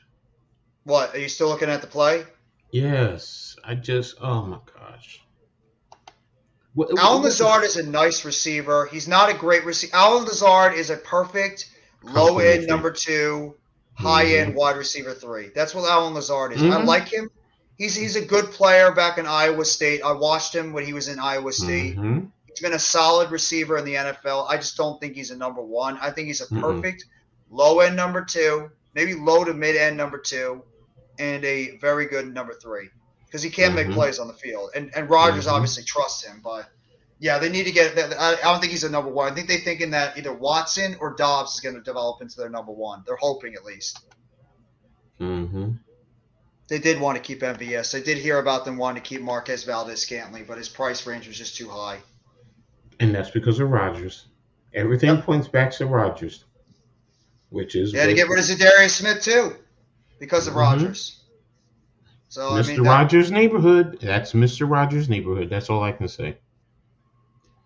I love Sammy Watkins. I remember when him and DeAndre Hopkins played back at Clemson, with those two as a duo, and then you had Martavius Bryant as well when they were playing with, I forgot the name of the quarterback that they were playing with, and then they had the really good running back as well, Ellington. Sammy Watkins was a beast in college, but that dude, another wide receiver that could just never stay healthy. He just never could stay healthy in the NFL. Massive amounts of talent, but he could just never stay on the field, and that's why he's bounced around all over the place. But it's a shame because I thought Sammy Watkins was going to be a great player, and I thought I'd have that Clemson duo back in the day between him and Hopkins. I thought Watkins was going to have the better career, but it's obvious. Hopkins is I wouldn't say he's a Hall of Famer, but he's been a great receiver for a long time. Well, Watkins has been nice. He's a nice player, but not to where most people thought he would go. I'm trying to remember who. Somebody said something about Watkins. Not Watkins. Hopkins. Hopkins to the Giants. I'm trying to, and it's actual former NFL player. I'm trying to remember. DeAndre Hopkins to the Giants. Yes, I'm trying to remember. Was it Keyshawn? Would they take a chance on him? I mean, he is coming off a suspension. And would Arizona really want to part with him? I'm trying to remember. First of all, I'm trying to remember who said it. How old is he? Who, Sammy He's got to Watkins? be close to 30. Watkins, I think, is 30. Hopkins, I think, he's got to be close to 30. DeAndre Hopkins, I think, is over 30. I don't know. I'm not taking it. After the Kenny Galladay experience, I'm a little bit nervous to go on and take a chance on a wide receiver over 30 years old. I know Hopkins has got talent, but he's 30 now. He's 30 right now. He was born in 92. I love DeAndre Hopkins as a player, but I don't know if I'd want to trade for him. Remember, was it him? No, I can't. It couldn't have been Keyshawn. I mean, would you do a trade if Watkins was if Hopkins was available? Would you make a trade for him if you're the Giants? Depends I on personally, I wouldn't. If you're talking about a 7 or maybe a 5th round draft pick, sure. Anything above that, no. And I'm only giving up 1 pick. Oh, what is his contract for? Yeah, he just signed I think he signed a contract extension either a 2 or maybe 3 years ago. Don't know how much is left on his contract. This is the type of player I would want, honestly, if we're going to trade for a receiver, is a wide receiver that's still young enough, still is going through it, still hasn't either hit their prime or is still going towards their prime, and he's either on a rookie deal or a guy that is not making crazy money. DJ Moore, of course, is going to be making a lot of money, but you know what? Mm-hmm. We're going to have money next year to be able to handle that contract. So, and because of, like you said, his contract doesn't really kick in as much until next year. So we can afford a guy like that. That's the type of wide receiver I like. He's 25, going to be 26, and also I think DJ Moore fits the type of wide receiver the Giants want in their offense. Arizona's I think he's a not going to perfect trade complement for it. Arizona's not going to trade him. His dead cap is basically $34 million. So forget it. And they need him too.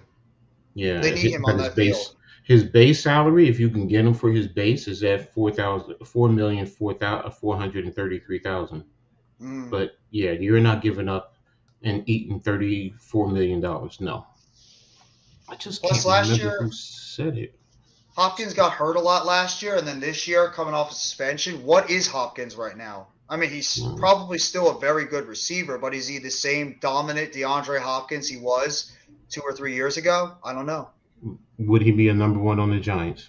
Oh, in a second. Okay, then. So that's all you have to say. So, that's what I was looking at. So, but I'm just trying to. Coach, let's be real. Terrace Marshall might be the number 1 receiver on the Giants. Yeah. I think anybody that we could bring in as a little bit of value could be the number 1 receiver on this team. We don't have a number 1 receiver. Darius Slayton is our number 1 if you really think about it. He's our number 1 by trait, but I don't think he's a definitive number 1. I think he's a mid-range, high-end number 2. Slayton right now, based on the receivers we have available, that's what I'm getting at. Oh yeah, absolutely. He's definitely the number 1 with the guy. I would even say, Coach, I think he's a better player right now than Kenny Galladay. Yes, I do. Yes, I don't even know what Wan'Dale Robinson is. And Tony, maybe Slayton is the number 1, even if all those other guys are healthy. No, let's be real. If Tony is completely healthy and no injuries, Tony is the number 1. There is no doubt about it. And Slayton would go to number 2, and Wan'Dale, because he's a rookie, would be 3. But the other one is what's his name too that we just signed. Marcus Johnson. Yeah, Marcus Johnson. Robert Foster. Yeah, that's what I was talking about. Foster would probably be a number 3 or 4. Oh no, he's going to be number 4 because you got Richie James. I forgot about him too.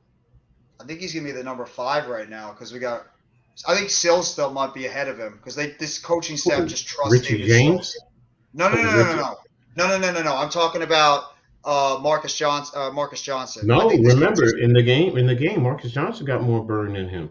I'm not Marcus Johnson. I'm talking about Robert Foster. Oh yeah. No, Right Slayton's the number one.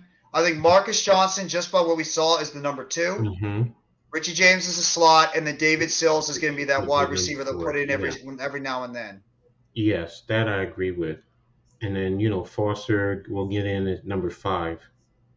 So let's just be real. Our wide receiver 1 got hurt in that game against Dallas because Shepard was the number 1 receiver when he was playing until he got hurt.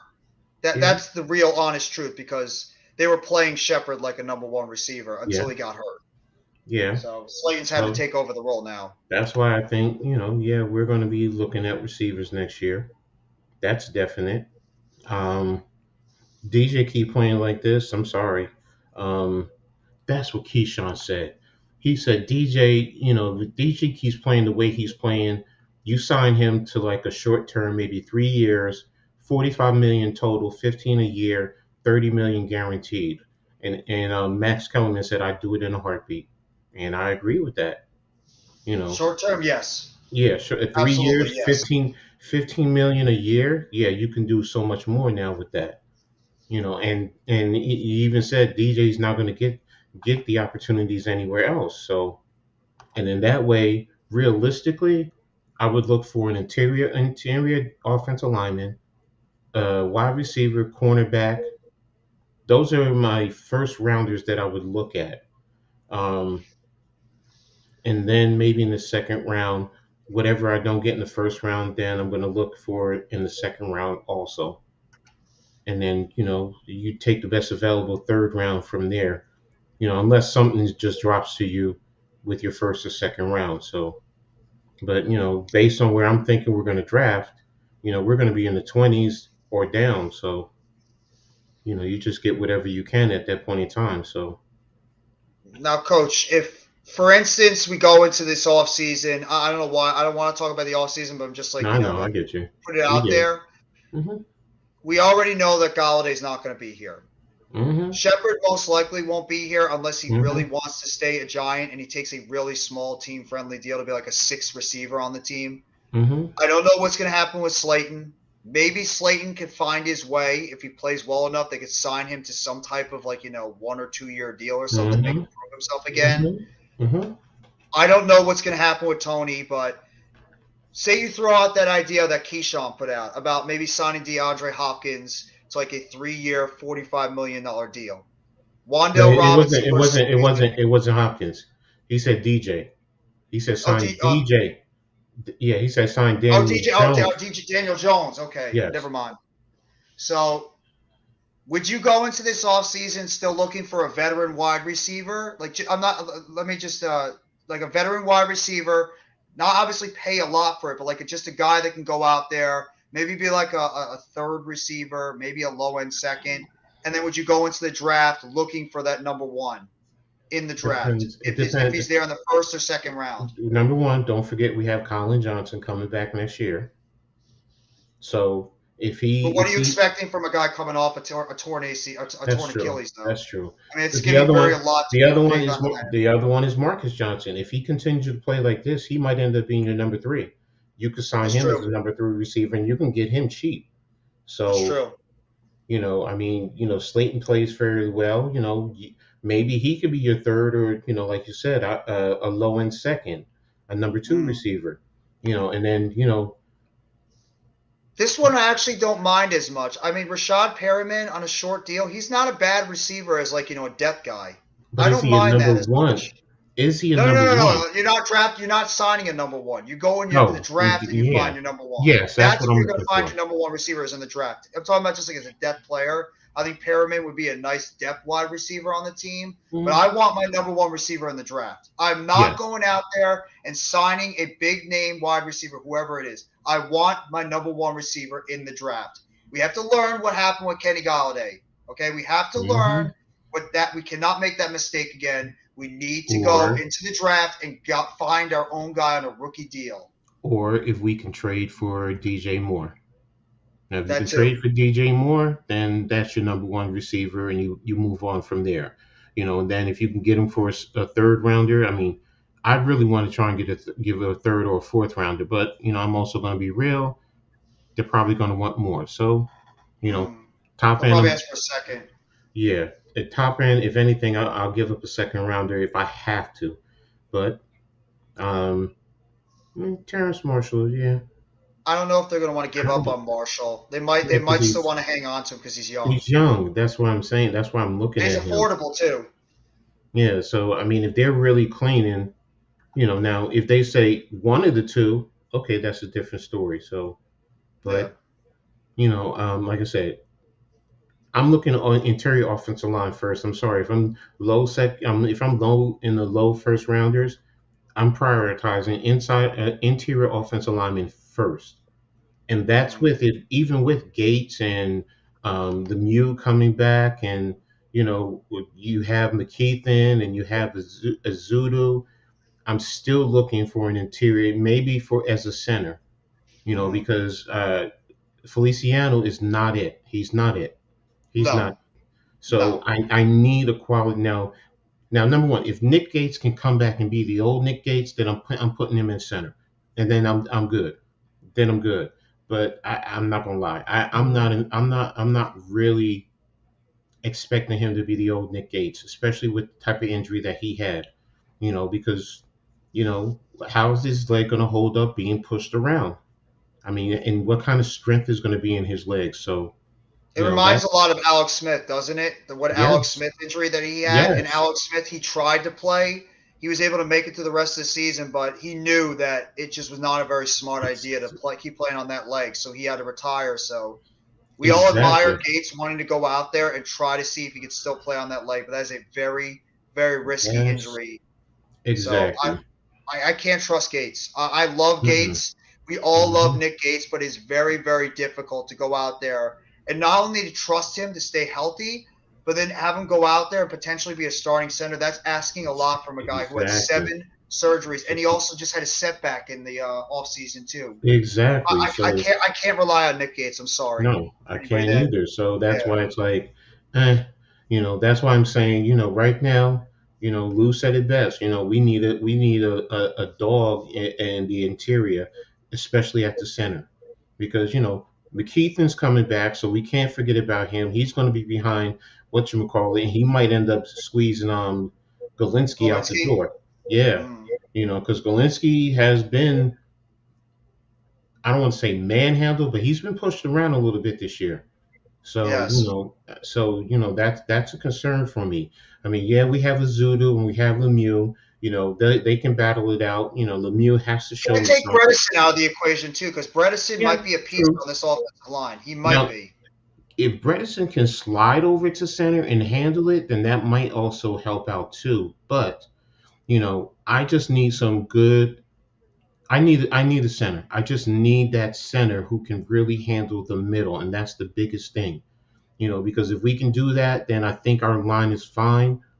And then we can focus on a receiver, then a lockdown cornerback.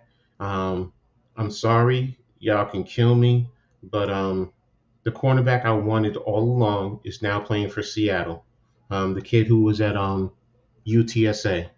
The kid already has, I think he has 4 interceptions already. 4 as a rookie. So, but again, getting back to what we need, if we could solidify our offensive line some way with what we have, then I'm looking at a receiver and a cornerback and maybe a linebacker right off the top. Unless, I mean, I know we got Beavers, and if Crowder and Smith continue to play, then my inside linebacker is going to lessen for me a little bit. So then it goes to receiver and no, he said cornerback, not quarterback. Defensive back, like Dory Jackson. So I mean, I'm not counting on Robinson anymore. I'm sorry, I can't. No, he's another guy that can't stay healthy. Exactly. And as much as we want to think, I mean, you have to talk when it comes to guys like McKeithen and Beavers. They're going to be coming off serious injuries. So it's going to be very difficult to expect these guys to come back. We all know what it's like when a guy tears their ACL. It takes time for them to be able to recover. Most of the time it takes a guy a year to fully get back to where they are. So it might be until 2024 when you might see what these guys we still have McFadden. We still have McFadden. So McFadden. And we still have Azudu too on the offensive line. I'm saying linebacker, and then that is true. Azuto on the offensive line. So, again, that's another reason why we might still need an interior offensive lineman. Like you said, Bredesen and Azuto, maybe Azuto will bump over to the right side. I mean, he can back up at all the positions except center for right now. So, Coach, I'll be right back. I'm just gonna go. I'll be right back. No problem. And Almighty Finesse, that's all right. I mean, I know you said I thought I said quarterback, and I'm sorry if I wasn't enunciating properly, so that's fine, but Eric Fisher was a tackle. He wasn't a center. So, I mean, I'm talking strictly interior and, no tackles. I think we're fine with our starting tackles. I don't want to give up on them. Nobody's supplanting Thomas, and Neil is going to develop. He's definitely going to develop and be, a good tackle, which will solidify, our bookend. So I'm fine there. I don't have any issues. Bredesen is all right now. He's handling his own. Azudu is going to be fine in due time. We still have Lewinsky, and McKeithen is going to come back. So our interior right now, you give me a good center, and I think we have the makings of one of the top offensive lines eventually down the road. So I mean, it just has to work out. So cornerback and wide receiver are going to be critical. And we also have to think about it. We have an offensive-minded head coach, so more than likely they're going to go for a receiver first. I don't know right now, and to be honest with you, I'm not looking to go free agency on offensive line. I'm not, because it's going to cost us too much money. If you can get a good young, I mean, Baltimore did it when they brought in whatchamacallit from Iowa. What's his name that we all Linderbaum. Linderbaum. As long as you have a good center and he's young and he plays with good technique, you're fine. You don't need to go out in free agency and spend all that money. And that's the other thing you have to look at.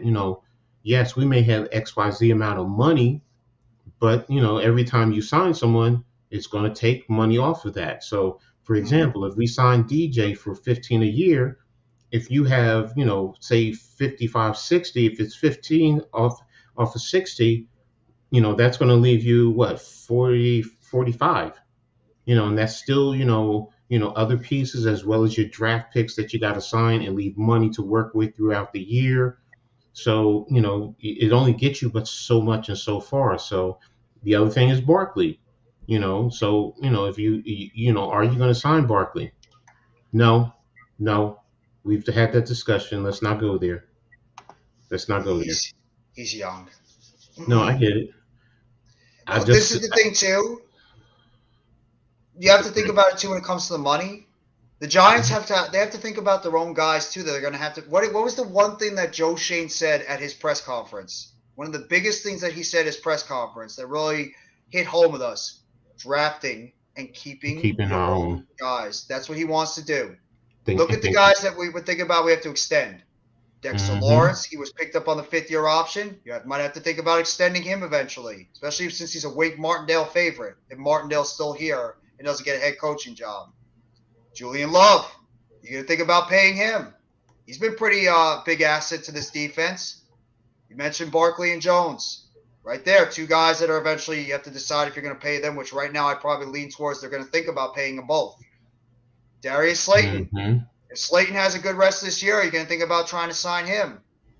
Eventually, you're going to have money open for extensions for Andrew Thomas and Xavier McKinney. Those are two guys that you're going to have to think about extending eventually. McKinney's a free agent after this year. Here you go. I'm not after this year, the year after. In 2024, he's a free agent, so you have to think about that too. And they might want to extend Andrew Thomas during next year. Based on the projections for next year, our top 51 players are going to leave us with $54 million, say $55 million. Okay. And that's not even having a quarterback and not having Barkley on the roster. So if you bring that DJ, and if he doesn't, and he forces you to franchise him, franchise is going to cost you $35 million right there. So that means Barkley is gone. Yep. All right. Now, if you say, well, DJ, will you take a team, whatever, $15 million? Take $15 million off of 55, that leaves you 40. Barkley is going to probably get 19 as one of the top running backs. So that's taking off half of that. I would say between your rookies that you have to sign the contracts and having money to save to work throughout the year, out of that money that we just talked about, that's probably going to leave you with about another 10, $12 million left to sign free agents. You have to think about that. So that's those are things that you have to look at, going into next year in terms of the salary cap. So, and most fans, we don't look at that. Those are things that I look at, those numbers, the money, that's my business mind, that's my degree. So I get it. So, it's we don't have the money that we think we're going to have. I don't know about this one. I mean, we'd love to keep them both, but if they both keep playing well, you might have to decide. If I have to choose,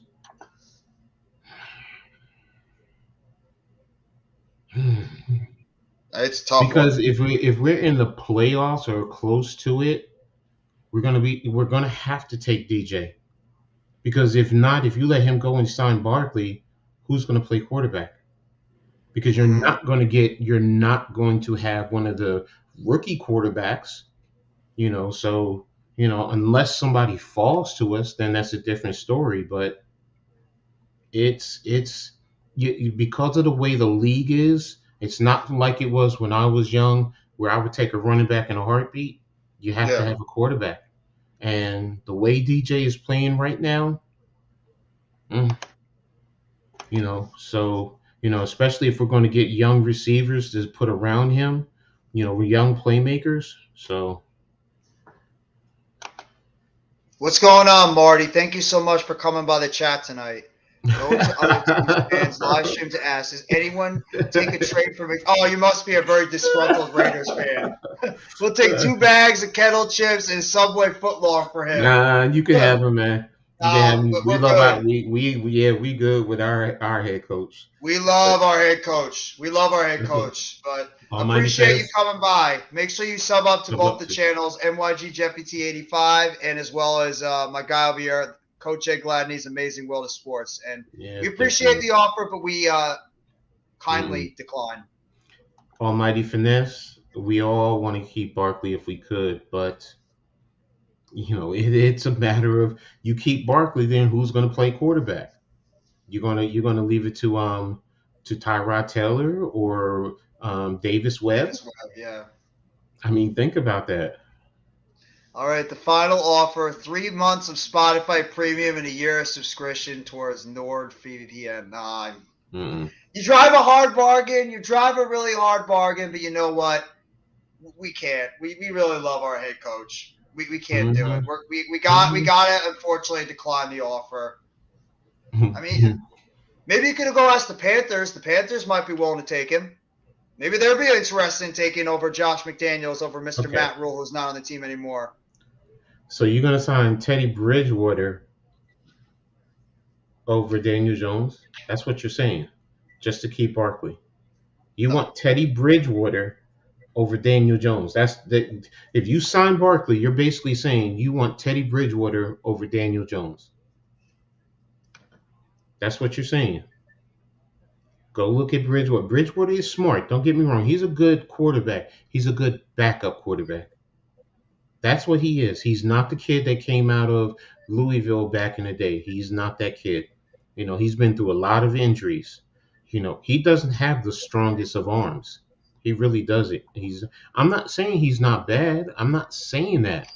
What I'm saying is, if you're saying you're going to take Teddy Bridgewater to keep Saquon Barkley, realistically, what you're saying is you're taking Teddy Bridgewater over Daniel Jones. That's really what you're saying.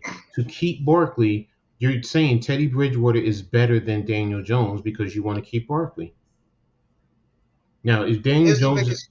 Go ahead. Go ahead, Coach. No, you go ahead. Go ahead. No, I insist. Go ahead. if you're going to say that,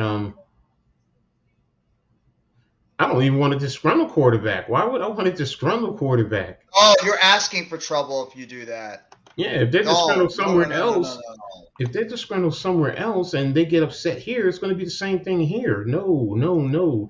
We want team players. Are you asking about the Panthers cap situation? What team? I think he's talking about the Panthers because I mentioned the Panthers as a possible destination for Josh McDaniels because they don't have a head coach right now except Wilkes, who probably won't be the head coach there.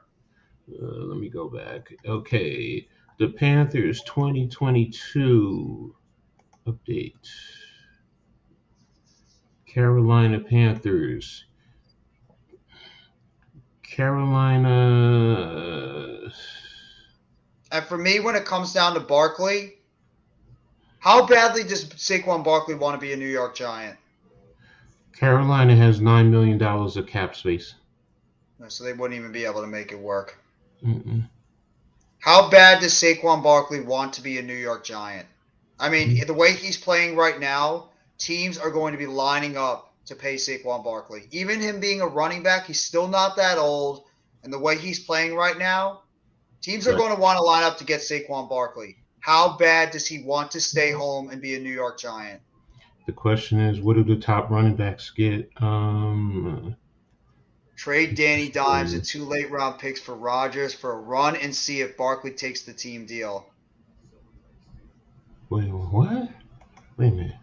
That's what Marty says. Trade Daniel Dimes and 2 late-round picks for Rodgers? No, I don't want Aaron Rodgers. Hell no. He's 38, 39 years old, and he's a problem. He's a diva. No. Mm-mm. No.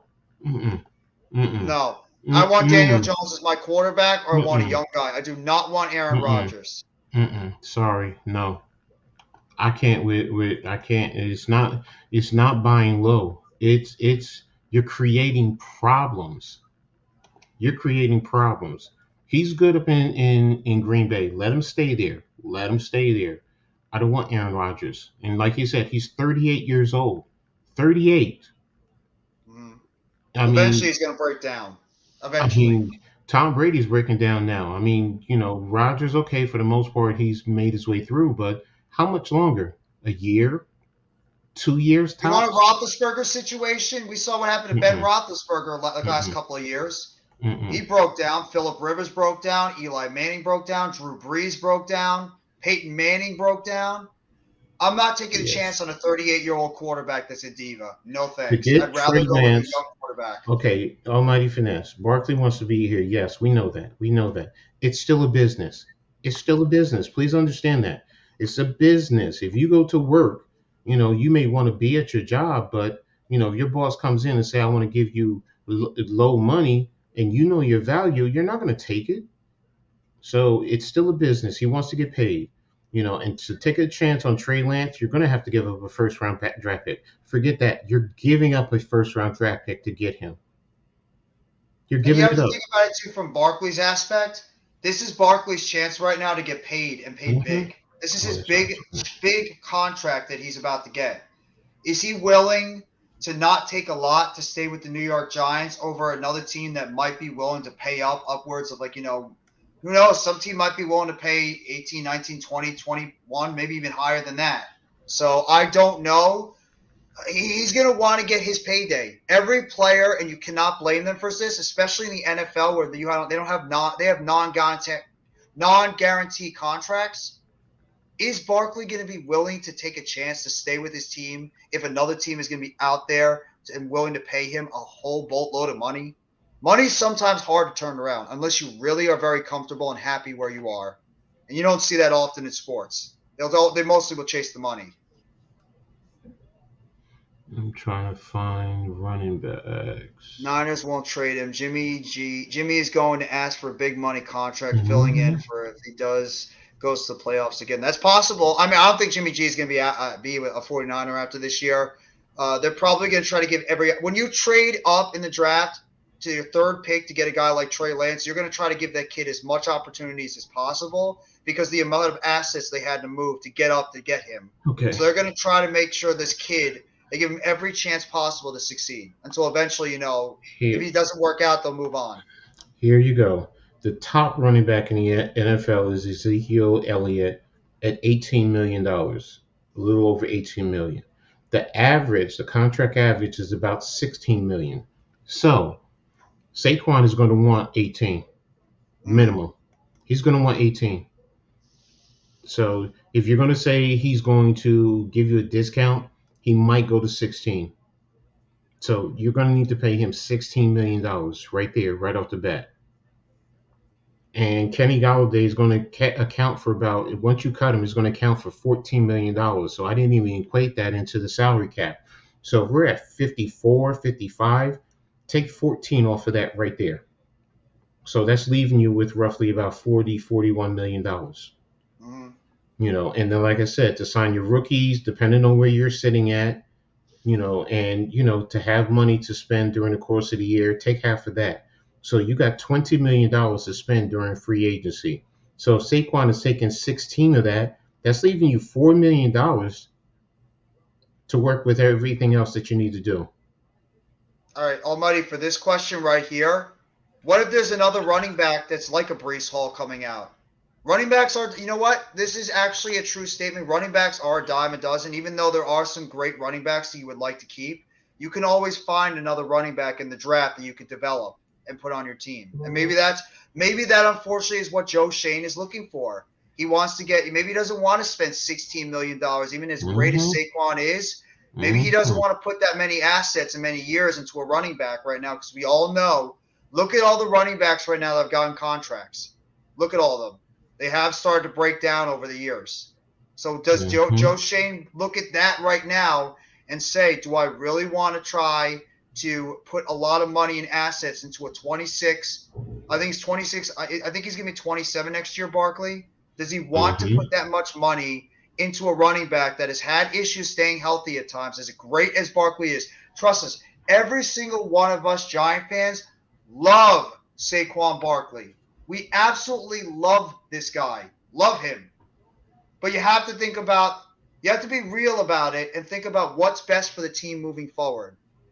And he's right about this. Running backs that got paid. What have they done? Zeke has not stayed healthy, and he hasn't been the same player. CMC, he's been hurt. Le'Veon Bell, remember that contract? Yep. And like you said, Derrick Henry. I just put in the chat room where I'm getting all these numbers from, so you can click on that. They basically track all the contracts. They do everything right there. You can pick the teams. You can open it up. You can open up the player's contract, and you can see their cap hit, their dead cap hit, what they're signed for, if they have avoidable contract, how many years they're signed for. All of that is there for you. So go in there, take a look. You want to research running backs? Go in there and take a look. Look at all the running backs in the league, see what they're playing. Now, you're saying maybe he'll take less. What are you saying take less? Because if you're telling me he's going to take 10, 12, $13 million, I'm sorry, you're fooling yourself. Because a running back's position is not going to last long. He knows that. We know that. This is his big time to really capitalize, to take care of his family.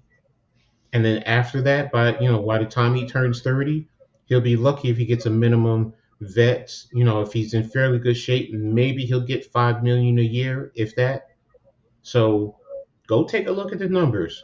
Look at their numbers. Look at their age. See how it's structured. And it's right there for you. And then that way you can sit here and just determine, well, what running back would you really want? Saquon ain't going to take less than 16, bro. I'm going to be honest with you. If I'm his agent, I'm not talking to the Giants and to anything less than that, because I know I can get that somewhere else. Easy. I can get that somewhere else. Whether I want to be here or not, it's still a business. The Giants have stupid amounts. Yes. Kenny Golladay right now, if you trade him or cut him, dead cap right now today is $31 million. You have to have that right now. You have to have another $10 million, because his salary is $21 million. and you have to add on another $10 million for all his signing bonus and all that good stuff that has to go into being made up because you prorated it throughout the life of the contract. So, hey, Levance is back. What's What's up, up, Levance? Welcome back.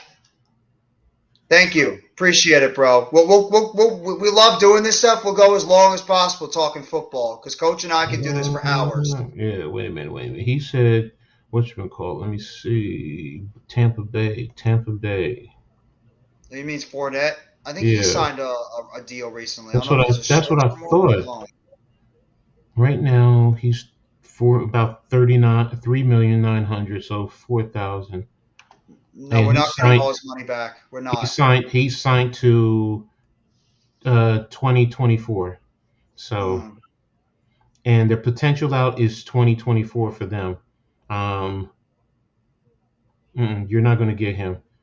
He has a cap hit next year of 8,500,000. So you're not getting him. He's getting older too. Yeah, he's getting up there in age, and he's had injury issues. I don't want to take a chance on a Fournette. No. And Fournette is how old? How old is he? He's got to be in his late 20s. He's 27 right now. So no, and you have to trade for him. You're not getting him to sign a contract. You have to trade for him. So James Robinson. Okay, Galladay for this year. I just said it. It's going to be a dead cap hit of $31 million. If I knew how to put it on the screen, like the actual, like, you know, the cap hit that he has, I would do it. I apologize, I don't know how to do that yet on the StreamYard. Do it. Let me see. Yeah, like just to get the fact the cap hit for Kenny Galladay, his contract right now, how much it would cost if we trade him, how much we would have to eat in terms of dead cap in this year, and then obviously going into next year if he's still on the team. It's very difficult, especially for a guy. It makes it more difficult because of the fact that Kenny Galladay has been virtually ineffective and has not been healthy, which makes it even more difficult if you even wanted to think about trading his contract. You can't do it because no team is going to be willing to you don't have to apologize, Vance. Don't ever apologize. We always appreciate and love you being here and supporting the streams. Thank you. Let me know. Are you guys seeing my screen? Yeah. Okay. Whoops. You got the contract right here, guys. Here's Kenny Galladay, 2022. All right. His base salary is, huh? No, I'm trying to blow it up a little bit because it's a little Oh, sorry. It's a little small for them to see. No, it's my fault. I should be able to do it. Yeah, we're trying to zoom in a little bit so you guys can see. It's all the numbers right now for Kenny Galladay. Oh, sorry guys. I don't know how to do all that then. Yeah. Coach and I are still novices when it comes to this stuff. We're trying to figure it out, but at the bottom, Jeff, do you see where it says where it says settings and then let me see if you. Yes. Okay, so I'm gonna send you the link. Let me stop sharing. Let me get you the link and I'll put it in our chat. See if that works. Oh, you mean the private chat? Yeah. Oh, that way you can have the link. There you go. Do you got it? Yes, I do. Okay. All right, see if that works. And at the bottom where it says present, and then it should open up where it says share screen because it says video, whatever. And then you can go to share screen at the bottom. Let me see. I have it with me. I just, present, share screen. And which one is it? This one right here? Yeah, whatever window you have open, it's usually the left one at the top. Hit the one and then hit share. Click on it and then hit share. Okay. Did that open it? It's there you go. And then you should be able to expand your screen.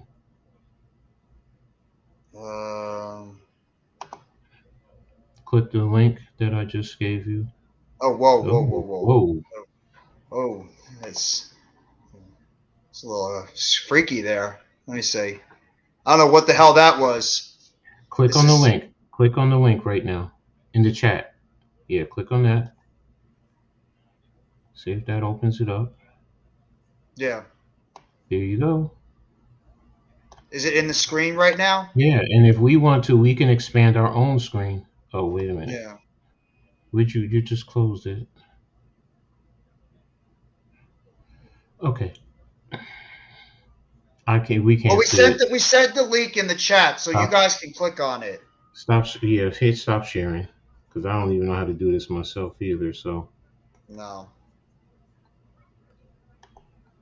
Pretty much. If you just click on the link right there, you can go to it yourself. And I'm telling you, if you click on Galladay, you will see his contract. It shows you his base salary, his signing bonus, his roster, his workout, his cap hit for right now. And if you just go into dead cap, it tells you that's if you trade him or release him, that you have to recoup not only the $21 million, but his total dead cap comes out to $31 million. So that's an extra $10 million that you have to add on, and that's against your That's against your current salary cap. And if our current salary cap is what, $4 million? No, whatever it is. Yeah, current salary cap is $4 million. So we need another $6 million to basically release him or trade him. Pretty much, yeah. So, and that means you're going to have to cut guys. You're going to have to cut guys. And then that means you can't do anything else the rest of the year. You can't. So now you might as well just keep them for this year. And then after the year, cut them, and you just have to eat basically $15 million. I don't know what Christian Kirk's numbers are, but I think he's actually having a pretty decent start to his season so far. Where is he? Eric, I'm so sorry. Bro, I feel so horrible for you right now. I'm sure you probably are like throwing something out there for that stupid play call that your head coach made in this game tonight. So I'm sorry about your Raiders. I know you're probably very pissed off right now. So what do you want to know about Christian Kirk's salary? I got it up right now. No, it's his salary and just about how well he's playing so far this year. Okay, his base salary, just his base, is $1,500,000. Okay. I mean, of course, the signing bonus is broken down over the 4 years. It's $5 million per year, so that's $20 million guaranteed right there. Of course, he gets roster bonuses and workout bonuses, so that's another $1 million. So that's 2.5.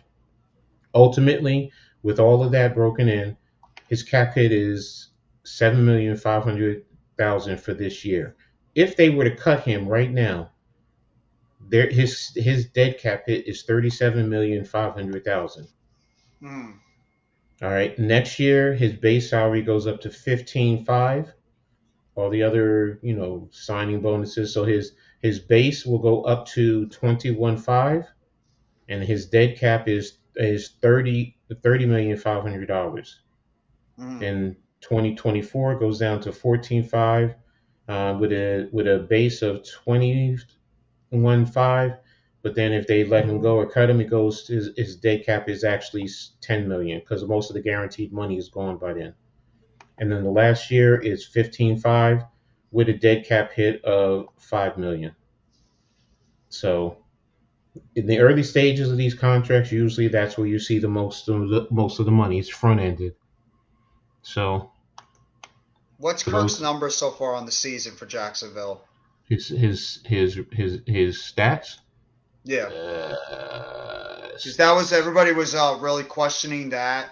No, I'm not taking a chance on Allen Robinson. I personally think Allen Robinson is done. I think Allen Robinson he had a lot of injuries to his legs. He's either almost 30 or he is 30.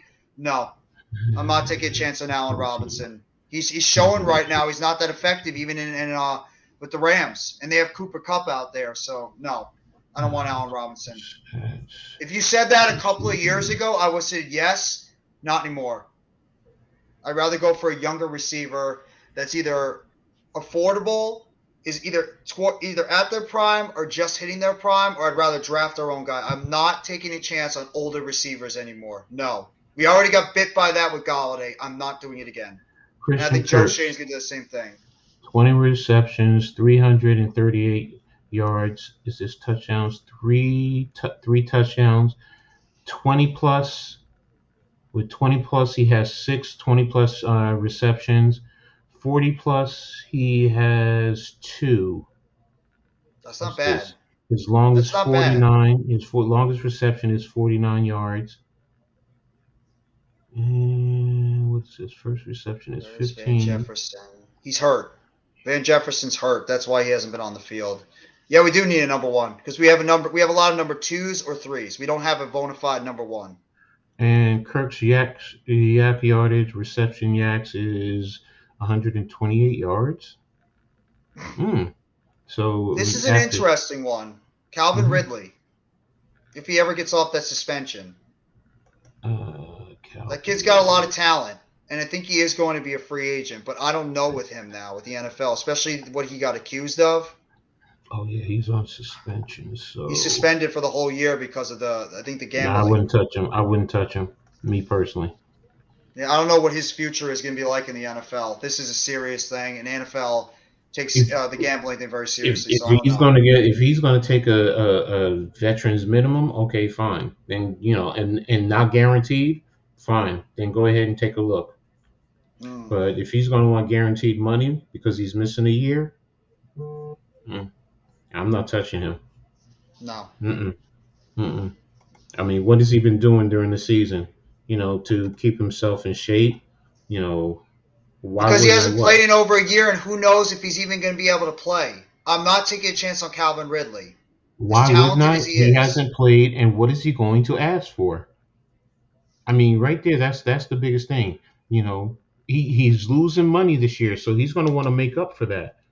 For the most part. Now if he takes still bet.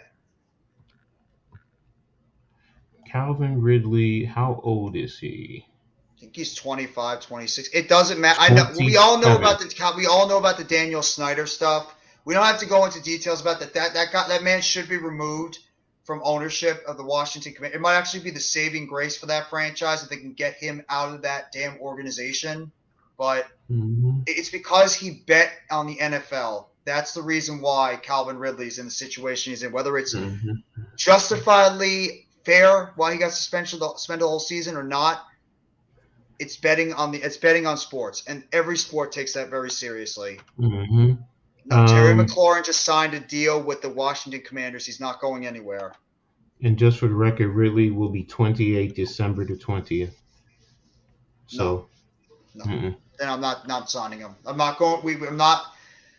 We are not signing an old. Look at Joe Shane's track record. We are not signing an older receiver. When they got Stephon Diggs, he was pretty much in his prime.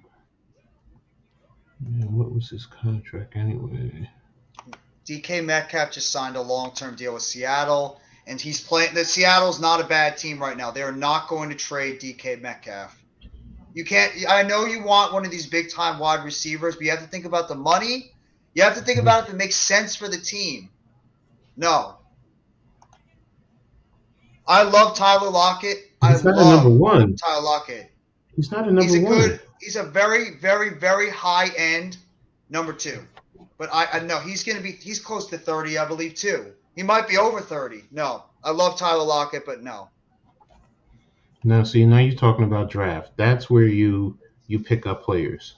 Yep, this is the bread and butter. I'm going to look up some of the wide receivers right now in college. Like, what are some of the higher picks in the college wide receivers? Draft, NFL draft receivers. Obviously, Smith and Jigma. Yeah, Jackson Smith and Jigba is the top one. You're not going to get him. No. Jordan Addison from USC. Not going to get him. Keyshawn Boot from LSU. Butte, you might be able to get him. Xavier Worthy, I think he's a sophomore. It depends. I'm sorry. Let me rephrase that. It depends where he depends on where we fall. Yeah, and if he's a sophomore, is he a redshirt sophomore? Because that's the question. If he's a redshirt sophomore, then okay, then he can possibly come out. If it's true, we can't. If he's a true sophomore, we can't get him because he still have to be. He had to play another year. Josh Downs. This is the kid I would love. I love Xavier Worthy from Texas, but I think he still needs another year. I believe he's only a sophomore. Johnson. That's who I was thinking of from TCU. Oh, TCU? Yes. What he just did recently to Kansas. Go back and look at his films, and he's 6'4", 212. So but does he fit into whatchamacallit's system? I gotta remember Is he a that. speed guy that can go deep? He runs a 4.4, so I mean he has decent speed. He has good speed. Can he be like a Gabriel Davis for us? Because we see what Gabriel Davis was doing in Buffalo. He's that big receiver that can go deep. He's straight line and he's not elusive, so it's possible. It's really Alex, possible. what's up? Alex, if you want to hop on with us, I know we're running late right now, but if you want to hop on stream, I did throw the link in the chat, so you can hop on with us if you'd like. He knows a lot more of this. He knows he's good with this too. Alex, absolutely. Yeah. Safe Flowers is okay. Yeah, I know. We want stuff. We want guys like that. We do. We all do. But no, I don't want Jalen Reed. Where are you all projecting the Giants to land the draft? If they keep playing the way they're playing right now, I think they're going to be landing at least in the 15s to possibly the 20s. If they keep playing the way they are right now. Who knows? There's still 12 games left in the season. Anything could happen, but I'd probably say they're a mid. It's like, somewhere in the early 20s. They might be landing the draft. They're not going to. Okay. Here's the thing, okay? You're talking about 12 to 13, right? That means that you're saying that we're literally not going to really win any more games the rest of the season. Maybe 2, 3 games. That's what you're saying. Addison is going to probably be in the top 10, maybe 12 to 13, yeah. But I don't foresee us drafting there. I don't. I mean, even if we split with our divisional games at minimum, I think we're gonna sweep Washington. I really do. But if we sweep Washington, beat Dallas, and split with the Eagles, all right, that's 4 wins right there. So add to that, that's 8 wins right there. That's taking us out of that 12 to 13 range. Then don't forget, we have Jacksonville, the Texans, the Colts. What am I forgetting? Oh my gosh. Come on, Ed. You had that on your head before.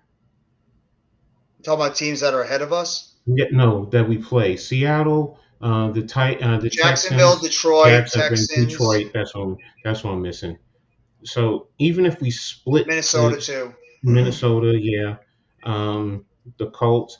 If we split those games, all right, like I just said, that's 8 wins. Out of those other 6, that's 11 wins right there. Yep. That's 11 wins. 11 wins puts us in the playoffs. And that's going to take us out of the top 15. That's going to put us probably in, like I just said, 20 to 32. That's what I'm looking at. You do have a nice schedule. It's going to be hard to trade up. Do you really want to take other assets that you might need to build up more depth to trade up for a specific player? If it's a specific player that would be a good fit for your team, then maybe. But I don't know if that's what Joe Schoen might want to do. We'll have to wait and see. Schoen is too smart for that. I'm telling you. I mean, we're fans and we're creative and we just want this and we want that and we want all the shiny toys. But Schoen is like the parent who says, no, you cannot have it. This is what we're going to do. We're going to be practical. Coach, I have a wide receiver for you. What about Marvin Mims from Oklahoma? Yes. He's got decent size. Yes. I mean, he's good. He can definitely. I mean, he's played decent competition. He moves. Let me go back to Mims. Yeah. If we go 11-6 and Lou releases that T-shirt, I will get it. Oh yeah, we all are. Absolutely. We were all going to get it. Everybody in the Big Blue crew and then some will probably get that T-shirt. Now, Julian Fleming is one too that we can look at. He's a precise route runner. He does good separation and quick out stop patterns. And he's, good with the start to stop. But you said Mims also. There's another wide receiver on this list, Mario Williams from USC. Besides Addison, they have another receiver. I got to also check out Tillman. Keontae Thompson from Virginia. Pro prospect who has excellent hands, good speed, and is elite at making yards after the catch. That's the type of receiver that Joe Shane likes. He is. And they like that type of receiver. And I think he's like 6'2", 6'3". No, he's 5'11". Oh, he is smaller. Is that Denzel Mims' brother? Or no? I'd have to. Well, they're not related. I don't know. I'd have to research it. His deep threat is 92, intermediate 90. Short receiving hands are at 81. His Denzel Mims is still on the Jets. He's a depth piece right now. Obviously, he's not going to be able to play a lot because Garrett Wilson, Elijah Moore, Braxton Berrios, and Corey Davis are all ahead of him on the depth chart for the Jets. So he's essentially the fifth guy. Maybe even Jeff Smith is ahead of him.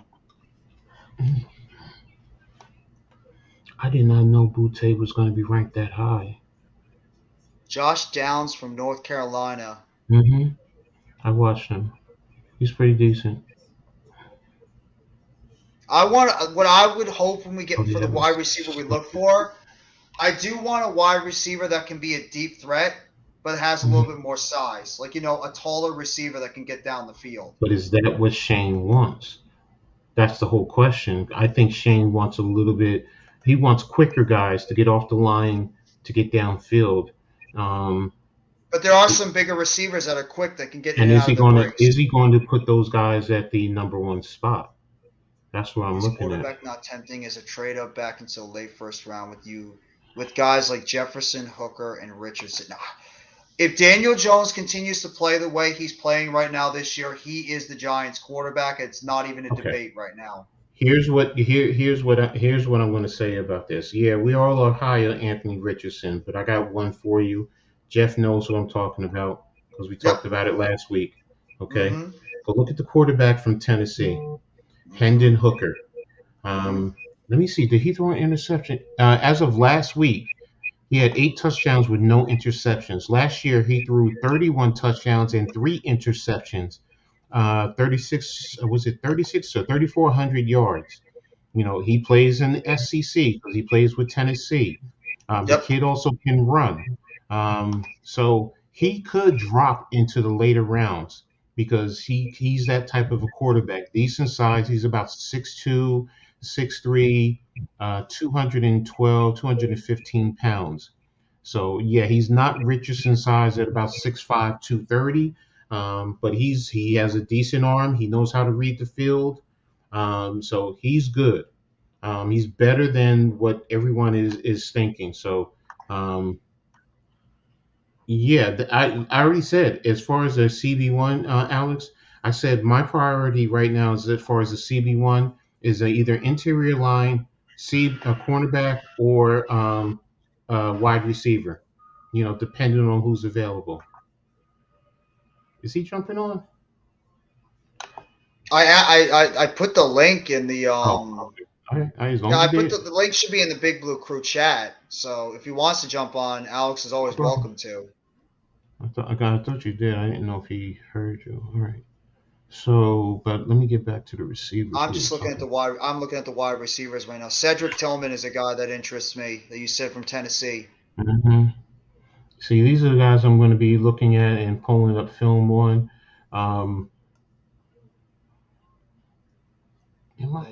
Nathaniel Dell from Houston. See, I'm not looking at these ratings. That's their ratings. I want to look at them and develop my own.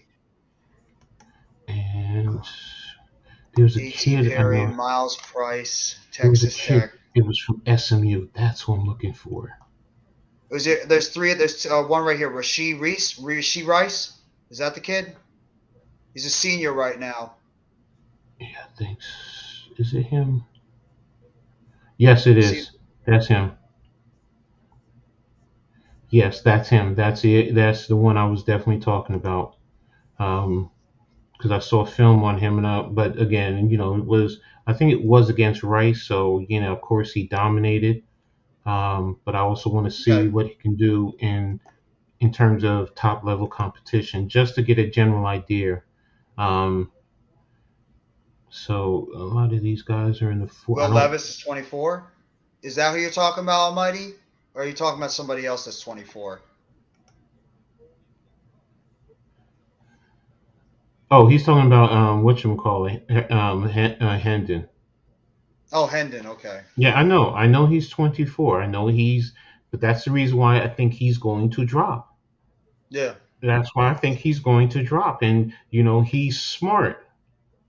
He's smart. He knows how to read. So whether he's 24, most of these kids coming out 22, 23 years old. So that's the range. He's a little bit older because of COVID. He would have come out last year, but I think he's like a 6-year senior. They get that extra year. So I think he got the extra year from COVID, if I'm not mistaken. But yeah, you might say he's 24. Look at his film. Pull up his film and watch it. Please do me a favor. Don't always fall into what the media tells you about this quarterback and that quarterback and so on and so forth. Your best bet is to pull up film yourself and look at the film and evaluate for yourself. Take notes. How is their footwork? How do they step when they throw their passes? What is their mechanics when they're passing? Do they look off the receivers? I mean, the safeties and the cornerbacks. I mean, things like that. Their mobility. How do they step up in the pocket? How do they avoid the rush? Things of that nature. Those are things you want to evaluate when you look at all quarterbacks across the board. And then you make your determination from who do you feel is the best and so on and so forth. And those are just little things technical that I'm talking to you about.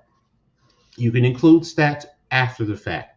You want to look at the mechanical aspect of what they are. Don't look at what the media says or what ESPN says. Don't look at the stats first. You look at their abilities first. Always look at the abilities, because some guys, they may be in a bad system. What's up, Alex? What up, Jeff? What's up, bro? How are you, bro? I'm good. I'm looking at this Rashee Rice. He's right now third in the league. He's played in 5 games, 46 catches, 687 yards with 4 touchdowns. So I mean, now he does play in the AAC. So I mean, I'm not diminishing the AAC talent. I mean, they do play some good football there. But in the same token, I want to see what he can do in against top level competition. That's why I go back to the previous years and I look at what Power 5 teams do they play against, and I take a look at that. If it's somebody who's serviceable, because that means they're going to be playing competition and talent that's a little bit better. So how do they hold up against them? Those are just some of the things that I do in my evaluation. And then now if they dominate against lower level, but when you play tougher talent and you disappear, that's a red flag. Now you could have a bad game against one, but if you've been there 3 years, these schools do schedule at least 1 or 2 every year. So, and then the bowl games, who are they playing in the bowl games? Butte, Addison, and Jigba. It depends, bro. If they're in the top 5, Alex, do you think we're going to be in the top 5? No, definitely not. Exactly. I mean, based on our schedule alone, like I just said, I mean, even if I just said split all the games. Worst case scenario, we have 12 games left. If we split those 12, that's 6 wins. That's 10 wins that we're getting. We're not going to be picking in the 12 to 13 range. I think that's going to push us into the 20s. And then, once you go through all the draft processes and evaluations, those receivers are going to be top end. Yeah. Especially Smith and Jigba. I think that might be the number 1 receiver out of everybody in the draft. Yes. I think a lot of people are going to be looking at him. So, yes. What about Marvin Harrison Jr.? Is he a I think he's sophomore? I think he's a sophomore, a true sophomore. I'm not sure. Let me take a look. I don't know if he's eligible though. No, I know. That's what I'm going to look at now. Marvin Harrison. I don't know what type of sophomore, but he is a sophomore. Yeah, no. I don't want anything to do. I want nothing to do with Spencer Rattler. Hell no. No. Caleb Williams instead. Yeah. No on Spencer Rattler. We saw what happened to him last year. Hell to the no. He enrolled in January 2021, so no, he's not available. Yeah, no. That kid from Ohio State, Emeka Egbuka, he's another one that looks really good, but he's also a sophomore. See, Ohio State has all the receivers, man. They literally have about 4 or 5. Receivers are crazy. It's insane. It is insane what that school. Them and LSU seem to churn out wide receivers consistently every year. Spencer Rattler, first of all, he played in Oklahoma's system as a quarterback. All I got to say is Baker Mayfield. Yeah. I mean, even Jalen with the Eagles. I mean, he played 1 year there. Most of it was with Alabama, but those numbers are inflated. Those numbers are inflated because of the system. Yep. So, and then he wants to transfer to South Carolina. So, it's like. So, all right, Alex, what's your take on the receivers? What's your thoughts? Well, first of all, what is your take in terms of, based on the Giants' needs, in terms of ratings, that you think you would look at first? Okay, so you guys are definitely hitting the nail on the head with wide receivers. I haven't done too much draft work or listening into any need wide receivers. The most I've had my eye on is a guy who's been around the college football realm for the last 2 years. And I don't think it's going to be a need because of how good Daniel Bellinger is. Now, maybe the back end is a 4th, 5th round tight end. But because Michael of who I read for college football, that's Michael Mayer. Same thing I said. Coach, you said that too. Both you guys. Go ahead, bro. Michael Mayer. Go ahead, bro.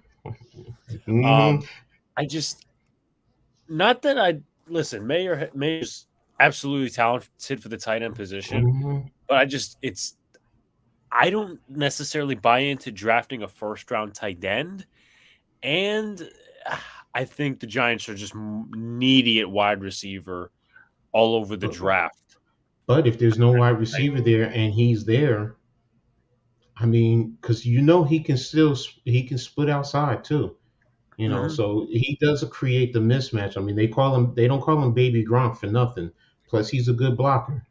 So I follow Notre Dame too. Trust me, they're my second favorite team in the college football. Or FBS. So I understand. I know exactly. That's an odd combination, Rutgers and Notre Dame. I started out. No. Because as a kid, Notre Dame was always on. That's who I followed. I even met Tony Rice back in the day when they were winning the championship. So I've always followed them. But when I found out Rutgers was playing football, big time football, and I live in Plainfield, it was just head up over there and see the games. And they were playing the Lehighs and all those guys, Temples back then. It was just, that's when I started falling in love. And I fell in love when I saw Penn State and Syracuse with Don McPherson and, Penn State with Joe Pa. And, it's Jersey's team. So I'm a Jersey boy. I can't lie. That's true. Washington to Georgia. They got some big tight ends there, at least that I know of. Oh yeah, that's that. What's his number 8? He's number 8 or number 9, right? That kid from Georgia? I know there's a number 0. Oh, 0. Maybe it might be 0. I might be off. I know it was a single-digit number. That's what I remember. Washington. 0. Is 0. Okay, that's him. 6'7", 269. Yeah, that's him. He's athletic. Don't get me wrong. He is. But I mean, I get where Alex is going as far as 1st round tight ends. Now that you say it, I'm going back to Derek Brown. Now that you say that, I'm saying he's a 4th round projection right now in terms of where he'd get drafted. But again, that's. Go ahead, Alex. I'm sorry. You're good. I mean, the pressure wouldn't even. I know Marty said the projection is really low. I mean, you think about it. If Bellinger's healthy next year, there's no pressure on that second tight end to really produce a lot. And that's why we're going to need a good second tight end because of You know, I mean, we can't count on Allen. He's still on the practice squad. He hasn't been brought up, so that tells me everything I need to know. He hasn't been brought up as of yet. So, and Myrick is. He's like an H-back, if anything. He's like an H-back, fullback type player. He can play tight end. What's his name is okay. Tanner Hudson's not bad. No, it's not bad, but it's nothing that you're going to think about using for the future. He's just a fill-in for this year, basically.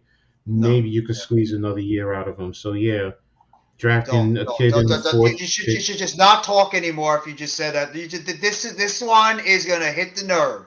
Why would you even bring that name back up? All right, he needs to go into what do they say, the gulags? You need to go in the gulag for that one. The fact you brought up that name of all people. Yes. You brought up that name. You deserve to go to the gulag. That man. Was it for Kenny Galladay's contract? That would have been the worst contract we got. All I can say is that man. I know some of y'all might not like me saying this. Great hat, Jeff.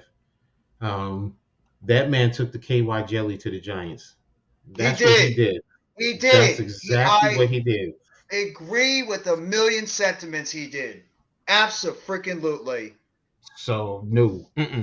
He played Dave Gettleman like a fiddle. That's exactly what he did. It's business.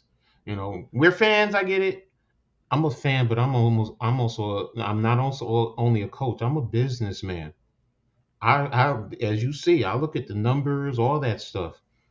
How's it going to fit? Alex, you're like me, right? You look at all the numbers. You're better at numbers than I am. Yeah, Alex is really good when it comes to the numbers aspect of it. I don't believe that, Coach, but thank you for the compliment. Yes, you are, bro. Stop being modest. You are. I learn a lot from you. Trust me. I really do. Both you and your brother are good at it. Yes. So it's, man, almighty, I'm telling you, I gave you the numbers. Stop just throwing names out. Look at the numbers, man. Have some validity to your arguments. I get you. How many times you said Lamar Jackson all the time? Alex does have a channel. Alex, yes. If you want to drop your channel, you can put it in the chat. I made you a mod, so you should. If you want to put your your channel in the chat, you can. Yeah. I'm telling you, no matter what happens, Lamar Jackson, the Baltimore Ravens will franchise him. Yes. They will use it, and they're not going to let him go. So we're not going to. If we try to sign him, then we have to give it 2, depending on which one they used. You got to give up multiple first-round draft picks. There you go, Almighty. Alex just put his channel right in the chat if you want to sub up to him. Anything can happen in the NFL. Yes, you're right. You're right, Almighty. I want to ask Alex about if he's heard the rumors that came out this afternoon about the Giants inquiring possibly about DJ Moore and Terrace Marshall from the Panthers, since the Panthers look like they're going to maybe having a fire sale in the next week or two. Yeah, I mean, maybe the Giants will just ask about it. They asked about Wilson a few months ago. Mm-hmm. I don't think they'll actually partake because, I've been talking more and more to different people about assets and wide receivers. Thank you, Almighty. Assets, wide receivers, quarterback, all that different stuff. And I touched on something with a friend of mine a few days ago, actually, about the wide receiver class for next year. And I'm like, you got to think about it. I didn't mention free agency because you have a ton of guys to sign in-house and you want to get that done. Joe Shane's going to get that done. So free agency is not necessarily, you get the small contracts, but McKinney, you want to get that done early. You want to get Thomas done early before you eventually have to pay him, and maybe some other tackles get some bigger contracts, and then you have to pay him on top of that. Saquon Barkley, obviously, Dexter Lawrence. So, I mean, Julian Love. So, yeah. And you got Daniel Jones. You can't forget about our quarterback, too. Because you don't know what's going to happen with him. And even, combining with that, if they actually take the chance and draft a quarterback next year, it's not like it's a cheap contract if it's a first-round pick. Like I just said earlier, I mean, the one I would look at, honestly, because I think he's going to drop into the later rounds, maybe a third, depending on what he does the rest of the season and during the draft, is Hendon Hooker from Tennessee. A lot of people are not talking about him. Yes, he's older. I get he's 24, but that's even more the reason why, if you want to sign DJ I think Keyshawn said it. He said sign DJ for a 3-year, $45 million, 30 guaranteed. That's 15 a year. And then you could have someone like that in the background, and see what happens. But if not, you can still take that kid, build around him, kind of do what the Steelers did with Big Ben back in the day, and then you can move right there because that kid, I think you can probably get third if he plays the way he is. I mean, last year he was 31 touchdowns, 3 interceptions. I mean, and he's playing in the SEC. So that says a lot right there. And right now, last week he had 8 touchdowns with no interceptions, and he's a athletic and a mobile kid, 6'3", and about 212, 215. So, I know we all get caught up in the big receivers. I get it. Anthony Richardson. I fell in love with the kid myself. I'm like, wow, this kid but he still needs to be developed. And I'm not big on Young. I'm sorry, I'm just not, because I'm worried about him physically in the NFL because he's 175, 180. He's a small quarterback. He's gonna it seems like a Tua situation where he's gonna get beaten up a lot when he gets into the NFL with his small stature.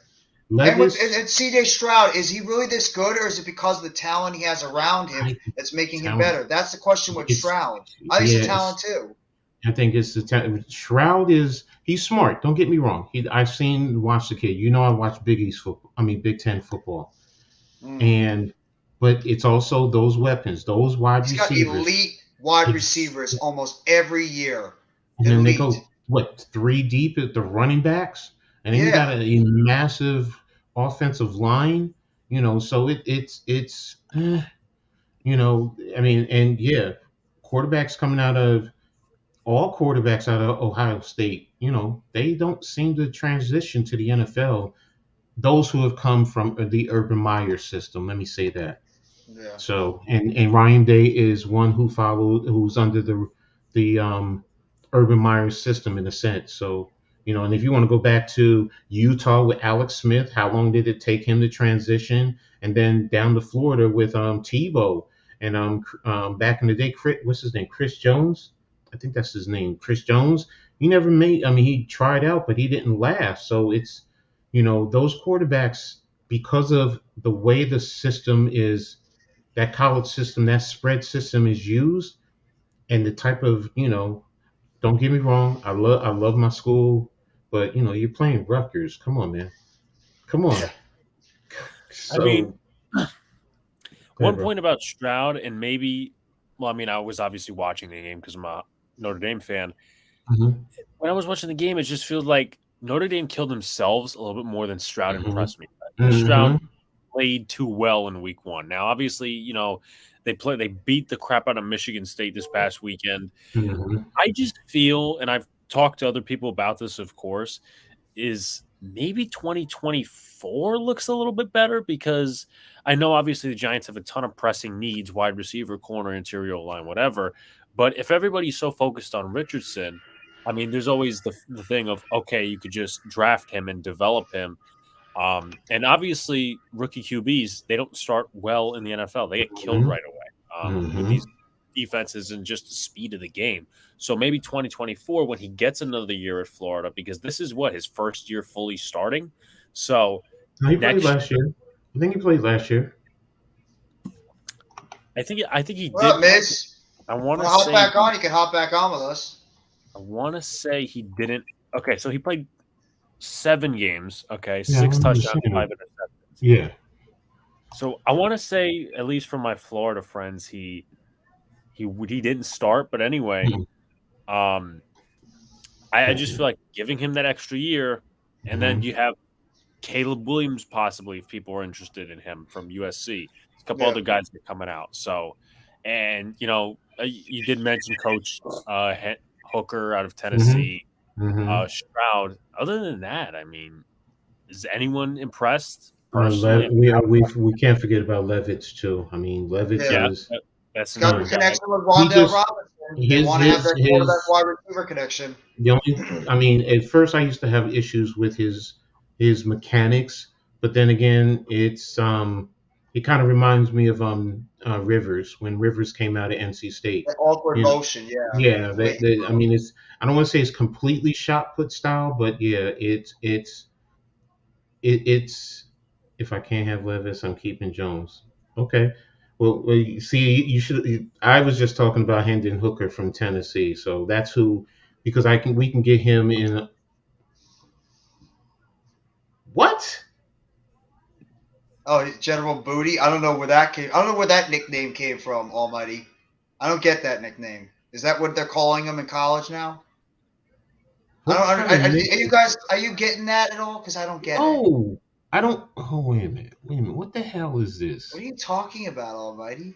But actually, I want to ask Alex. Coach and I had this discussion a little bit earlier.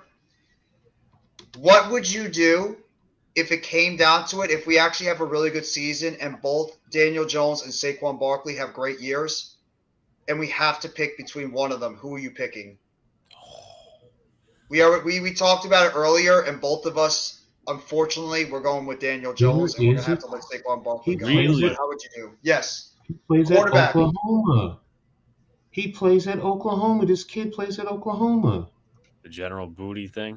Yes. Oh, they're saying that's his name, so okay. My bad then. My bad then. Wow. And he came from a junior college. Okay, Tyler Junior College. I know they have a decent program there. Okay. Wow. But I mean, that's named. I don't think it would do well in New York. That's not going to do so well. No. And General Booty is coming into the game.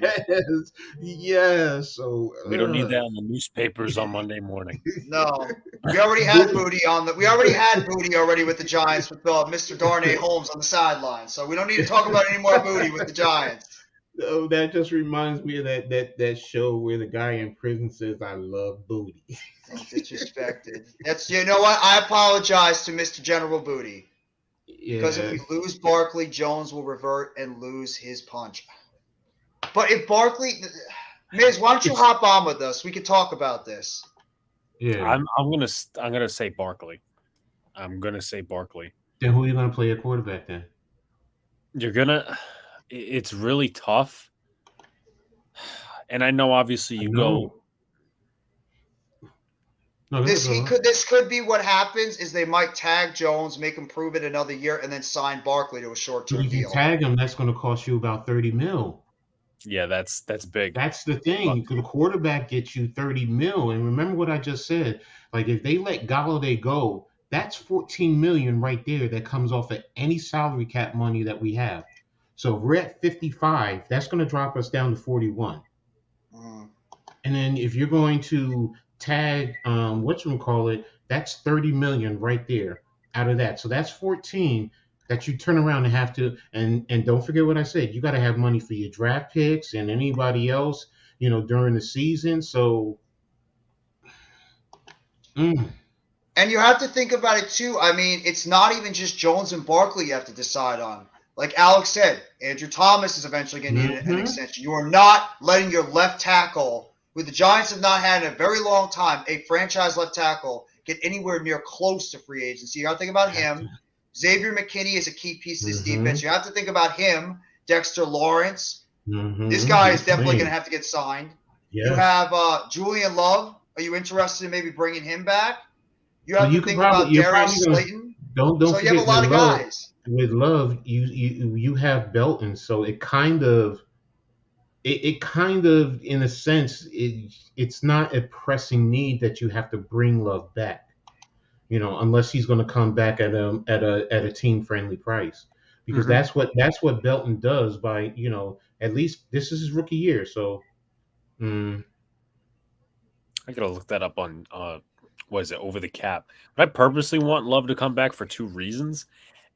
First of all, actually three. I don't think it's going to cost too much, but then again, I could be surprised by what people ask for. B, he's a Notre Dame guy. C, he can play corner a little bit. Okay, wait a minute, because you said Over the Cap. Because I was looking at what is it? Spot Track. I think Spot Track. Yeah, Spot Track. And they're basically saying his dead cap is $31 million for this year and $14.5 for next year. That's why I was just like, you can't cut him. Yeah, exactly. I'm sure cutting Galladay actually saves a ton. I don't know. Come on, Miz. Just go back on the link in the chat that I put on. No, you said over the cap. I gotta look at that one. Love, I don't know what to do with. See, I think Love is one of those players, and I've been saying it all season, that just seems like he's that type of glue guy that it's just very difficult to let him go because of how important he is. He's a captain on the team. He's a good special teams player, too. I don't know if it'd be good to let him go. He just seems like that type of player that is a perfect type of complement. Maybe not a starter, but he's that glue guy you need on this team. So I don't know if they're gonna. I don't know if we should let Julian Love go. We might not have a choice because, like you said, Coach, Dane Belton can fill in that role. Plus, would you really want to pay two safeties a decent amount of money with both McKinney and Love? Over cap is saying this year we have 33. Adoree was already restructured. 3,600,000. So next year, it's saying we're 61 million. Are they including any cuts that might happen? It just says cap space, and that's where I was looking at with Spot Track, whatever his name, Spotrac, whatever. How many free agents do we have after the season? And this just says 53 total on contracted players. And it says cut pre-June, dead money and cap savings cut pre-June 1st is 14.5. And its cap number is 21.5, and that's this year. But then there's dead money. This actually says 35 million with dead cap. Wait a minute, this is confusing me. Oh, never mind. The cap number is 21.5, and his dead money is 35. So there's a difference of 14,450,000. Okay, so it's right around where I was saying. Okay, it's still. I think they might extend McKinney first because of the fact that his rookie deal is going to end sooner than Thomas. They can always give Thomas the 5th-year option, so you still have that with Thomas. Whereas McKinney, he's going to be a free agent after next year, so. I think McKinney might be the more priority in terms of you want to sign him long term because you have that extra year to play with. Whereas Thomas, maybe you want to extend him before he's eventually, if he keeps playing the way he is, which is a top 3 left tackle, obviously his price is going to shoot up to the moon. But when it comes to extending players, I think McKinney might be the one that you want to extend first before Thomas because Thomas has an extra year. Safety is a cheaper position also. So Alex. OTC is the better one to look at.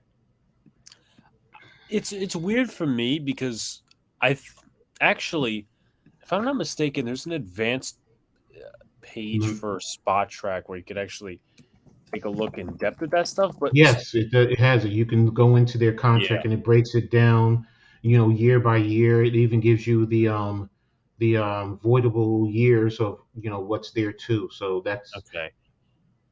That's why I was using that, but they're different in terms of the total monies. Yeah, so I'm looking at the page, for instance, Kenny Galladay, his profile. I think because it doesn't have like a legit title, so I'm going to assume the left side's dead money and the cap savings on the right. So next year, $14 million down the drain if we cut him, and then $6 million in savings. But the next year, that basically flips.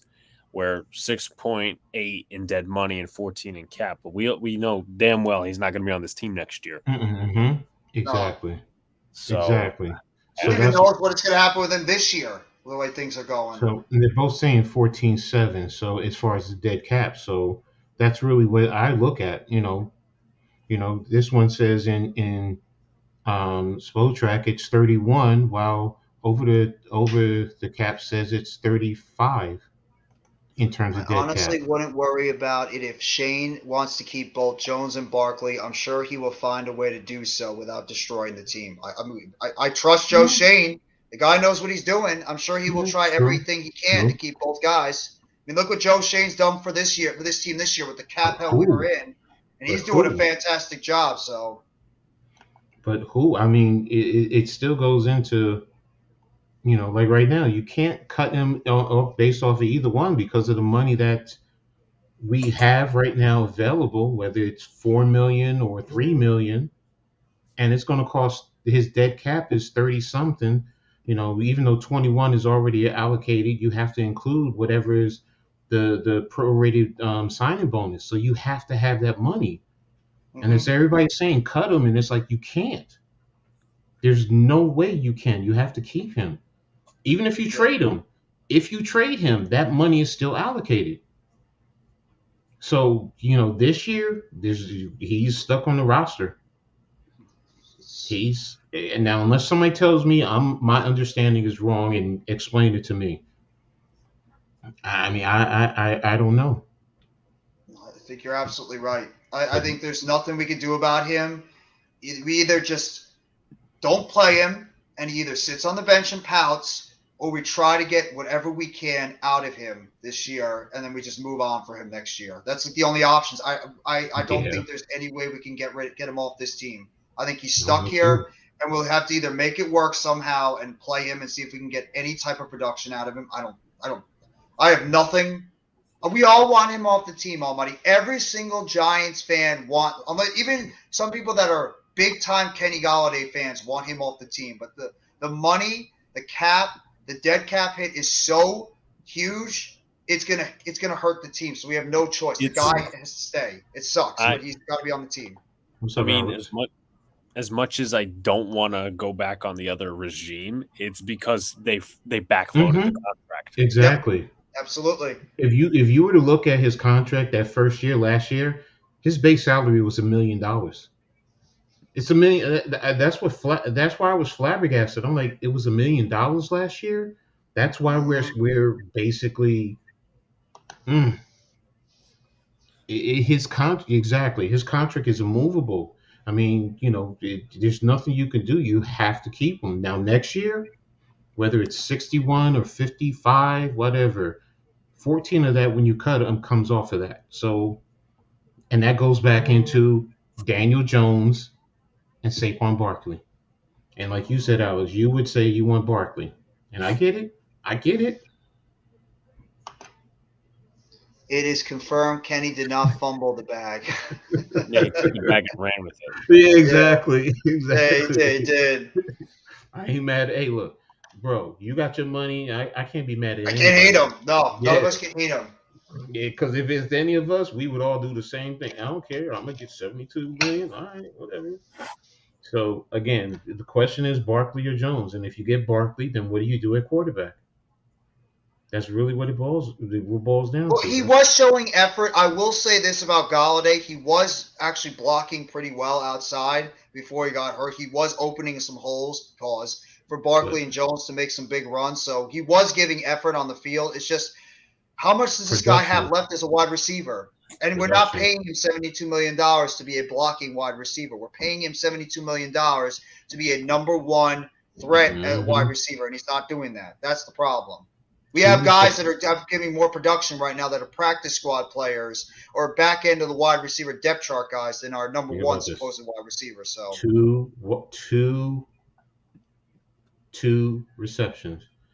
You want for Teddy 22 Bridgewater. yards. You want Teddy Bridgewater. Teddy Bridgewater is still going to cost you some money.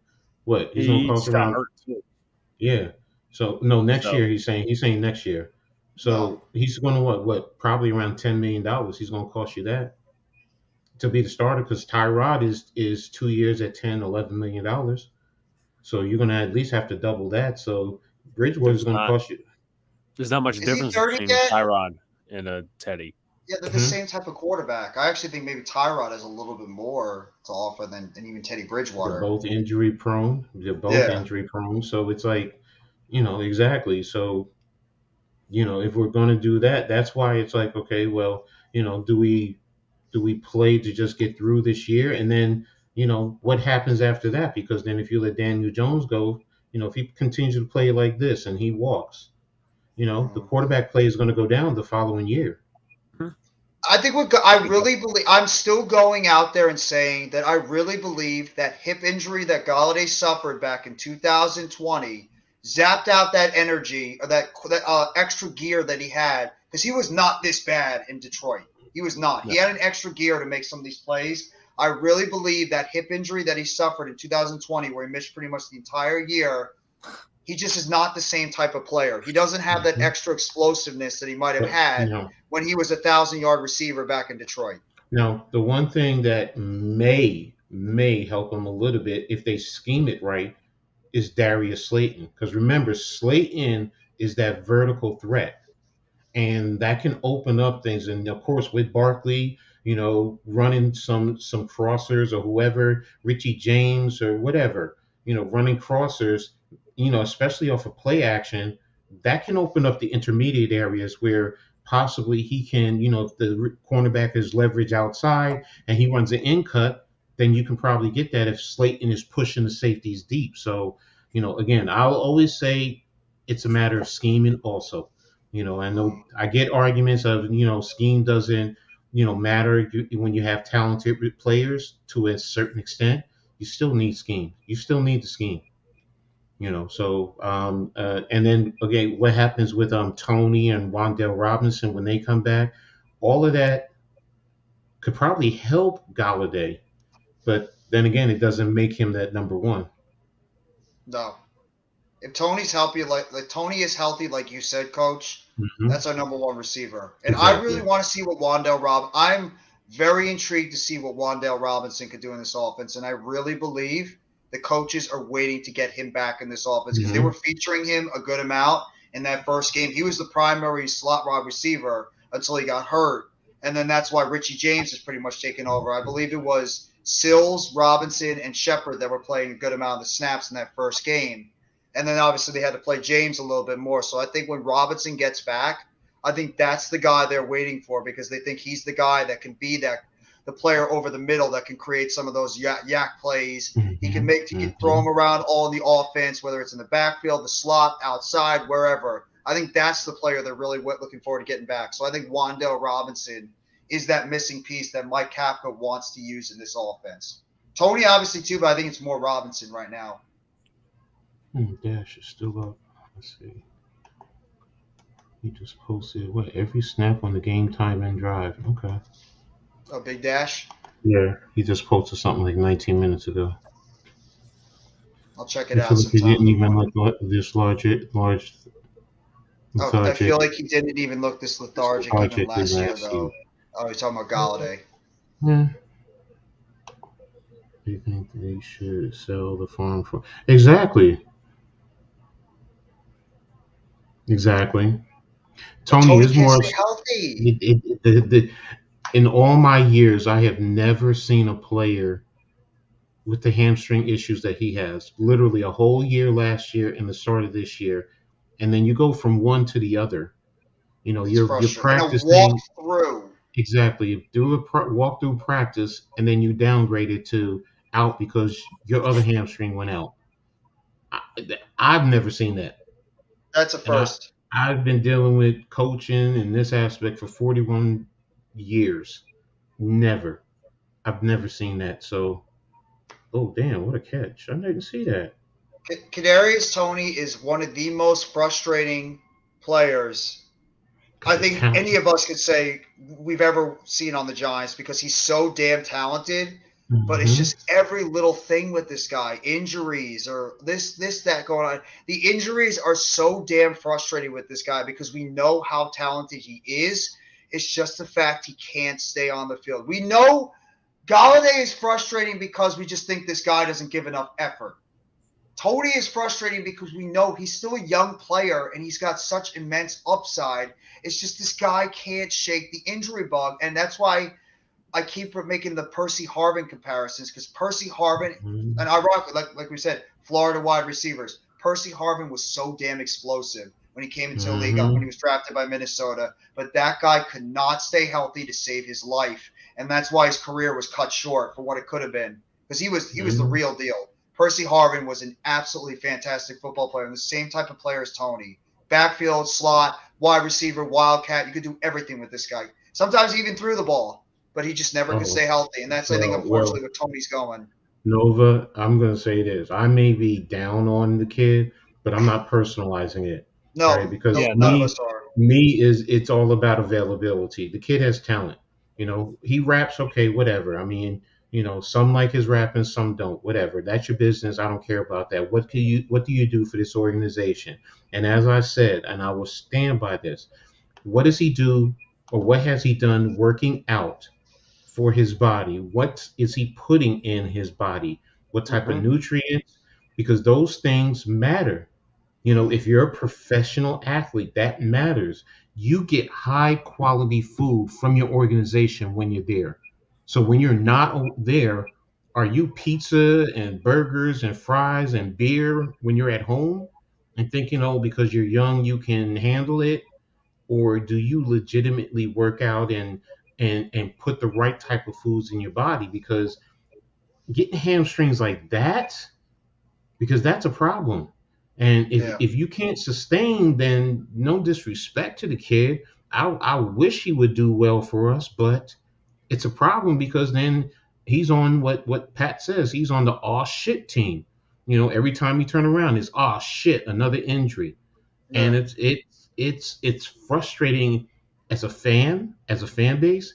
If I'm a coach, I'm frustrated because I can't rely and I can't count on the kid, and I want to, but it's just Dable's like already looking like he's frustrated with him too. exactly. It seems like he's So already very frustrated with Tony, and it's just so depressing because Tony is probably the most gifted wide receiver we've drafted since Odell Beckham okay. Jr. It's just the fact that this guy. Oh, okay. None of you guys, but a lot of people in this fan base and social media are True. constantly berating the True. kid and harassing him, then laughing when he blocks them. Like it's so. Well, I mean, that's just No, I know immaturity. that. I know who he's Yeah. talking about. No, there's someone who got blocked by him. I know exactly what he's talking about. Yeah, So, no, I know. you know, No, none of us would ever go that far. None of us have been frustrated. We respect the kid, whatever he wants to do. This is a pure football aspect, and the fact of the matter is the kid is just not available, and he's not helping this team where we need him the most, and that's on the field. We need him on the field because he's a game breaker. He is the second most talented player on this offense behind Saquon Barkley. Some even argue he might be the most talented player on the offense. The problem is you can't help this team if you're constantly on the sidelines, in the trainer's room, in the blue tent, etc. You need him to be on the football field. What, Coach? No, I was just looking at over the cap and looking at Galladay? Leonard Williams. His dead cap for this year, his base salary is what, 1,120,000. 1,120,000. Yeah, you said that last time when you said 300. I do that.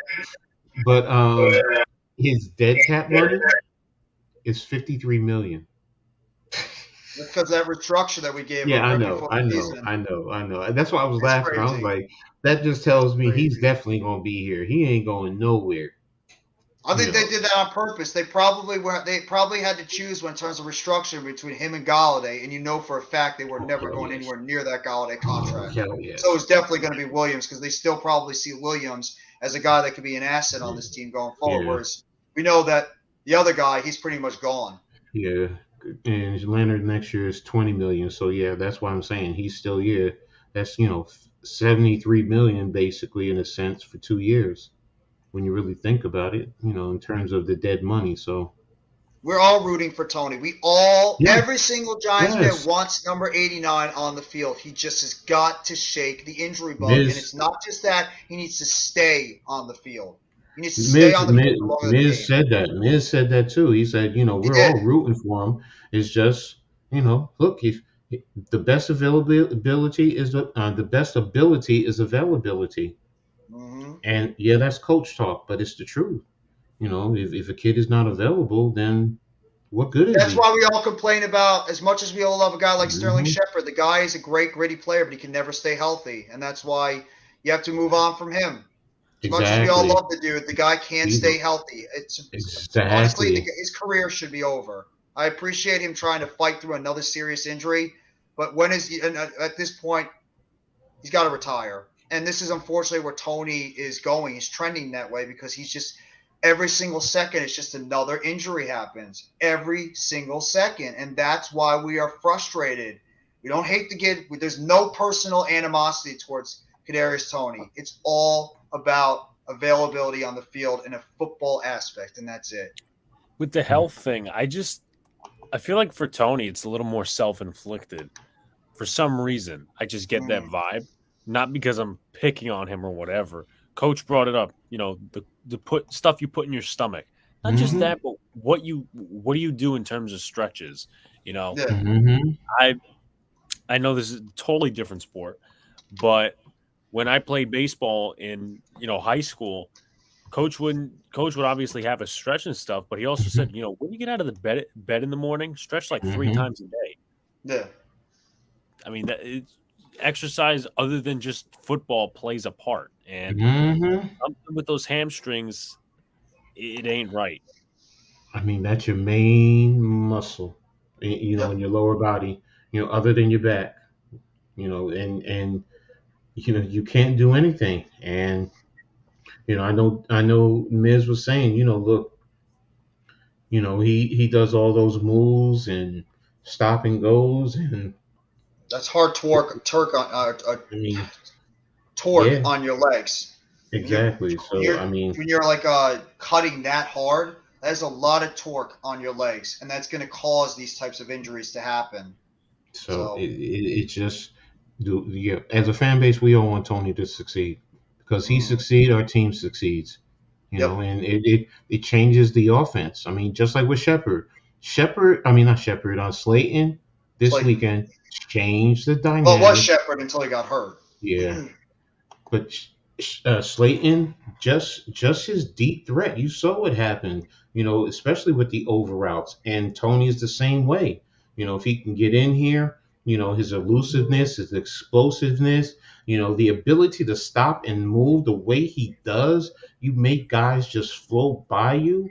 I mean, that pushes defenders back, especially DBs, because they want to make sure that, no matter what, if I stay back and come up, and I come up inside out, worst case scenario, I get him out of bounds. But, I feel bad for Shep.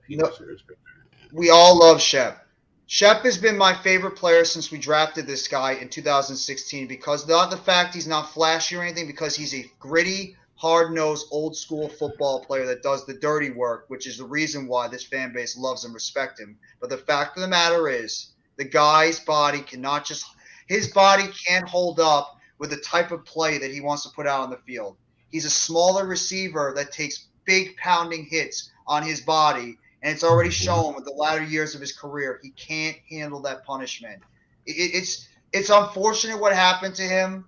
We all love him, but it's over for Sterling Shepard. The best thing for him to do right now, if he wants to continue his career, if he really badly wants to stay a New York Giant, he's going to have to take an extremely small minimum and have a reduced role on this team going forward, or he's going to have to take his chance on another team next year. That's the facts. We cannot keep relying on Sterling Shepard every year to stay healthy. And you're talking to one of the biggest Sterling Shepard fans out there, but this is enough. When it's enough is enough. And after he got that ACL injury, it's just you can't keep giving him shot after shot anymore. I know he's the heart and soul of this team. We all know he's the heart and soul of that offense when he's on the field, but we can't rely on him on the field. If anything, he'd be a fantastic coach for the Giants. He'd be an absolutely fantastic coach. When he retires, we all know for a fact Sterling Shepard is going to have some type of position probably with the Giants. They'll probably hire him for some type of position because he's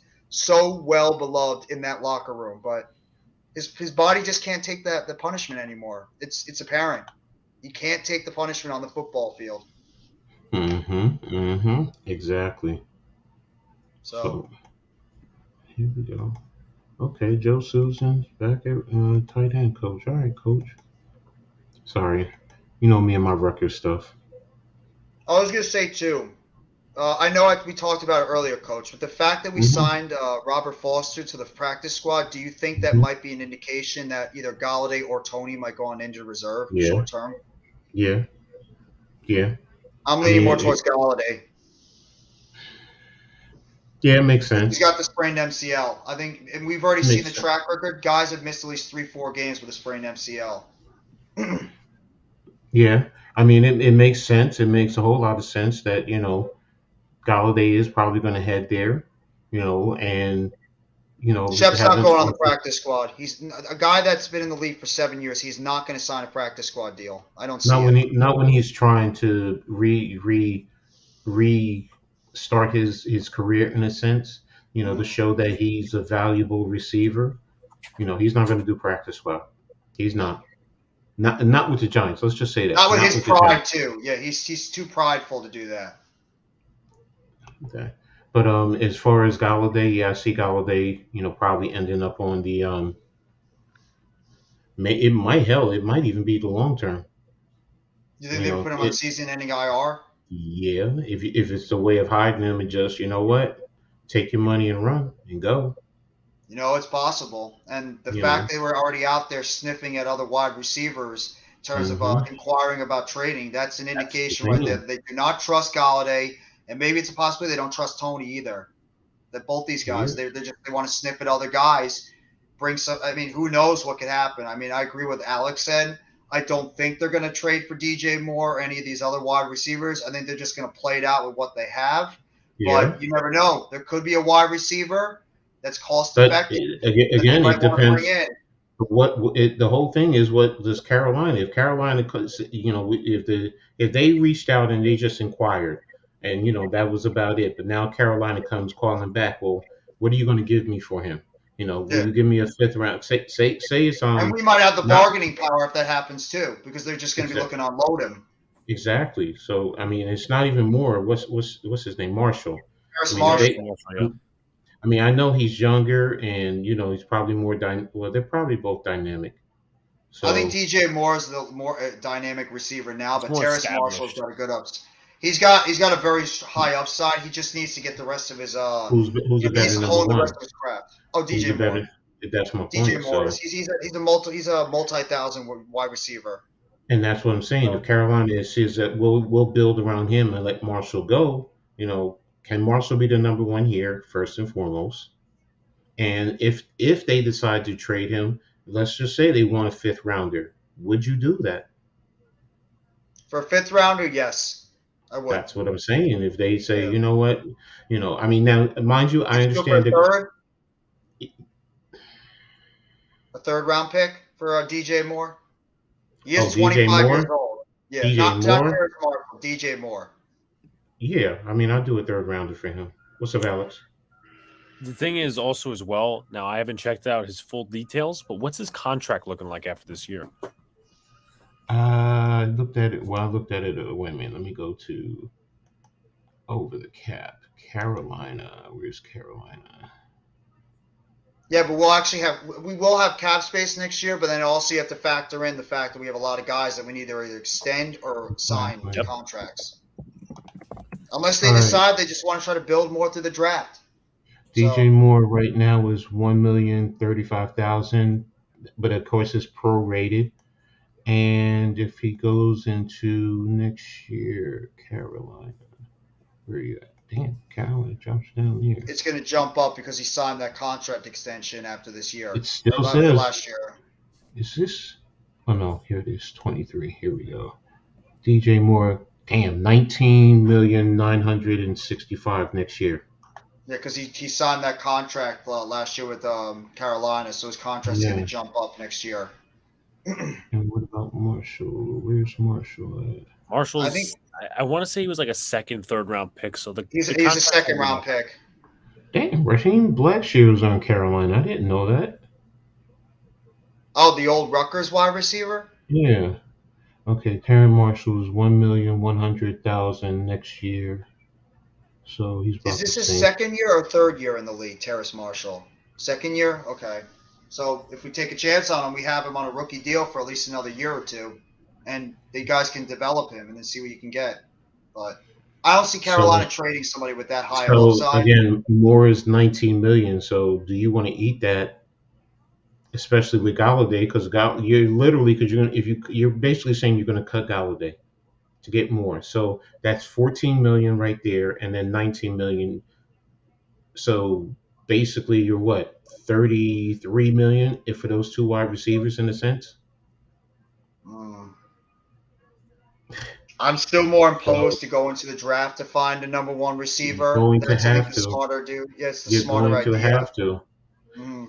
Galladay continues to keep screwing us, man. He's that anchor. It's if the Giants were a ship, Kenny Galladay would be that big giant ass anchor that is sinking us to the bottom of the sea. The iceberg. That's exactly what he is. He's the iceberg, exactly. Yes. Giants are the Titanic, and Kenny Galladay is that big ass iceberg that's ready to sink us and put it to the bottom. It's you can't. It's horrible, gentlemen. How we struggle in terms of that.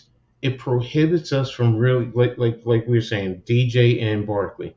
You literally have to decide between the two, and if you say Barkley, then literally you have to go get a rookie quarterback in a sense. Or you have to turn it over to Tyrod and elevate Davis Webb, and maybe gets a quarterback late in the draft. Like a second or third round quarterback. You can develop for about a year. Yeah, it's possible. Maybe that's what they wanted. Maybe that's what they end up doing. Maybe they think that if it really came down to Daniel Jones and Saquon Barkley, and they think that Barkley is just the more valuable player, sign him to a short-term deal.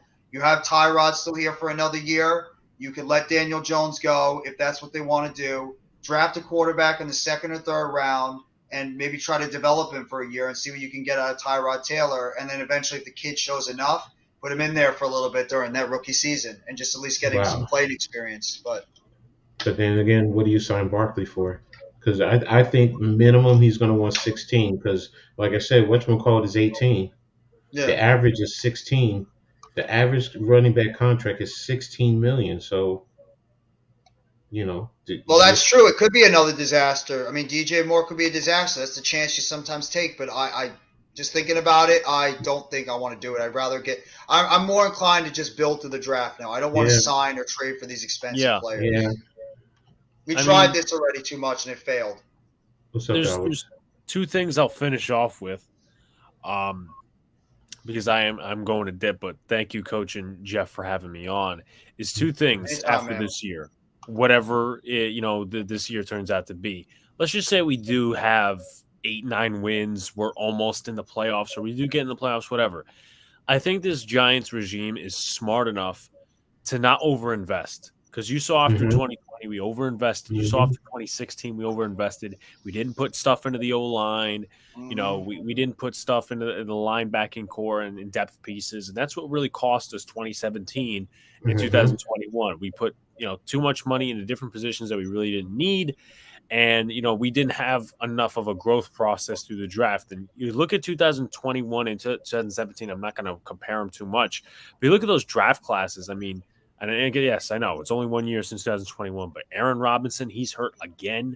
Aziz is probably the best player out of that draft right now. Kadarius Toney is hurt a lot. Ellerson Smith has been just a ghost. Let's see who else. Rodarius Williams, another ghost. So injured. That's your trend right now with these players. Toney injured, Aziz injured, Ellerson Smith injured, Aaron Robinson injured, Rodarius Williams injured. They're all hurt. Right. And I think the why do I say the regime is smart enough is because Joe Shane brought up at the beginning of the year and in his press conference, he said, the first year we were in Buffalo, we went 9-7, and then we went 6-10.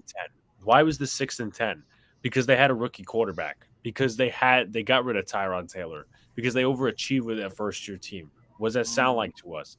We're basically overachieving right now with the talent we have. We are. Next year, some of these veteran guys like Jihad Ward and these other cats, they're going to be gone. Maybe Jihad Feliciano. I think I can see Jihad Ward staying if he wants to stay on a short-term deal. Yeah, he's a wink guy. I don't think Feliciano stays. Some of these other vets, I don't think they stay either. But once again, I think that's something the fan base is going to have to catch on to. Not just the not going into free agency. I think they got a taste of it this year, not going into free agency and over pursuing, but just adjusting to the process. And sometimes there's going to be bumps and bruises down the line. Once again, 9-7, 6-10. Especially if we get a rookie quarterback next year. If we get a rookie quarterback, I don't think it's going to be a 500 record. I think it's going to be below that. Oh yeah. And don't forget, the better your record, then next season your schedule goes up. Yep. So Mhm. This if that's the competition's gonna get case, harder. so then it's going to, with a rookie quarterback, it's going to be now. Mind you, yes, we're in the NFC East, so that stays the same. But and it's a matter of who do we play. What other divisions in the AFC and the NFC do we play? But then after that, those left, was it 3 games left? I think you're going to play, teams that are equivalent in terms of what your record is this year based on this year. So, Yep. if it is 10-7, 11-6, or 12-5, you're going to be facing that. And if we end up with a rookie quarterback, you know, or even still say Tyrod Taylor, that's going to be reflective and it's going to be a challenge. The only thing I can say is, with the offensive line, depending, that's the one thing that can be the saving face, both lines really, to help us going forward, because we don't have to really, other than the center on offense, I really, our backups, I mean, like you said, we talked about McKeith, and yeah, he still has to, we still get Lemieux back next year, whatever, this year, next year. Yes, he's injury prone, but hopefully he stays. Azudo we still have. So, I mean, you could say Gates, but no, Gates is gone after this year, right? I Yeah, want to say he might have another year in his contract because I think he might have another year. I'm not he sure. was signed to an extension 2020. so let's see. Wait a minute. So I have a couple of guys. What do you think is going to happen in the future with guys like Shane Lemieux and Matt Peart? Are they going to stay here as depth offensive linemen, or do you think that Shane's going to break away from those two and get his own guys? I think Peart's gone. No, I mean, there's no. He could be the swing tackle. He could be. The thing with that, though, is they like Devery Hamilton better. Now, I personally think that Devery Hamilton's better as a guard. I do too. But, they like Hamilton. He's their guy. Peart, he's not their guy. He's apparently way behind in the process for coming back from his ACL. Yeah. As for Lemieux, I mean, we're just straying further and further away from actually seeing what he could be, because we're all talking about, at least some people, well, he's improved in his pass protection. Like, yeah, well, he's another guy that can't stay healthy, another injury prone player. And we thought, yeah, last year was just a fluke, but obviously that's not the case. And as we go once again further and further down the line, maybe they start to like Bredesen a little bit more. I think they are. I think they are starting to like Bredesen because Gates is. This is Gates' last year. He's a free agent next year. Wow. I wouldn't even be surprised if Gates retires. So he's basically gone after this year. So when we're talking about the offensive line, Bredesen, like you said, that's why I say we just need a center, because Golinsky, I think, is gone after next year. Whoever, if McKeithen can supplant him, then fine. If not, I mean, if Bredesen is working well, then you can move Azudu over there. Then I think McKeithen's going to be a depth offensive lineman. I really believe. I don't think he's going to get one of because we talked about it earlier, Coach. This guy's going to be coming off a severe injury. Yeah, exactly. Next year's pretty much going to be his rookie year. I mean, he could come back and be healthy and snatch one of those guard spots, but I would not be shocked if they go into the draft and still try to get more guards or more interior offensive linemen and make McKeithen back, because he is a 5th-round pick. They might try to have other guys battle with McKeithen, possibly even make a roster spot. So then it's a center. So that goes back up into the first round. Do we draft a center, like Alex said, cornerback number 1, and wide receiver? Those are going to be the top positions in the first round. The later rounds, yeah, we can get some more backup offensive linemen. What's up, Alex? Now, quick question: do you make Bredesen your center, maybe? He did play center in preseason. Then who's going to be the guard? Because are we saying it's Lemieux? Wait a minute. Are we saying it's Lemieux, Azudo? If it's Azudo, then you're going to leave Glowinski at the right guard, right? Yeah. Presumably, he's going to be the right guard next year. So, and that's where I'm saying they're probably going to eventually want to move from him, because his contract is only 3 years, and the first 2 are pretty much guaranteed, right? And I think And then after that, it's, you get someone behind them so they can, challenge him to take his spot. So, but yeah, I mean, now if not, then yeah, you leave Azudu there, but Bredesen at center. Okay, if Bredesen can man it, then okay. But then again, it goes back to the backups behind him. So, Why don't you do this? Put Bredesen at center, and you draft a center or an interior offensive lineman in the mid rounds and develop. No, that's fine. That's fine. That's what I said. You're probably going to have to do that later. Then, I was just saying the center right now because that would solidify your offensive line. Even if you put Azudu, leave Bredesen at left guard and Azudu's the swing guard playing behind both, eventually supplanting Glowinski, and you still have McKeithen developing, and Hamilton, like you said, he can play guard. He's probably better suited. Now if you keep Pert, then Pert is your swing tackle. But I guess I don't know if they're going to want to give up on Pert if he's going to be healthy. It's been 2 years. I know, but who else do we really have at this moment that could be the swing tackle? You can draft a young kid. I mean, this year right now. I'm not focused on next year. Hamilton should move to guard. I think Hamilton should move to guard, and Parrott, when he gets back, he's your swing tackle. Right, but you're also forgetting two things, Jeff. Jack Anderson and Tyree Phillips. Mm-hmm. Because I remember when I said who is Jack. They're on the active roster. They're on the active roster. That's why I said the other day, I said, who is Jack Anderson? When I looked him up, I was just like, he's on the active roster. So, I got confused when you said that. I got confused from the defensive end that we cut. Ryder. The defensive Ryder Anderson. That's when I said, and that's when I said with him, I said his contract, his signing bonus was $666. That's when I was joking about his contract. If Parrott's this far away, he might be on. They might just put him on season-ending IR. If he's really this far away, they just might keep him on IR the whole season. That's what give him the whole year. That's what I'm kind of thinking is going to happen with him and honestly Nick Gates. No, Gates. Yeah. I just can't. We can't trust Gates as much as we all love Gates. We can't trust him. Or they just straight up cut him because his money is not guaranteed. Yeah. And you take whatever's left because he had 2-5 to start. And we're only in going into week 6. So, when do they have to decide? After next week, right? I think so. They have 21 days. That's what I know. Oh, 21 days. Around the trade deadline. Wait a minute. No, the trade deadline is 21 days from now. So, but they brought him back. They brought Gates back when? Last week, right? So he's 19 days, 19 or 18 days that he has to get activated. 19 days from week 4. Okay, I got it now. Okay, so I think if he can't make it, he's gone. They're not even going to put him on season end because his contract is not guaranteed. They the injury settlement, cut him with an injury settlement. Yeah, yeah. Because the one guy is Lemieux. Lemieux is the wild card right now because we don't know what is going on with Shane Lemieux. He's the wild card out of these offensive linemen that are coming back from injury. He's probably the one that could give us the most out of the 3 that are coming back because he only had the toe injury. We really haven't gotten any updates on Lemieux. We've heard about Gates. We've heard something about Parrott, but Lemieux, we really have not heard how far away he is. And he needs to get activated soon too, or he's going to be put on season-ending IR.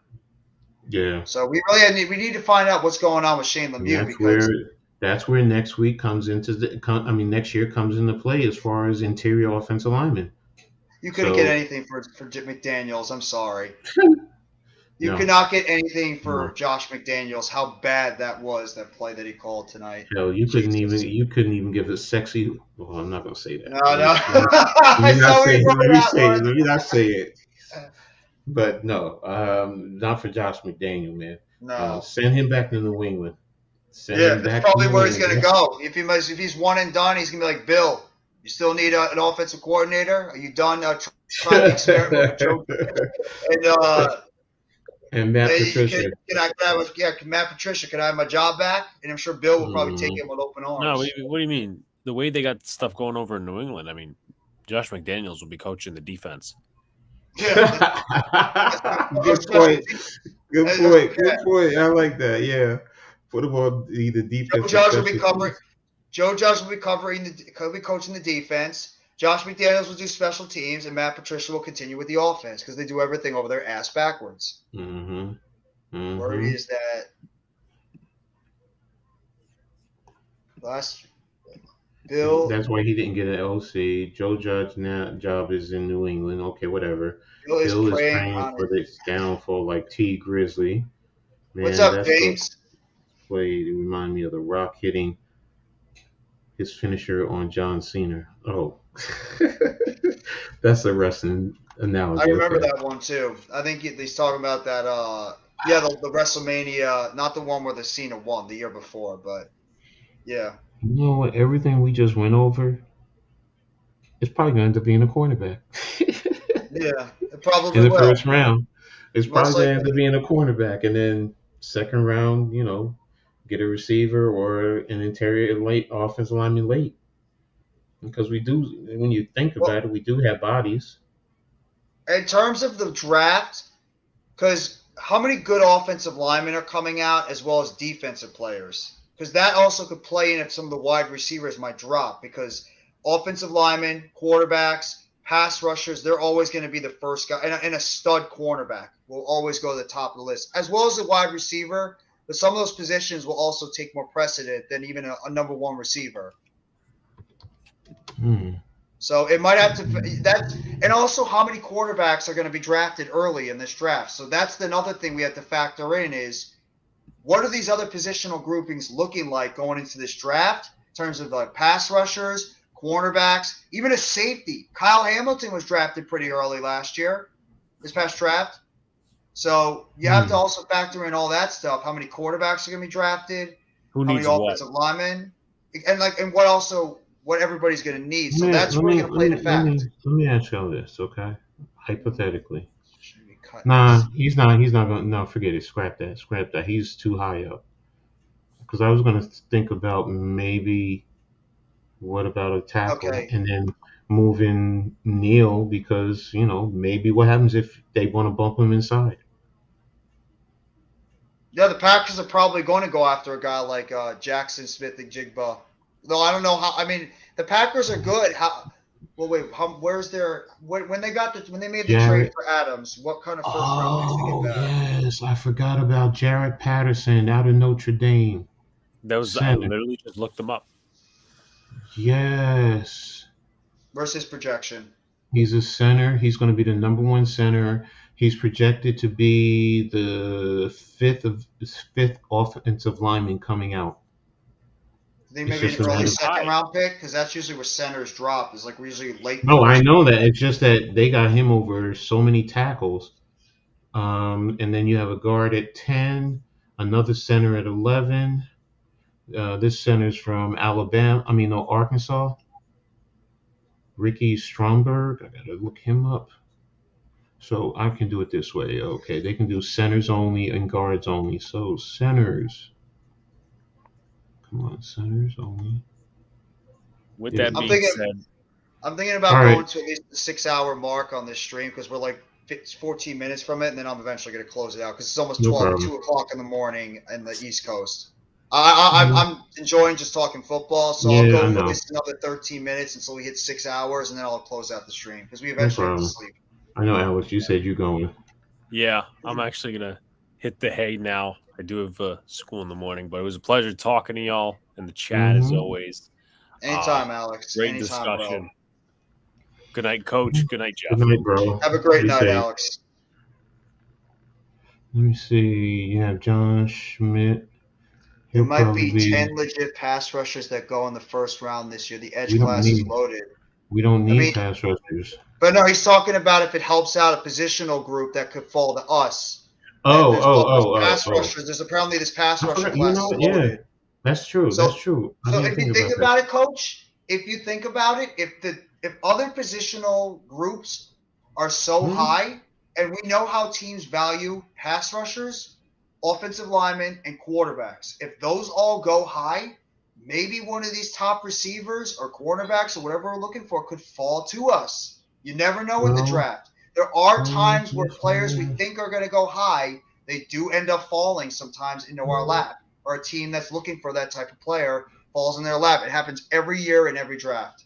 And those one or two players fall. You got a running back in the top 10 in terms of positional. So if let's just say for argument's sake, we're in the 20s.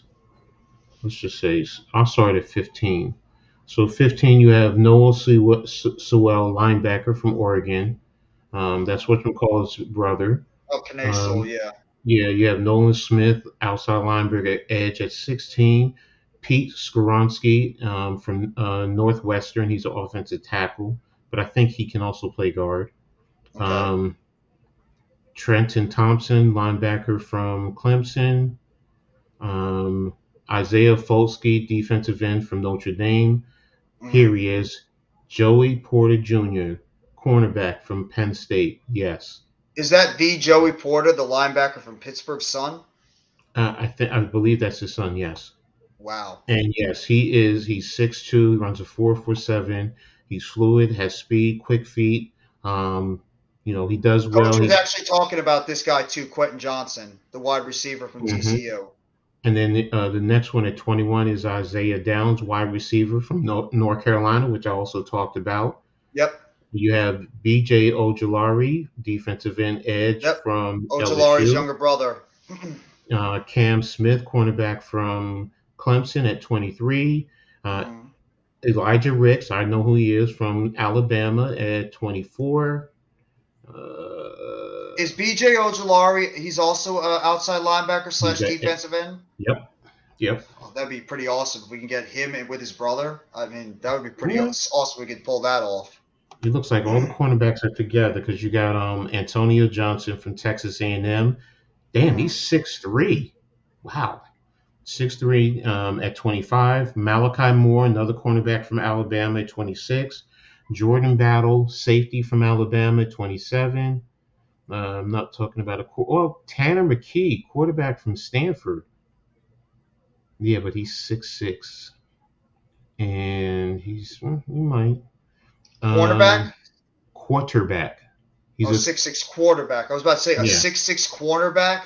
Yeah, the tallest cornerback I remember was Richard Sherman, and then Browning, the other cornerback that was in Seattle. No, but you have what's his name? Wooten. I think Wooten was 6'4", from UTSA because he ran a 4.2, I think 4.29, I think. But Miles Murphy, running back 6'6", from Alabama. 288.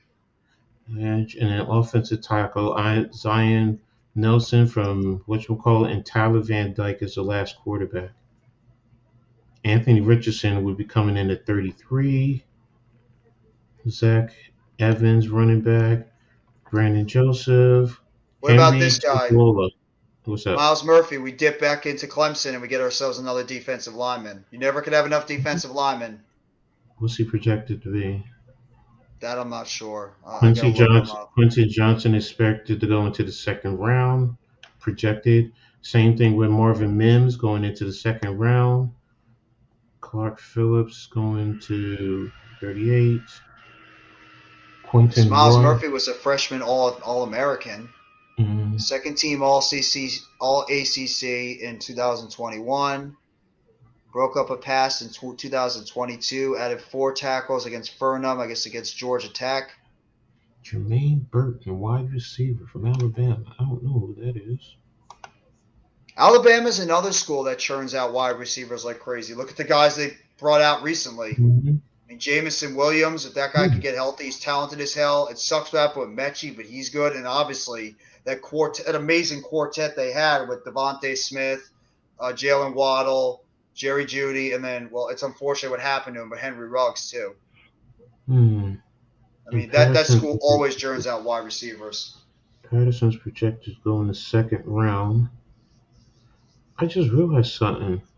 What's that? I didn't see what's his name, tight end. Michael Myers. Michael Meyer. Is he dropping? No, I'm trying to see. He's the number 1. Okay, no, it's just I might have missed him. That's all. What do you think is going to be our top position that we're going to target? You think it's going to be cornerback or wide receiver? The way this is wide receiver. I agree. As much as we need a cornerback, Wink has done wonders with the cornerbacks. Yeah, we badly need a wide. We badly need a number one wide receiver. It's as apparent as day. And if we really want to commit to Daniel Jones, the best thing we could do for this kid is get him a legit number one wide receiver. Period. If you really want to invest in the Daniel Jones in the future, you need to get this kid a wide receiver that can get the wide receiver one coverage, which will open up everything for everybody else. Mm-hmm. Everybody's going to try to get Jahmyr Gibbs or Jahmyr Gibbs. Do you know who that is, Coach? No. Let me see. Jahmyr. Let me look him up right now and see where he's. Jahmyr. Oops. Jahmy. Ja. Oh, he's a running back. Running back from Alabama. They do churn out running backs too. Strength. He's not the kind of guy who will define an offense as a runner, but he can be a star on the ground behind a zone scheme concepts. He sort of has like that same type of build as like an Eddie Lacy, a Derrick Henry, Trent Richardson, like those types of running backs that came out previously out of Alabama. He's an electrifying player. One of the college best players shows a surprising burst to beat linebackers to the edge. If we get into the top five, and if Jackson Smith and Jigba is there, I think that's the guy they're going to target. If we ever get that, we are definitely getting Jackson Smith and Jigba if he's there. He's the number one receiver in this draft. But the question is, if we're drafting that high, it's probably going to be a quarterback. Possibly. If we're in the top five and the quarterback's there, we're taking a quarterback. I mean, as much as unless they really love Daniel Jones. Yeah, but if we're drafting the top five, I don't expect Jones back. Think about that. Because right now, well, that's true. Yeah, now we'd have to lose. We'd have to lose literally every game right now. Where we just talked about that earlier. You know, worst case scenario, I think we split all our games, and that's going to give us 6 wins, and that's 10 wins. Mm-hmm. You know, so worst case scenario, let's just say we go 5-7. You know, that's 9-8. So, we're middle of the pack team to, maybe a playoff team. And it depends on what we do, like we talked about, even if we don't win Baltimore, what do we do with against Jacksonville, against Seattle, against Houston, against the Lions, Washington, what do we do with those games? Do we split with the Eagles and the Cowboys? Yep. The Colts, the Colts are not looking good. So, but again, they're without Jonathan Taylor, so it might pick up, Oh, wait a minute. Let me see something. Quentin Nelson. Didn't he just sign a contract extension with the Colts? That's what I'm trying to see. I could have sworn he signed a contract extension recently, like the highest paid guard now in the league. DeForest Buckner. I'd love to have Quentin a guy like Nelson. He's good. Okay, this year his base is $4 million. Next year his base is $6 million. I don't think Jordan Addison is going to fall into the second round. He seems like a guy that would go somewhere near the teens, or like middle of the pack, like middle of the teens, maybe, if he even falls that far. It could be even around like 12, 13, 14, depending on the other positions that are highly recommended in the draft coming up. I could have sworn Quentin Nelson signed a deal, a contract extension with the Colts. I don't know if it's true, but I could have sworn he signed a contract extension. That's what I'm looking at. I'm trying to look now.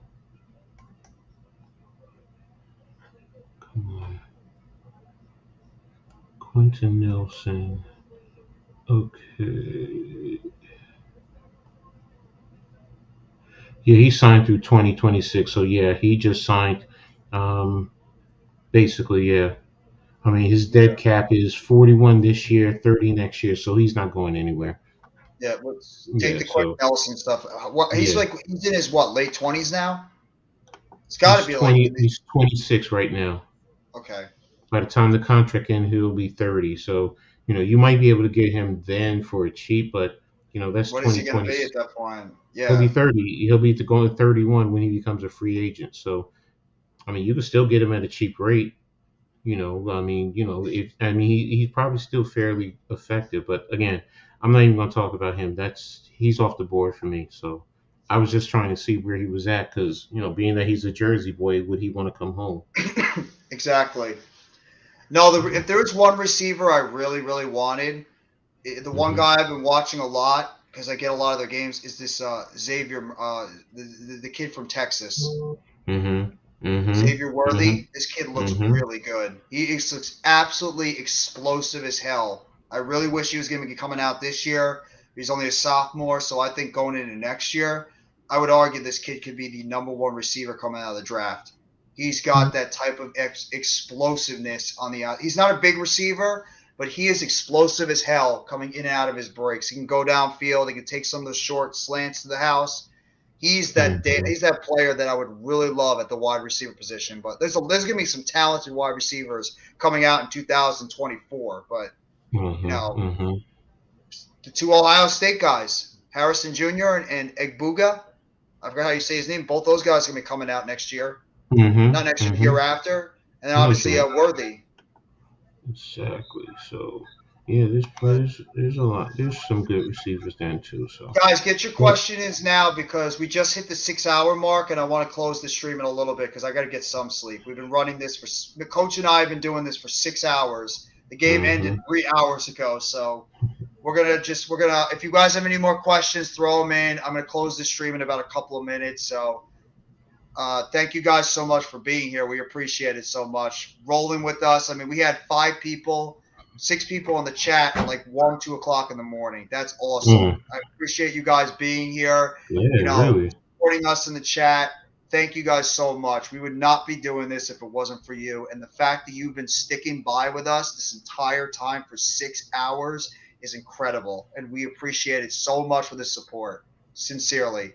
So yeah, in about a minute or two, I'm going to close out the stream. So anybody that has any last questions to ask, throw them out there now. Taj is stupid. What did he say now? In the chat, he said Brian Dable in 1 season already has the same amount of wins as Dan Campbell in 2 seasons as a coach. Oh, Taj, come on, bro. Thank you, almighty. Well, Dan Campbell might be the man. He might be getting on the hot seat. That's a shame too, because that team plays so hard for him. And I mean, I would love to see him be able to succeed, but it's just that team just still doesn't know how to win yet. They've had so many opportunities, but they're just a team that is just they play well and they play hard for their coach, but they just don't know how to finish games and they don't know how to win yet. That's the problem. Exactly. So, but we're going to close the stream out, guys. Thank you guys so much for being here everyone. For the Monday Night Football watch along and the aftermath. I want to thank my co-host, Coach. The two of us have been doing this for 6+ hours. We appreciate you guys so much for the support that you give us. And if you guys have not already, please go sub up to Coach Ed Gladney's Amazing World of Sports. He does a fantastic job when it comes to the X's and O's of everything. He covers all sports, not just NFL football, college football. He does some basketball. He does women's basketball. He might even do hockey sometimes. You never know. Baseball. So make sure you guys go sub him up if you haven't already. And thank you guys so much for being here. And we'll catch you later. Have a great rest of your night. Well, actually, I should say Tuesday morning. And as always, let's go New York Football Giants. Together blue, everyone.